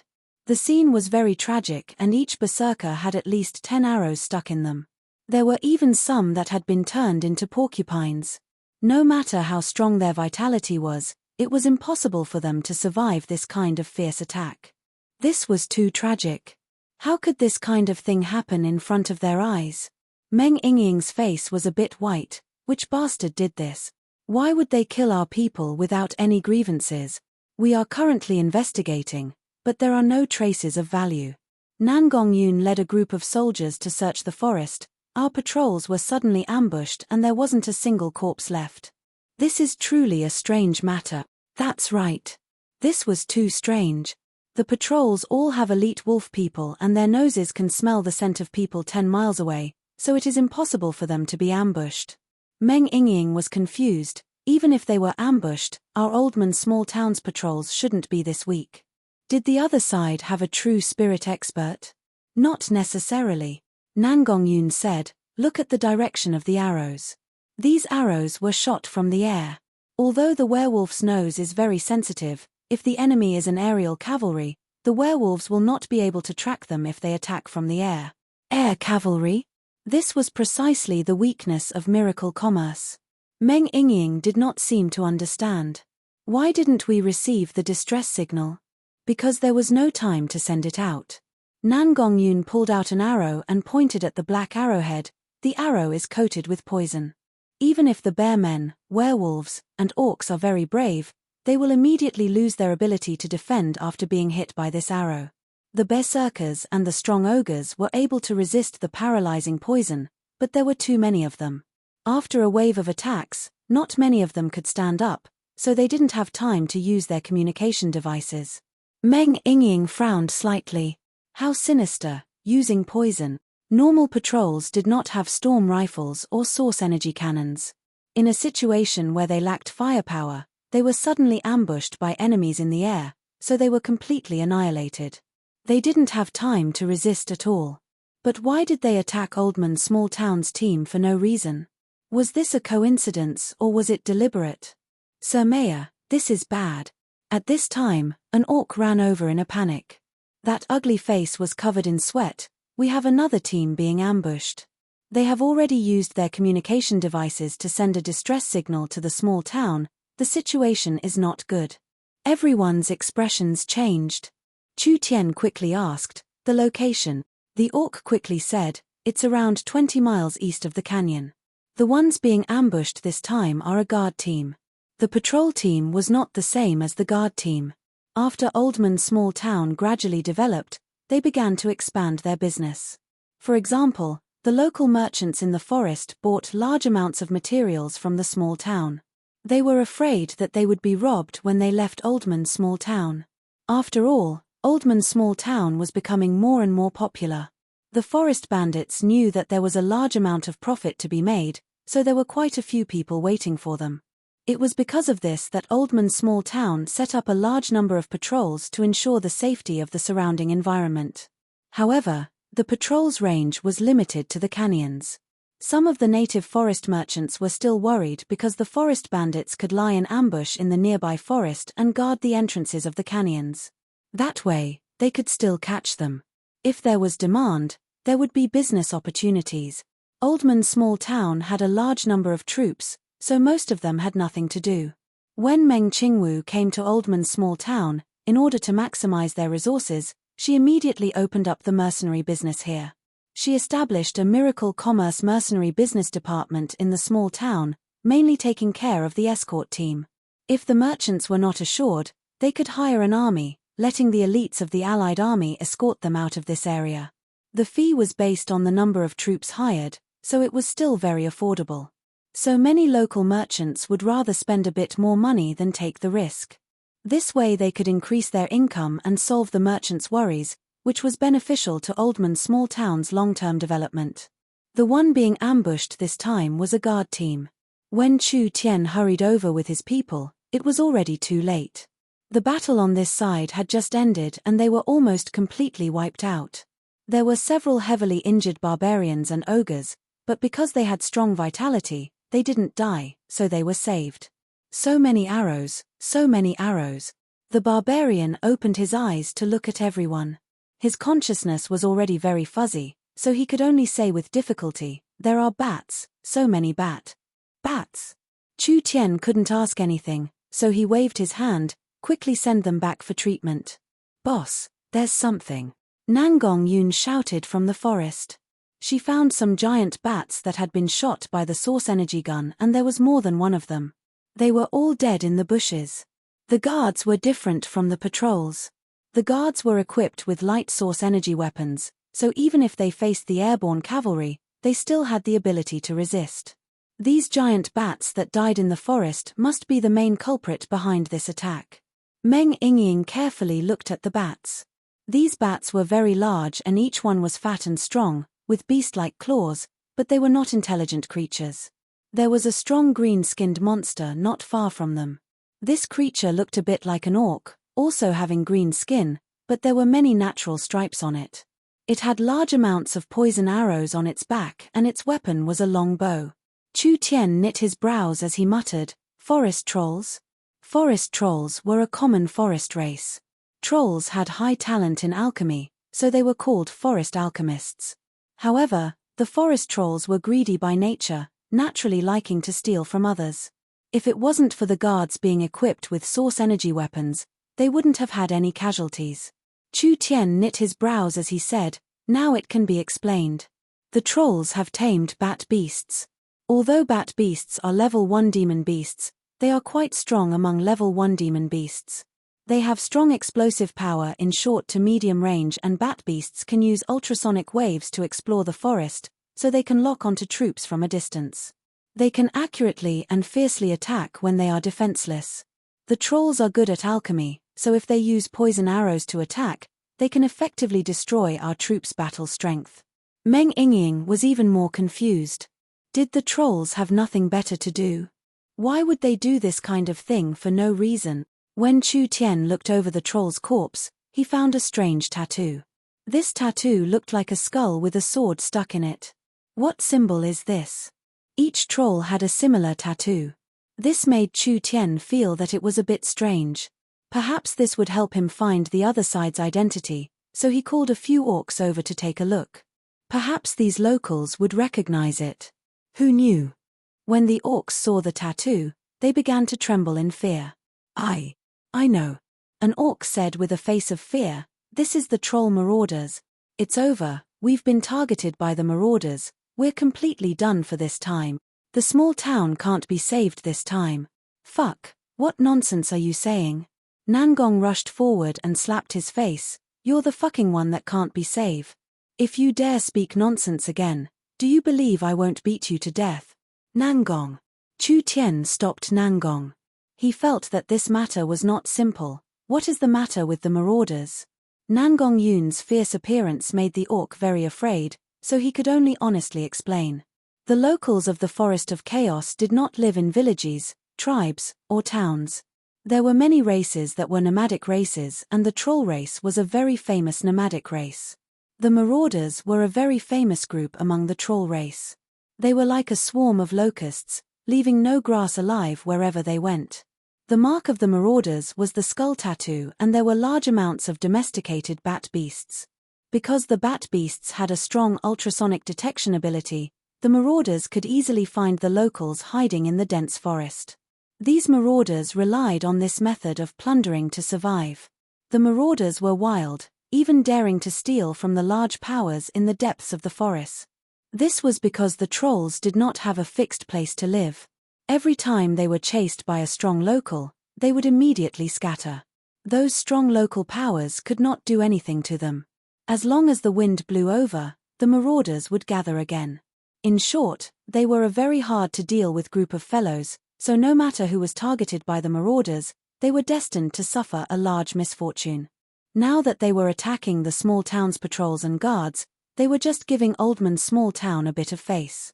After all, Oldman's small town was an underground city, so it was not easy for the troll race to invade. They could only use this method to put pressure on the small town and steal some resources. Meng Yingying was very dissatisfied with the trembling orc. If they dare appear again, we'll kill them all. What is there to be afraid of? You don't know, the marauders are very large. The orc was still trembling. Their movements are strange. There is no way to predict them and no one can locate them. Even large tribes are afraid of them, with our few people. It's not enough. I think that after the marauders finish their demonstration, they will quickly come and make their demands. We'll satisfy their needs. It's better than being destroyed. Nangong Yun was filled with rage and wanted to hit him. Chu Tian pulled her back. Nangong, don't be impulsive. This is a special time. We have to pacify the situation. Oldman's small town's wealth would attract greedy locusts. But Chu Tian never would have thought that they would attract such a troublesome opponent. The matter of the guards being attacked would spread throughout Oldman's small town. Perhaps many locals living and doing business in Oldman's small town would be afraid and even have thoughts of escaping.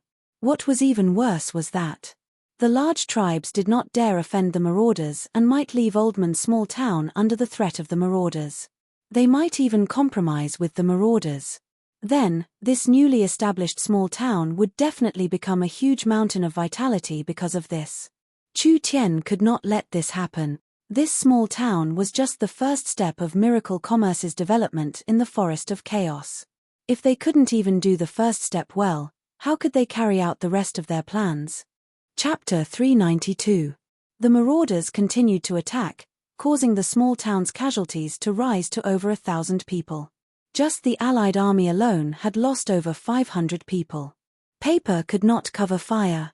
The news quickly spread through the small town like a plague, immediately causing the small town's people to panic. These infamous forest thugs were known to everyone, and there wasn't a single power in the outskirts that could go against them. They were bold and savage by nature. Not to mention a small town that had just been established, they would even rob a caravan from a forest city without hesitation. There was nothing these wild thugs didn't dare to do. These locusts that people hated were simply the enemies of the forest. However, the marauders were very mobile, immediately leaving after doing something, never staying in one place for a long time. The Forest of Chaos was very big, it was impossible to chase after them. Therefore most of the time, the victims were helpless. Because of the marauders' cruel reputation, there were some local powers that surrendered to the marauders in order to save their lives, taking the initiative to give the marauders what they wanted. Oldman's small town's prosperity had gathered a considerable amount of resources, so it was already noticed by the large local powers in the forest, but they never thought that the marauders would arrive first. The marauders kept attacking the small town's troops in the wild. This was undoubtedly a demonstration to the small town. This kind of small power did not need to attack at all. The marauders used their fierce reputation to make them collapse internally and surrender without a fight, saving quite a bit of effort. I propose to immediately close the small town. That's right, we can negotiate with the marauders. Don't they just want things?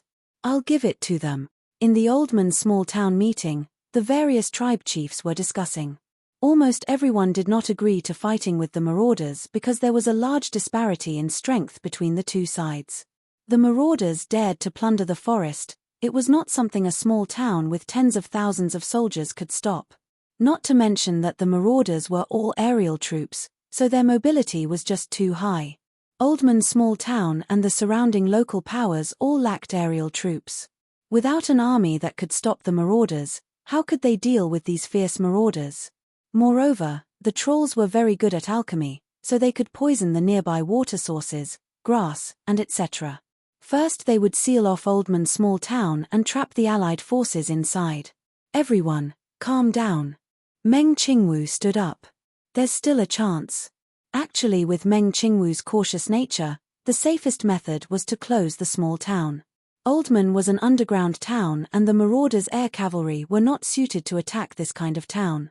As for besieging, that was also impossible. With Miracle Commerce's space transportation technology, it was impossible for the town to be trapped to death. All the daily necessities could be transported directly from the outside world. How long could the aliens hold out? Don't forget, they were a notorious organization. They would never stay in one place for too long. As long as Miracle Commerce could hold out for a while, the marauders would naturally collapse. Although this method was safe, it was ultimately a last resort. Oldman's small town would suffer a large loss and it could cause the unstable alliance to disintegrate. The most important thing was that Meng Qingwu understood Chu Tian too well. Making Chu Tian hide like a turtle was harder than making the sun rise from the west. If Miracle Commerce wanted to stay in the forest, they couldn't avoid the marauders, so how could they hide? Everyone, there's no need to panic. Meng Qingwu calmly said to everyone, Miracle Commerce has advanced source energy weapons, so these forest robbers have no advantage in front of our powerful firepower. It's not like we don't have the power to resist. The representatives of the various tribes looked at each other in blank dismay. The only variable now was Miracle Commerce. As for how strong Miracle Commerce was, the tribes had no idea because Miracle Commerce had always been very mysterious. They had a strong berserker army, sharp source energy weapons, and many other unexplainable abilities. Perhaps Miracle Commerce really had a way to deal with the marauders. One of the locals stood up and said, even if Miracle Commerce has the ability to deal with the marauders, our tribes don't have this ability. If the marauders launch a revenge attack out of shame, wouldn't our nearby tribes suffer a calamity? That's right. Everyone in Oldman's small town had a share. Everyone can be assured. Miracle Commerce dares to do what they want. Meng Qingwu confidently promised the locals, Miracle Commerce will never take the initiative to attack others, but since others have come to our door, we will not retreat. We will declare war on the marauders. Declare war? The marauders were famous for being hard to deal with. The giants of the forest couldn't eliminate these locusts, so what right did Miracle Commerce have to declare war on them? No matter how mobile the marauders are, they still need a foothold. Miracle Commerce will use our advanced technology to locate the marauders' nest. At that time, we will gather everyone's strength and sweep out the marauders in one fell swoop. Only like this can we shake the forest. Otherwise, if this group of marauders leaves, another group will come. No one wants to see endless harassment. Miracle Commerce wanted to eliminate the marauders. The locals had strange expressions as they whispered to each other. Finally they decided to wait and see. First they would see what Miracle Commerce would do. It would be best if it was as she said, otherwise once something went wrong, the tribes would immediately withdraw to avoid being caught up in this disaster. Meng Qingwu first appeased the locals and then immediately went to a secret room in Oldman's small town. Inside, there were many huge mirrors. Each mirror was 2 to 3 feet tall. The surface of the mirror was very clear. A gentle woman and a few employees were standing in front of one of the big mirrors, discussing something. Katie, how is it on your side? Elder sister, look. This is the image taken by the surveillance airship. Foam Cady slightly moved her body and the image-transferring mirror behind her began to display the images. These images were clearly taken from high up in the sky. The entire forest was a deep green color, but because it was too high up, the details couldn't be seen clearly. Look here. Meng Qingwu zoomed in and could clearly see a large group of giant bats moving at a fast speed, flying through the forest at a low altitude. They stopped and fought in several places before leaving in another direction. Meng Qingwu gave a cold snort. That's right, it was them. Foam Cady said with a face filled with admiration, it's all thanks to Elder Sister's surveillance airship, otherwise it would have been hard to find traces of them. But the range of surveillance is limited.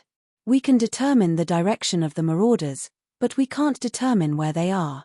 Meng Qingwu had stayed in southern state for a long time, preparing for miracle commerce every minute.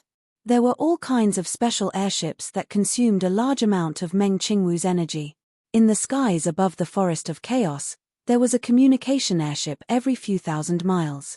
Meng Qingwu had also made surveillance airships and battle airships. These new generation miracle airships not only had high performance, they were also covered in a layer of hidden mirrors. They could simulate various colors and camouflage, making it hard to distinguish them from the ground.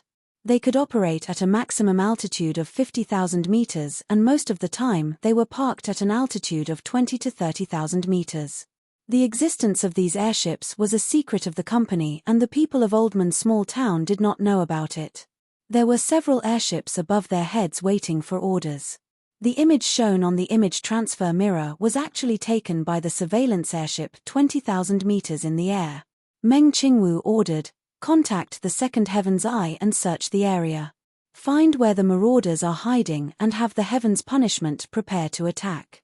Meng Qingwu named the special airships of Miracle Commerce.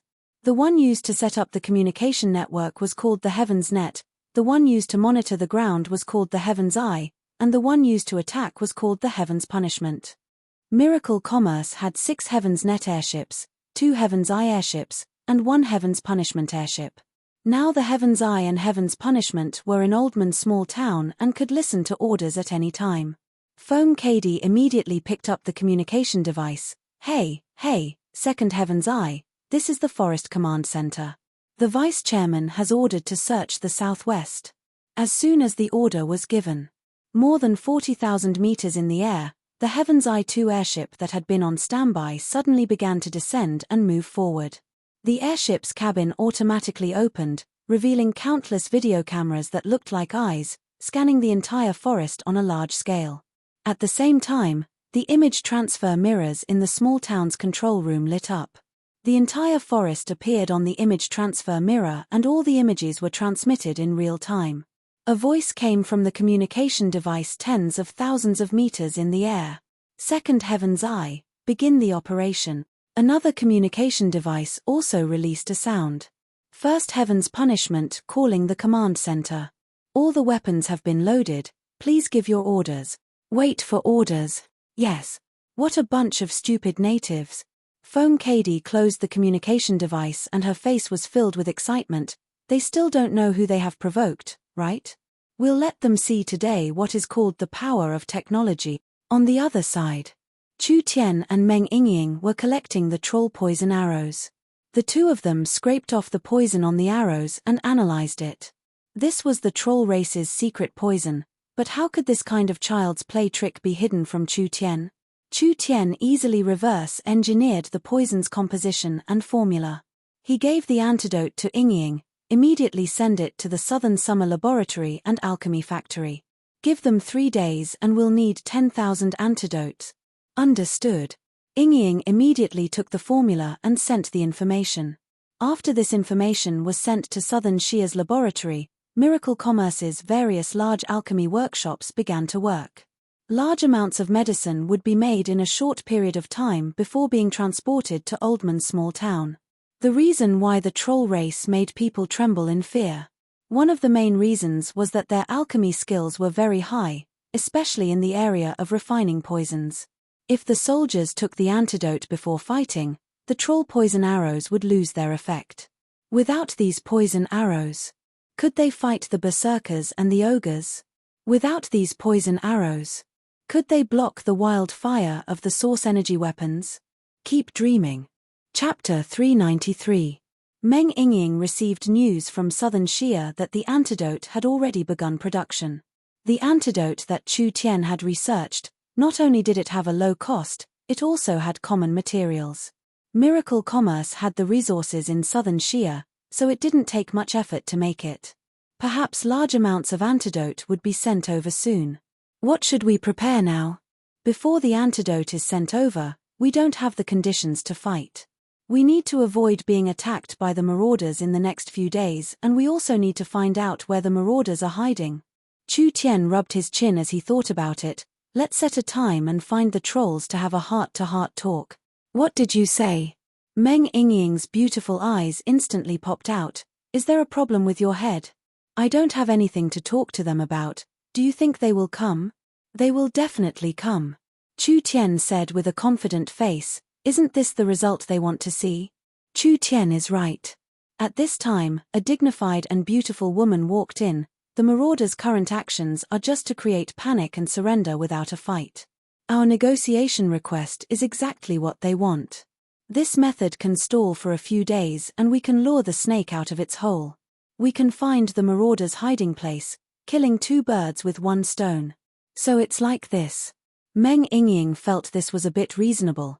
But how do we contact the other side? The marauders must have left people in the forest to observe our reaction. We'll write down the time and place of our meeting in the forest. They will definitely come. The young miss is exceptionally smart, not like a silly girl. Who's a silly girl? Meng Yingying was about to explode. Chu Tian laughed. I'll leave this matter to the young miss. Meng Qingwu did things swiftly and decisively, immediately personally writing an essay. She sincerely asked the marauders to stop killing and invited them to meet in a basin outside Oldman Canyon in 3 days. Meng Qingwu was afraid that the trolls wouldn't understand, so she was very considerate and wrote them in 3 common languages in the forest. Then, she made more than 100 copies of these invitations and had people secretly paste them in conspicuous places in the forest.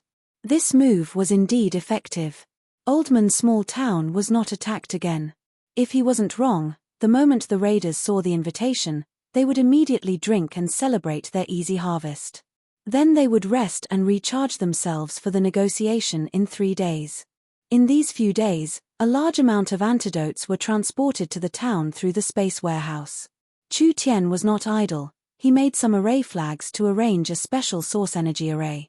This source energy array's function was very simple. It was just to disrupt and weaken sound waves.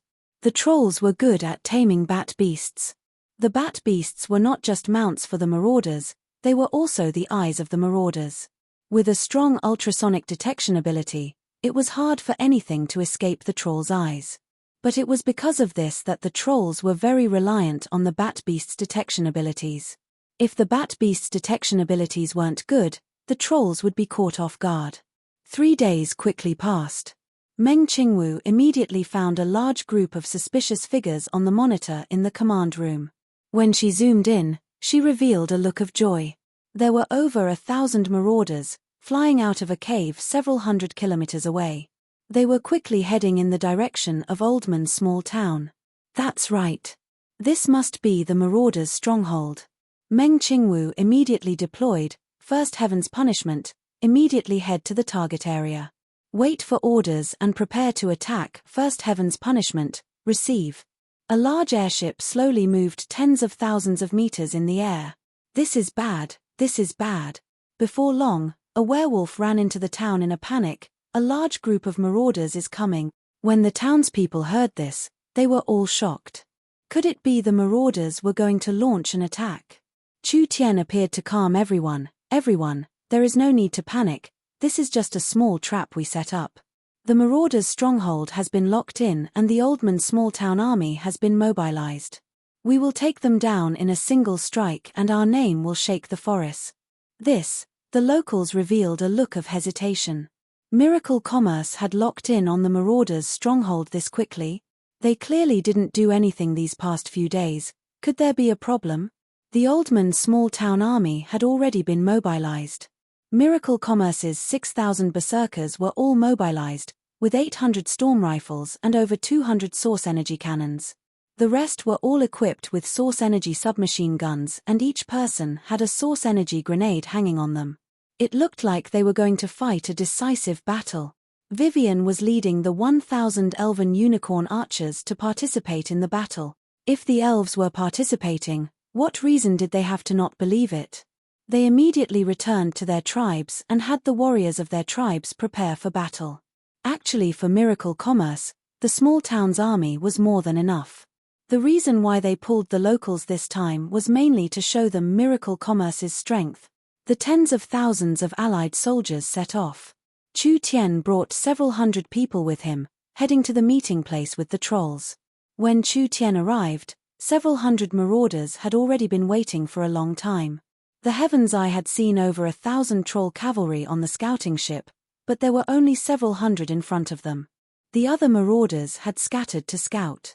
These marauders were not brainless and were worried that Oldman's small town would ambush them in the name of negotiating. A burly troll marauder walked out. He was more than 2 meters tall, and his upper body was half naked. His muscles looked like they were carved out of stone, and his body was covered in strange totems. He held a long black spear in each hand, and suddenly thrust it deep into the ground. A powerful aura spread out from Minuteman, making everyone feel a sense of oppression. Chu Tian did not bring Vivian with him. Therefore, the small town did not have a single true spirit cultivator. When the troll marauders saw Oldman's small town's lineup, they couldn't help looking down on them. But what kind of experts could a trivial small town have? This kind of lineup and this kind of reaction was normal. Ha, ha, ha. The troll leader gave a few sinister laughs. I thought you didn't dare come. Chu Tian swaggered in front of the marauders. I have always kept my word, so since I invited everyone, how could I not come? You do have a bit of courage. The troll leader pulled out a jet black spear and his green eyes stared right at them. Don't waste words, we only kill people who don't know what's good for them. Since you're tactful, I'll spare your lives, but you must agree to our requests. Chu Tian calmly asked, I'd like to hear the details. First, hand over all the source stones and resources you have. Second, pay tribute to us from now on. 90% of your source stones and resources will be given to us. Third, the troll leader looked over Nangong Yun, Meng Yingying, and the others behind Chu Tian with an obscene gaze. These human women aren't bad, they'll be responsible for serving us from now on.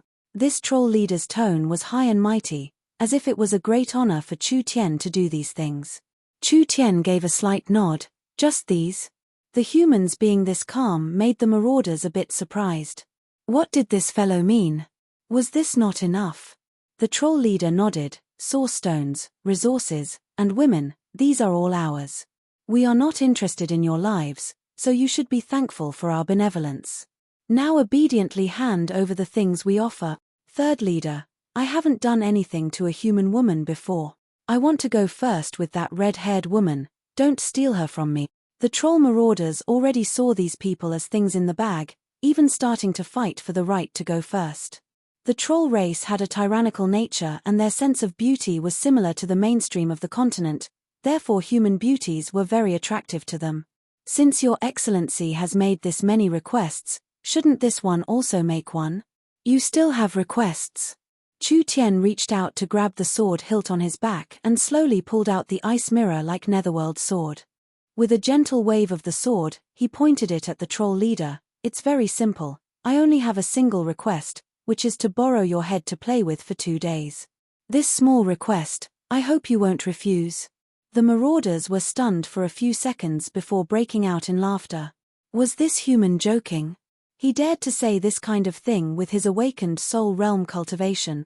The marauders' third leader was a true soul realm expert. The marauders could be arrogant in the forest for so many years, it was not without reason. In this large bandit organization, there were many experts like clouds. A human that hadn't even grown a hair yet actually dared to fight with the marauder leader. The troll leader's eyebrows came together and his eyes filled with anger from being teased. Do you know what price you'll pay for this? Pay your head. Nangong Yun was filled with rage when she saw the troll. She immediately angrily roared out, this old lady will kill you first. Nangong Yun's arms transformed into a pair of flaming wings, and with a fierce flap, she instantly soared into the sky like a giant bird. She first circled in the air, and after increasing her speed to the extreme, she pounced towards her opponent like a burning moth. Seeking death. The troll's black spear was thrown out like a black thunderbolt. The flames on Nangongyun's body were instantly torn apart and the fierce black energy passed through her body. Even the starlight immortal body could not block this kind of fierce attack. Meng Yingying was shocked. Big sister Nangongyun crashed through several trees and was embedded in a giant rock. The flames on her body exploded and turned her surroundings into a sea of flames. The rocks around her were burned to the ground. Everyone's faces fell. Such a strong strength. Even a peak 9th awakened soul layer cultivator with a defensive cultivation technique would find it hard to block this kind of attack. Nangongyun had just reached the peak 8th awakened soul layer, Hong. Large amounts of flames came out of the crack in the mountain and Nangongyun stepped out of the lava. What was hard to believe was that she was not injured at all. The troll was a bit stunned. That attack should have passed through her body. Did this fellow have an immortal body? Nangongyun's face was a bit pale and it was clear she had consumed quite a bit of spirit energy. Was this the large difference between the awakened soul realm and the true spirit realm? As expected, even a divine cultivation technique could not make up for it. Nangong, move aside. Chu Tian raised his sword as he walked forward. This fellow is mine. Chapter 394. Chu Tian's subordinates all had their own duties. Meng Qingwu was in charge of the company, Meng Yingying was in charge of supporting the various departments, and Nangongyun was the one with the strongest fighting ability in the original group, so she became the most important battle talent. Although she was only in the peak 8th awakened soul layer, she could still fight against a peak 9th awakened soul layer cultivator. But for this kind of battle talent, although it wasn't hard to jump levels, it wasn't easy to jump levels. The difference of a single realm was like the distance between heaven and earth. An awakened soul cultivator fighting a body refinement cultivator and a true spirit cultivator fighting an awakened soul cultivator, there was no suspense at all. There was not a single true spirit cultivator in Oldman's small town, so how could the marauders place them in their eyes? This human brat really didn't know what was good for him. How could he be this arrogant? He was simply seeking death. You're seeking death. The marauder leader gave a sinister laugh. What reason do I have to not help you? The two of them faced each other. The surging killing intent and pressure collided violently in the surrounding space, causing the others to involuntarily take a few steps back. Chu Tian's sword slightly trembled, just like a wild beast that couldn't wait to attack. This was Chu Tian's first time fighting a true spirit realm expert. Although Chu Tian was very confident, Chu Tian didn't know how strong he could be with his current strength. The marauder leader made a move first. A black spear turned into a black thunderbolt as it shot out at Chu Tian's chest. He wanted to pierce through Chu Tian's body just like how he pierced through Nangongyun, but this time it was even more fierce. He wanted to personally shatter his organs and shatter his heart. He didn't believe it. Could there be a person who could still live after their heart was shattered? He wanted to let this stupid human know what kind of ending an ant facing a fierce tiger would face.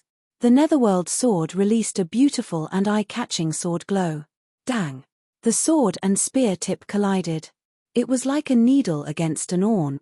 The swift and fierce sword chi and spear radiance scattered in all directions like broken water droplets. The entire grassland was torn off, and the surrounding forest seemed to have experienced a storm. It was instantly blown to the side, and countless branches were torn to shreds. Whether it was Oldman's small town or the marauders, when they felt this powerful collision, they couldn't help moving back a bit. Another explosion sounded. Chu Tian and the marauder leader each retreated 5 or 6 jong. Chu Tian's face was still as calm as still water, and there was no change in his expression. He was just silently evaluating the power of his sword. The marauder leader's expression changed dramatically. He never thought that his opponent would be able to block his attack without dodging. What a powerful sword chi! The moment the marauder leader clashed with his opponent, a sinister, cunning, and vicious energy flowed through the spear and into his body. Even though the marauder leader was strong, he didn't have enough time to defend himself, so he suffered quite a bit. A human actually withstood a blow from the third leader. This wasn't a dream, right? The third leader was a true spirit cultivator. The Oldman small town side were filled with shock compared to the troll. The mayor was actually this strong. It seemed like they had underestimated this human too much. So it's like this. You're a sword cultivator and you've cultivated at least a perfection realm sword art. That's why you can release such a strong sword chi. The marauder leader's face turned dark for a few seconds before he suddenly thought of something. But no matter how strong your sword art is, how many attacks can an awakened soul cultivator's spirit energy withstand? Chu Tian laughed. You can give it a try. The marauder leader was once again enraged by Chu Tian's relaxed and frivolous attitude. Damn. He was clearly this weak. But he dared to be this arrogant. Since it's like this, I'll let him see my true strength. The marauder chief's spirit energy condensed into the shape of a three-headed snake. Each head of this three-headed snake had a different color, red, green, and purple. 3 different energies revolved around the giant demon. The third leader is using his source spirit. This three-headed monster snake source spirit is famous for its strength. Let's see how this brat will deal with it this time. Chu Tian's eyes slightly narrowed. A rare multi-attributed source spirit.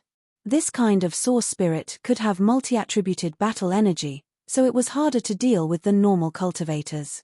The black spears returned to his hands like 2 black pythons. The moment the marauder leader grabbed the 2 black spears, his aura increased by at least 10 times. The 3 snake source spirits actually split apart, with one coiling around his left hand, one coiling around his right hand, and the last one coming out of his head. It turned into a strong and corrosive poison mist that charged at Chu Tian. Poison attributed source spirit. Chu Tian turned into a sword glow to escape. Want to run? How could it be that easy? The marauder leader gave a few fiendish laughs. His legs stepped off the ground and he teleported forward, locking onto Chu Tian who was hiding. Die. The 2 black spears turned into demonic snakes that attacked Chu Tian. The 2 demonic snakes that coiled around his body released their power. One of them made people feel numb and the other made them feel weak. The 2 powers intertwined with each other on Chu Tian's body, making Chu Tian feel like the air around him had turned into cement. Each of his movements felt like they were being slowed by 1,000 pounds. Such a strange source spirit's power. Each of the marauder leader's attacks had a negative effect, weakening the other side's ability to resist. Even a true spirit cultivator of the same level would be hit if they were caught off guard, not to mention an awakened soul cultivator. Awakened soul cultivators could not resist the numbness and weakness of the demonic snakes at all. Most awakened soul cultivators would lose their ability to resist when they attacked. Sword. The demon god's sword source spirit soared into the sky. Chu Tian borrowed the power of the demon god's sword to scatter the energy enveloping him, giving him a short moment to catch his breath. The netherworld sword merged with the demon god's sword's destructive power and the blue and white sword glow turned purple and black. Its strength increased by at least 1-fold and its destructive power increased by 10 times. Netherworld ghost slash. Chu Tian did not hesitate for half a second as he slashed out with his sword. The burning netherworld sword slammed into the 2 demonic snakes and the intense flames and destructive energy completely disintegrated the demonic snakes. With an explosion sound, both sides were sent flying again. Were they evenly matched again? Both sides released their source spirits. Chu Tian had scattered the marauder leader's source spirit with a single slash. From this point, the result of this exchange was that Chu Tian had the upper hand. The marauder leader's face was filled with shock and anger, even flying into a rage. Damn, I want to see how long you can last. This time the marauder leader had experienced Chu Tian's strength. This fellow was not using tricks, rather he was meeting force with force, meeting force with force. Without any tricks, with his peak 9th awakened soul layer cultivation, he was able to fight against someone in the first true spirit layer. But the marauder leader was not panicked. Because even if the other side was heaven-defying, he was still an awakened soul cultivator. These 2 attacks had consumed less than 1% of a true spirit cultivator's energy, but it had consumed at least 10% of an awakened soul cultivator's energy. How long could he last like this? I thought you were strong. Chu Tian revealed a look of disappointment as he shook his head with a sigh. In the end, you only have this bit of skill? This kind of battle without any challenge is not fun at all. I don't want to play anymore. I'll take care of you with this move. Contempt. Naked contempt. It was as if killing him was as easy as eating a bun. Overestimating yourself. The marauder leader released an even stronger spirit energy than before. I'll let you have a taste of the giant demon clan's inherited secret technique. The marauder leader was completely enraged. He released a special secret technique and his body was instantly covered in spirit energy, turning into a three-headed demonic snake. An ancient and cruel aura surrounded him. The giant demon released his source spirit to its peak, increasing the effect of his source spirit by 10 times. Flame demon transformation. The moment the marauder leader released the secret technique, Chu Tian's body began to burn. The raging flames turned him into a fierce and terrifying flame demon. In an instant, he just disappeared all of a sudden. Chu Tian charged forward with a speed and strength several times faster than before. The marauder leader barely locked onto Chu Tian and immediately used a strong slowing and cursing power on Chu Tian's body. Even for a true spirit cultivator, this power was enough to make them unable to move. He did not believe that Chu Tian could break it. As expected, Chu Tian was forced to stop. His body was burning as he stood in the air, but he could not move forward at all. The chance was here. Immediately kill him, the marauder leader roared out as he prepared to attack. He never would have thought that the flames on Chu Tian's body would suddenly grow stronger. A flame separated from his body and turned into an identical flame demon that also held a burning sword in its hand. This flaming demon then turned into 2, 2 into 4, 4 into 8. The marauder leader was instantly surrounded by 8 flame demons in the flame demon transformation state. This is. The marauder leader was filled with fear. This was not an illusion. Each flame demon had gathered a strong power and he couldn't even tell which one was the main body. Netherworld clone / The 8 figures disappeared at the same time. Countless sword glows formed a giant net that instantly divided the marauder leader's body. With an unstoppable momentum, the marauder was torn to pieces. Instant kill! Instant kill! The marauder leader did not have any room to resist at all. The Netherworld clone / was the Netherworld Flamesword's Perfection Realm's final killing move. It allowed Chu Tian to instantly create clones, with each clone having 100% of the main body's full strength / This was equal to duplicating his strength by several times and releasing it all at once. Adding in the flame demon transformation, even a true spirit expert could not block it. The third leader is dead. The other marauders were stunned. They never would have thought that it would be like this even in their dreams. After Chu Tian killed a true spirit cultivator, he had consumed quite a bit of energy. He immediately took several pills to replenish himself and then gave an order, kill them all. The trolls did not have time to react. The source energy weapons were raised and the wild storm of source energy bullets instantly filled the forest. The trolls could not fight back against this dense and terrifying attack at all. When they experienced the might of the flame demon transformation, they finally realized Oldman's small town's true strength. It was already too late. These fellows were destined to die here. Chu Tian said, the marauders will quickly react. We have to destroy their stronghold before they escape and kill these locusts. When they saw the strength of Chu Tian and his army, the Oldman's small town people did not hesitate at all. Chapter 395. Chu Tian took care of this group of marauders and did not stay any longer. He immediately brought Nangong, Yingying, and the others to meet up with the young miss. This place was less than 50 miles away from the marauders' temporary base. Meng Qingwu led the small town's army with a total of 30,000 people, moving forward through the forest. They carefully hid themselves in the forest, preparing to attack. Elder sister, we're done. Meng Yingying ran over to meet with Meng Qingwu. Her face was filled with joy as she said to her elder sister in a small voice, Chu Tian has killed a leader, but there are some marauders that have been caught. Perhaps they have already brought the news back. If we don't attack now, perhaps the marauders will run away. Our reinforcements haven't arrived yet.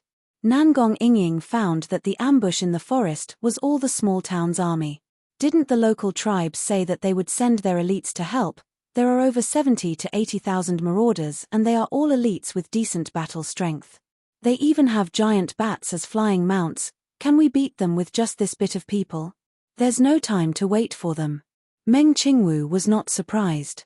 These locals were clearly suspicious of miracle commerce. Although they said they would send several tens of thousands of warriors, their movements were actually slow. It was clear they didn't want to be the first to attack, so they were just watching from a distance. If their attack failed, they would definitely turn around and run. They would not risk offending the marauders to help miracle commerce. Of course, if their attack succeeded, perhaps they would come and help. No matter what. Chu Tian didn't care at all. If he really relied on these fellows, he wouldn't be able to fight this battle. This battle was not as simple as chasing away a group of bandits for miracle commerce, it was also a chance for miracle commerce to show off their strength. It was a good chance to make an example of them. There were countless bandits like the marauders in the forest. If they chased away a group, another group would come, never ending. Only by fighting a beautiful battle and using a thunderous method to destroy the other side would they be able to deter the locals and the bandits in the forest, preventing something like this from happening again. Miracle Commerce did not just want to show off to their enemies and potential enemies, they also wanted to show off their muscles to their allies and potential allies. In the Forest of Chaos, strength was everything. Whoever's fist was harder had the right to speak. Miracle Commerce had enough shocking power. Who wouldn't be convinced by Miracle Commerce? Miracle Commerce only had a small piece of land on the outskirts of the forest and didn't touch the power of the giants. The forest giants didn't need to provoke Miracle Commerce, and no one dared to touch Miracle Commerce here. This was the only way they could develop steadily. Whether it's a performance or a demonstration, this battle has to be fought beautifully. Chu Tian still wanted to confirm before launching an attack. What are your preparations? We can now confirm that the enemy is hiding in the cave ahead. The Heaven's Punishment has arrived at the best attacking position at an altitude of 5,000 meters and is on standby. Meng Qingwu added, the interference circle you arranged is already working. We won't be easily discovered if we hide in the forest. In that case, let's begin. Chu Tian nodded in satisfaction. Let the elves be in charge of supporting from the rear. The rest of the troops will directly attack. After all, the elves had not truly joined the town. Chu Tian did not want a few elves to die in battle and then those fellows would find trouble for them. The army of tens of thousands moved through the dense forest, stopping several miles away from the mountain they were hiding in. There were marauders riding bats above them, so this was clearly their range. The marauders didn't know that Miracle Commerce could block the bat beast's ultrasonic waves, but several tens of thousands of people was not a small number. If they were too close, there was a large risk of being exposed. It's fine to prepare here. Chu Tian gave a signal to Meng Qingwu, begin. The berserkers will advance first and the others will climb down. The 6,000 barbarian berserkers took out their source energy weapons and charged into the forest. Meng Qingwu took out a communication device and connected to the airship above them. Heaven's Punishment, this is Meng Qingwu. Confirm the target and begin the attack. I repeat, begin the attack. Heaven's Punishment received. A low and deep voice came from the communication device. The forest army felt this was strange, they didn't know what Chu Tian was doing and why he wanted them to lie down in the forest. However, they didn't dare disobey Chu Tian's orders, so they could only obediently lie down on the ground. The Heaven's Punishment airship was a large airship and the surface was covered in reflective mirrors. These mirrors were not normal mirrors, but rather image transfer mirrors. Not only could they display various images, they could also display images from one side to the other, creating a transparent front and back state. Even if one observed it from a close distance, they could only see a transparent outline moving. If one observed it from a distance, it was hard to see with the naked eye. This was an airship made with current technology, it could be considered a ghost floating in the air. Target locked. Height is around 5,000 meters. Normal wind speed, normal environment. Activate 100 heavy high-altitude bombs. The bottom cabin of the Miracle airship opened to reveal a bomb bay. There were meter-long bombs inserted into it like rows of black treasured swords. These bombs were completely black and there were large amounts of runes engraved on them. One could vaguely see that each bomb contained highly compressed honeycomb crystal oil bombs. The power of this bomb was equivalent to 100 source energy grenades. This wave of bombs was equivalent to 10,000 source energy grenades exploding at the same time. Activate. These long sword-like heavy bombs were activated and the runes on their surface lit up. They seemed to be affected by some kind of force and with a PU sound, they left the airship's bomb bay. They fell to the ground like meteors. This kind of speed was very fast.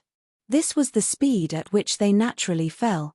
Because there were gravity runes on the surface of each bomb, as long as the runes were activated, the weight of the bomb would increase by several dozen times, so each bomb would be incomparably heavy. Being affected by the air resistance, it would increase the speed of the bomb, allowing it to fall without being affected by the wind.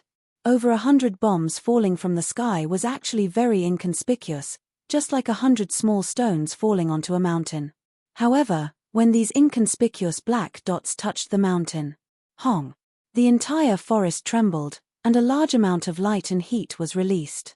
A terrifying energy cloud rose into the sky, and the entire mountain was shaken to the point that it almost shattered into pieces. The surging air currents surged forth, causing the surrounding forest to sway and tear apart. The first wave of bombs is over. The deviation is less than 5%. Adjust the position. The second wave is 500 bombs. This first wave was just testing the waters. There were over 500 bombs in the second wave and the explosive power was several times stronger than before. When they landed on the mountain and exploded, the dazzling light even covered the sun in the sky. The small town's army and the locals that were watching in the distance were all stunned by this magnificent and terrifying scene. They finally understood what it meant to collapse the mountains and crack the earth. What made them feel the most terrified was that they could not understand how this happened at all. It was like an incomparably terrifying explosion had appeared out of nowhere. The third wave of bombs. This time it was 1,000 bombs. The entire majestic mountain had been bombarded 3 times and almost half of it had collapsed. Flames covered the surrounding forest and the ground was scorched black. The shockwave spread for 10 miles and all the trees were uprooted, losing all signs of life. Even the air was incomparably hot, being completely covered in charcoal and ashes, making one's vision blurry. Heaven's Punishment's mission is complete. Currently retreating from current altitude. The Heaven's Punishment airship's weapons had all been released. Therefore they immediately retreated and were currently returning to a safe altitude. This fast and powerful attack was definitely very sudden. If they were at the center of the explosion, even a high-level true spirit cultivator would find it hard to escape unscathed. The marauders were not prepared at all and were suddenly hit by this kind of intense bombardment.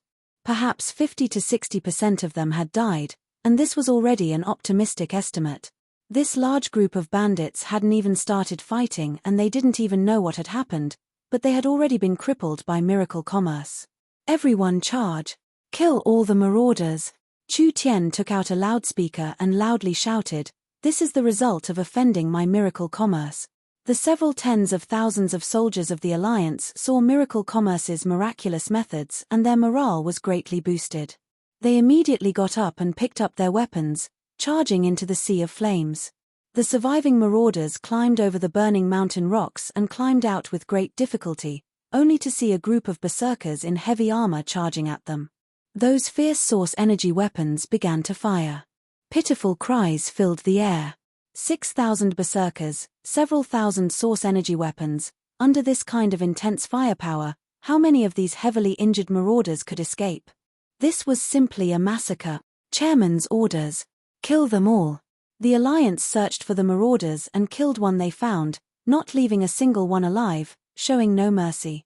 To the marauders, this was simply an unprecedented nightmare. They had never understood the meaning of hell so deeply before. 80,000 marauders. An entire 80,000 marauders. This was an army with high mobility and strong scouting abilities. Although they couldn't control a region, they had run amok in the forest for many years and had never been truly destroyed before. Now they had collapsed in just a few short minutes. When the marauders' leader climbed out of the ruins, He looked at the sea of flames and lava around him. His expression twisted, filled with fear and anger. What happened? What happened here? There was a spatial fluctuation in front of him. An elven girl appeared in front of him. The Marauders' leader's expression slightly changed. He immediately sent out a fist, but it passed through Vivian's body and didn't hit her. The Marauders' leader's cultivation was similar to Vivian's. If he used his full strength, he could break through space, but he was injured and everything happened so suddenly, so he didn't have time to use his full strength. While the Marauder leader was slightly stunned, the Marauder leader was stunned. Vivian waved her hand. A spatial crack that was hard to see with the naked eye passed through the Marauder leader's body. The leader's pupils slightly shrank and he slowly lowered his head with a face filled with disbelief. He saw his body being cut in half and slowly separating. The cut was smooth and neat, making him feel a chill down his spine. No. This wasn't real. This was most likely a dream, a nightmare. Up until the moment he died, the Marauder commander couldn't believe what had just happened. After all, not long ago, he was drinking and celebrating with his brothers in the cave. No one could believe that the world had turned upside down in such a short period of time. The leader is dead. It's over. The Marauders are finished. The Marauder leader had been killed by Vivian, the second leader had been killed by the airship, and the third leader had been killed by Chu Tian in the forest. Almost all the high-level leaders had died, so the surviving Marauders naturally collapsed. How could they still dare to fight? There was no suspense in this battle, it was a pure slaughter. From now on, a famous bandit group in the forest had been eliminated. Chapter 396. The Bear Tribe, the Wolf Tribe, the Orcs, the Ogres, and the other locals of Oldman Small Town. When they arrived at the battlefield, the battle was already over. The locals were all stunned. In front of them was a majestic mountain covered in green forest. At this moment, it had already been blown to pieces. All the trees had been directly evaporated. The high temperature generated in the center of the explosion had melted the stones and formed a large amount of lava. Like a spiderweb, the surrounding area was covered in dust and ashes. It was a charred black, and the air seemed to be boiling. This scene of devastation, how did it look like a forest? It was simply like a doomsday volcano had erupted. Of the 80,000 Marauders, there were no survivors. Most of their corpses couldn't even be found. Several barbarians put the two halves of the Marauder leader's corpse together and tied it to the Oldman Small Town flag, sticking it in front of the locals. This famous forest bandit was now completely burnt black. His eyes were wide open as his face was filled with shock, anger, and unwillingness. Even in death, he still could not believe this was real. The Marauders had even robbed the transport team of the forest giants. The Marauders had even escaped from the giants without dying.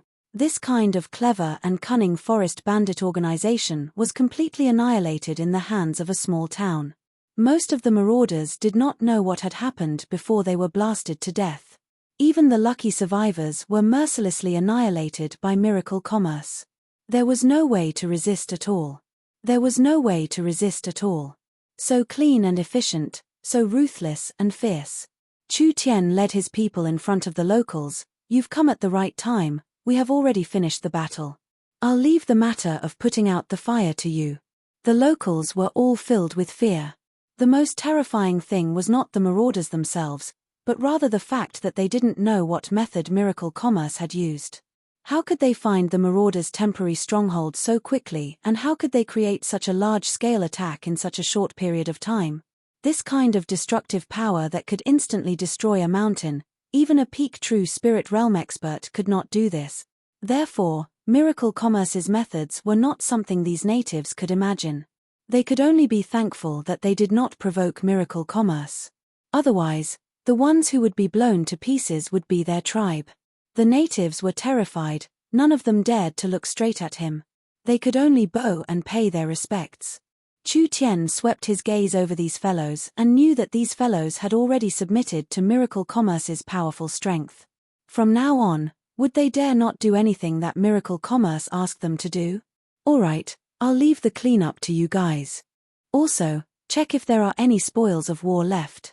Chu Tian had eliminated this large bandit organization as easily as if he had chopped a piece of wood. It was just a trivial matter. Let's call it a day. Yes. The Allied forces in the town began to assemble and retreat. All that was left were the natives whose faces were filled with terror and shock. What are you standing there for? Hurry up and clean up the battlefield. One of the natives shouted, and it was like they had woken up from a dream. After all, they had slowly rushed over, which had already made Chu Tian dissatisfied. If they slowly cleaned up the battlefield, what if Miracle Commerce was angry and sent a wave of attacks to their tribes? Miracle Commerce could easily locate the marauders. Then it could easily locate them. Miracle Commerce could easily destroy the marauders. Then it could easily destroy them. In the hearts of these natives, Miracle Commerce was not a simple outer forest power, rather it was a giant that had the qualifications to challenge the giants of the Forest of Chaos. Actually, these natives were thinking too much. The Heaven's Punishment had released over 1,000 heavy bombs, but it had already used up all of the heavy bombs in the company's storage. These 1,000 heavy bombs had taken Miracle Commerce over a month to make, so they couldn't use this kind of attack a second time in a short period of time. But it didn't matter. Just this once was enough. No matter who it was, after seeing the might of the Heaven's Punishment, they would not dare have thoughts of fighting against Miracle Commerce. Even the giants of the forest would have to consider the consequences. There were basically no casualties in the Allied army. This was a glorious and shocking performance. When the Oldman town citizens saw the victorious Allied army, they were filled with confidence. The marauders were just a group of clowns, a group of stupid and ignorant moths flying into a flame. The people seemed to be seeing a brand new forest city slowly rising. In the near future, the population would explode. The previous few times they dealt with the spider race was just to show Miracle Commerce's abilities, but after killing the marauders this time, Oldman Small Town's name would spread throughout the forest. Before long, large amounts of locals would come to join them. Meng Qingwu began to plan the living quarters in the valley. At this moment, the spiritual pressure in the small town suddenly increased. With a heaven-shaking aura, Chen Bingyu came out of closed-door cultivation. She had already broken through to the true spirit realm. Chen Bingyu had officially become the first true spirit cultivator of Miracle Commerce. After a few days, Dongfang Haoren also came out of closed-door cultivation, also reaching the true spirit realm. Miracle Commerce had gained 2 true spirit experts in an instant, instantly making up for their lack of battle strength. It could be said to be a double blessing. Chu Tian arranged for Miracle Commerce to hold a celebration banquet. To celebrate Miracle Commerce's breakthrough, the news of the marauders being wiped out would cause a small disturbance in the forest. The large local powers in the core area of the forest were filled with fear towards Miracle Commerce. Although the marauders were the common enemy of most of the forest powers, Miracle Commerce's battle had caused dissatisfaction in the forest. There was a legendary secret valley in the depths of the Forest of Chaos, Reaphaxius. Reaphaxius meant the sun and eternity in the Elven language, therefore people called the valley the Eternal Valley. The legendary Elven city in the Eternal Valley was called the Eternal Forest. There was a white gravel path covered with fluorescent moss in the dense forests and swamps of the dangerous valley. It was the only entrance and exit to several ancient wards. If one knew the way to open the wards, he would be able to walk into the Eternal Valley. The Eternal Forest in the Eternal Valley was always filled with vitality and ancient might. A warm and dazzling light rose from the Eternal Forest's sunwell, covering the entire forest. There were over 1 million elves living in the forest, and there were elven wooden and stone houses that were like works of art. Beautiful elven songs filled every corner of the Eternal Forest. The Elven King's palace was on a cliff filled with waterfalls and was carved from pure white jade. Each detail was filled with an unimaginable sense of art and culture. That's right. This was the Eternal Forest. The Forest of Chaos Wood Elven King City. The elves had long lifespans, and when they bathed in the powerful light of the sun well, they would be free from all diseases. They would obtain even more power and live longer. The Elven Council. Several dozen elven elders were present. A white-haired old elf was sitting in the chairman's seat. In the past several tens of thousands of years, how many countries and races have perished? Their deaths were caused by blindly chasing after strength, progress, and development. Strength can make people crazy, progress can make people lose their way, and development can cause wars. This is the root of all disasters. Therefore, our race should follow the principle of tens of thousands of years. Only by being closed and conservative can we continue our noble and grand civilization. The elves will not take the initiative to fight. What we have now is enough for our race to multiply. The Elven Council's chairman Augusta's long and slow speech floated through the meeting room. It was unknown how many times the chairman had repeated his views and opinions. The other elves were still listening attentively and nodding their heads. The elves were a noble, righteous, conservative, and traditional race. They were confident that they were the strongest race on the continent. How could those aggressive spirit beasts and lowly humans compare to the elves? Countless times of history had told the elves that war was destruction, so the elves would never take the initiative to start a war. The elves had to follow the tens of thousands of years of tradition, remaining closed off from the world. Only like this could they not be tainted by the world on the continent. The Elven King was sitting next to Augusta. The Elven King looked like a human in his 40s. He had the handsome face of every male elven, but his face was angular and lacked the femininity of the elves. It was as if it was carved by the continent's most outstanding sculptor. Every inch of his skin was as exquisite as jade, and every pore seemed to contain essence. From head to toe, every inch of his body was perfect. He was a work of art that was as natural as the heavens. He knew that Augusta was scolding the locust again. Recently the Elven King had hidden the matter of occupying a forest city from the council. This matter had already caused the dissatisfaction of the conservative members of the council. The elves were a noble and elegant race. How could they take the initiative to occupy a city? The elves were a conservative and peaceful race. How could they take the initiative to attack? This matter had not been discussed by the council. The Elven King's actions had seriously broken the elven tradition, so there was a large disagreement among the elves about how to deal with this city. According to the elves' customs, once there was a disagreement, they would need to discuss it again and again. It would be as short as 1 or 2 years and as long as 10 to 20 years. Finally, when there was no more debate, this matter would be settled. After this long, even if this forest city was not barren, it would have already been occupied by others. The Elven King felt very helpless about this. He even knew that this city had a strategic value to the elves. Not only could it consolidate the elves' position in the Forest of Chaos, it could also be used as a channel for the elves to connect to the outside world. The elves were too closed off. When the rules became shackles, the elves were still proud of it. Helpless, the Elven King was only a king. The Elven King did not have absolute power. There was another matter that happened recently. The chairman said indignantly, "It's that human that you let go."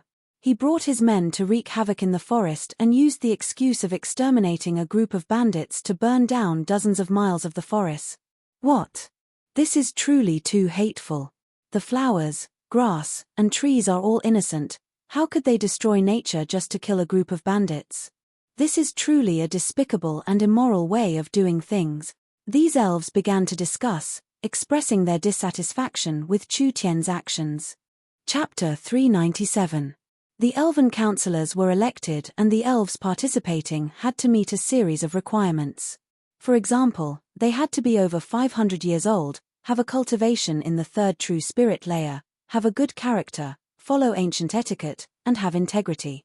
It was because of this election system that the Elven councillors were all stubborn old men.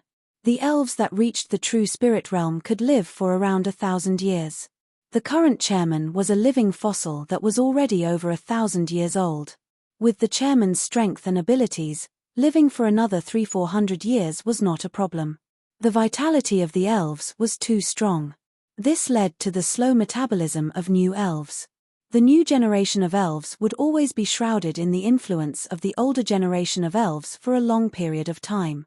The Elven Council would also change very slowly. With the control of these old elves, even if there were some radical and innovative new elves, as long as they worked with these old elves for 100 or 200 years, they would become a new stubborn old elf.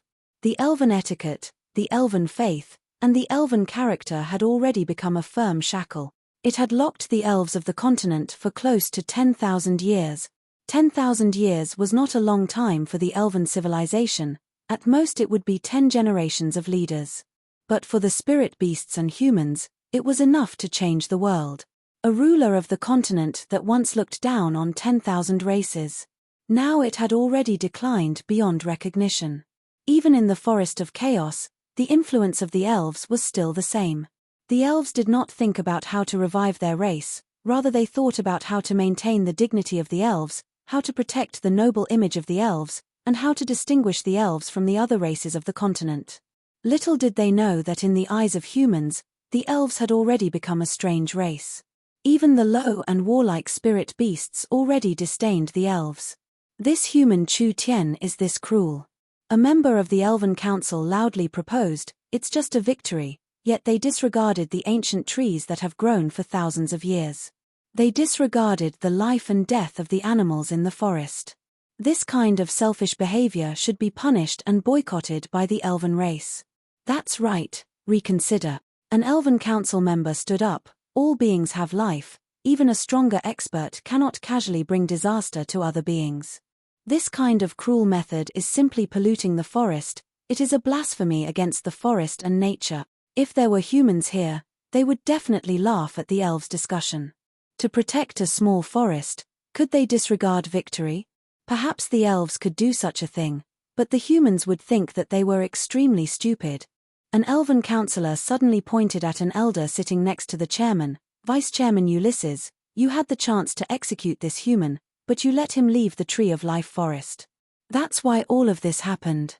You should take responsibility for this." Ulysses said with a frown, "I have investigated the matter and have given you the report. Chu Tian's matter is pardonable and there is no malicious intent to abduct the elves. Chu Tian is a rare talent of the human race. If the elves mishandle this matter, I'm afraid we'll be cursed for eternity. Let's not talk about Chu Tian for now." Another council member said, "Vivian is the elf who has broken the rules the most in 100 years. Not only did you not punish her, you even let her go. Where was the spirit of the elves' legal system if they didn't receive any punishment for doing something wrong? Have you considered the negative impact this will have on the other young elves?" "Yeah. Vice Chairman, this matter was handled improperly. No matter what that human did, Vivian's violation of the rules is a fact." Ulysses was a bit unhappy. Vivian has already grasped spatial technology.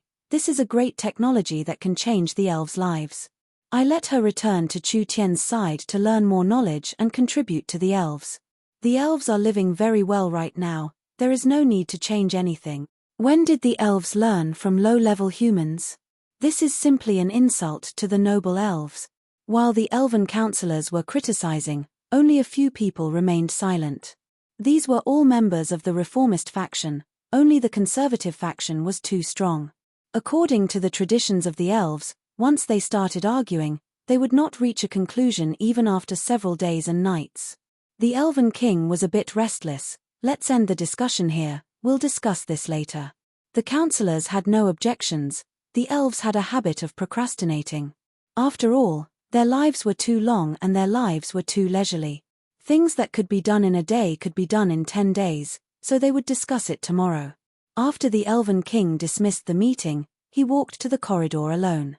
The Elven Royal Palace's corridor was built on a cliff and there were several white jade waterfalls hanging on the side. Looking down from the corridor, one could see the entire eternal forest. The sun was releasing a glow. Every inch of the eternal forest was covered in a dignified aura. The orange sunlight of dusk shined down on the vibrant forest as the elves carved, sang, and painted. That peaceful atmosphere could make any ambitious person fall in. The Elven King's statue-like face revealed a trace of helplessness. With the elves' current situation, he was powerless even if he wanted to. The elves of the continent were already scattered sand and the elves were still immersed in this peaceful atmosphere. Would they only wake up when the flames of war reached the forest? Perhaps it would already be too late by then. Ulysses walked to the Elven King's side. "There's news from Green City that there's a plague in the surroundings and a foreign race riot. The city is already in chaos and the situation is not good." If we don't send troops, we'll lose this city that we just captured. Send troops. The Elven King shook his head. Will the council agree? Ulysses revealed a blank look. We've spent this much effort to obtain this city. Do we have to give it up like this? We can't not give it up. When the Elven King said this, there was a spark in his mind. After this spark appeared, it was like he had fallen into oil, suddenly igniting it. A thought filled his mind. Giving it up doesn't mean giving it up. It can be used for other purposes. Ulysses was a bit surprised. What did you say? The Elven King turned to look at Ulysses. I'm very interested in that human youth called Chu Tien. They can manage a small town well, meaning they have the ability, but a small town is still a small town. Not to mention it's on the edge of the forest, so no matter how lively it is, it can't really become a big town. Ulysses could already guess what the Elven King was thinking. Your meaning is? The Elven army can't be used, so we'll find a reliable friend to help. I think that what Chu Tien needs the most right now is a city. Only by having a true city in the forest can he display his talents in this forest. I'll give him a city. Not only will it not fall into other people's hands, it will also help a friend at the right time. Chu Tien's influence is too weak in the end. This city's meaning is not normal. Can he really control the situation? There will be risks, so we can only secretly help as much as we can. The Elven King said this, but don't forget that humans are a race that likes to take risks. As long as the benefits are large enough, even if they know there are risks, they will not hesitate. This is the biggest difference between humans and elves. Ulysses was helpless and disappointed. It was indeed like this. The Elven King waved his hand and said, Go, this city will still be under the Eternal Forest's name. He will become the legitimate city lord, but whether he can control this city or not will depend on his abilities. Yes. Ulysses left the Eternal Forest. He rode the dragon hawk beast to Oldman's small town in a day and night. At this time, Oldman's small town was still in the joy of a large victory. People from different races and powers were all drinking and chatting in the small town. Ulysses walked into the underground town. Although Oldman's small town was not big, it was brightly lit like it was daytime. The buildings were scattered and each street was like blood vessels, with the merchants and townspeople moving through the streets being the blood. This small place was filled with vitality. This was something that could not be seen in the Elven City. The small town had a movie theater, a hotel, and a training hall. Each place was very special, attracting a large amount of people. But the most lively place was the Oldman Market. The current Oldman Market was very famous. No matter how many materials there were in the forest, as long as they were transported, they could be sold by the market. If the locals wanted to buy pills, talismans, or other daily necessities, no matter how big the demand was, the small town could supply them. This kind of strong supply and demand ability filled the market with vitality, giving birth to many small merchants. The big-eared monsters, the goblins, the rat people, and the rabbit people, these weak races were everywhere. The ogres did not even rob them. These large fellows all knew how to buy resources from other small towns and then use their broad shoulders and strong stamina to sell them in Oldman's small town. They used the source stones they earned to buy their favorite canned food, or they directly went to a hotel to eat a big meal. Oldman's small town did not discriminate.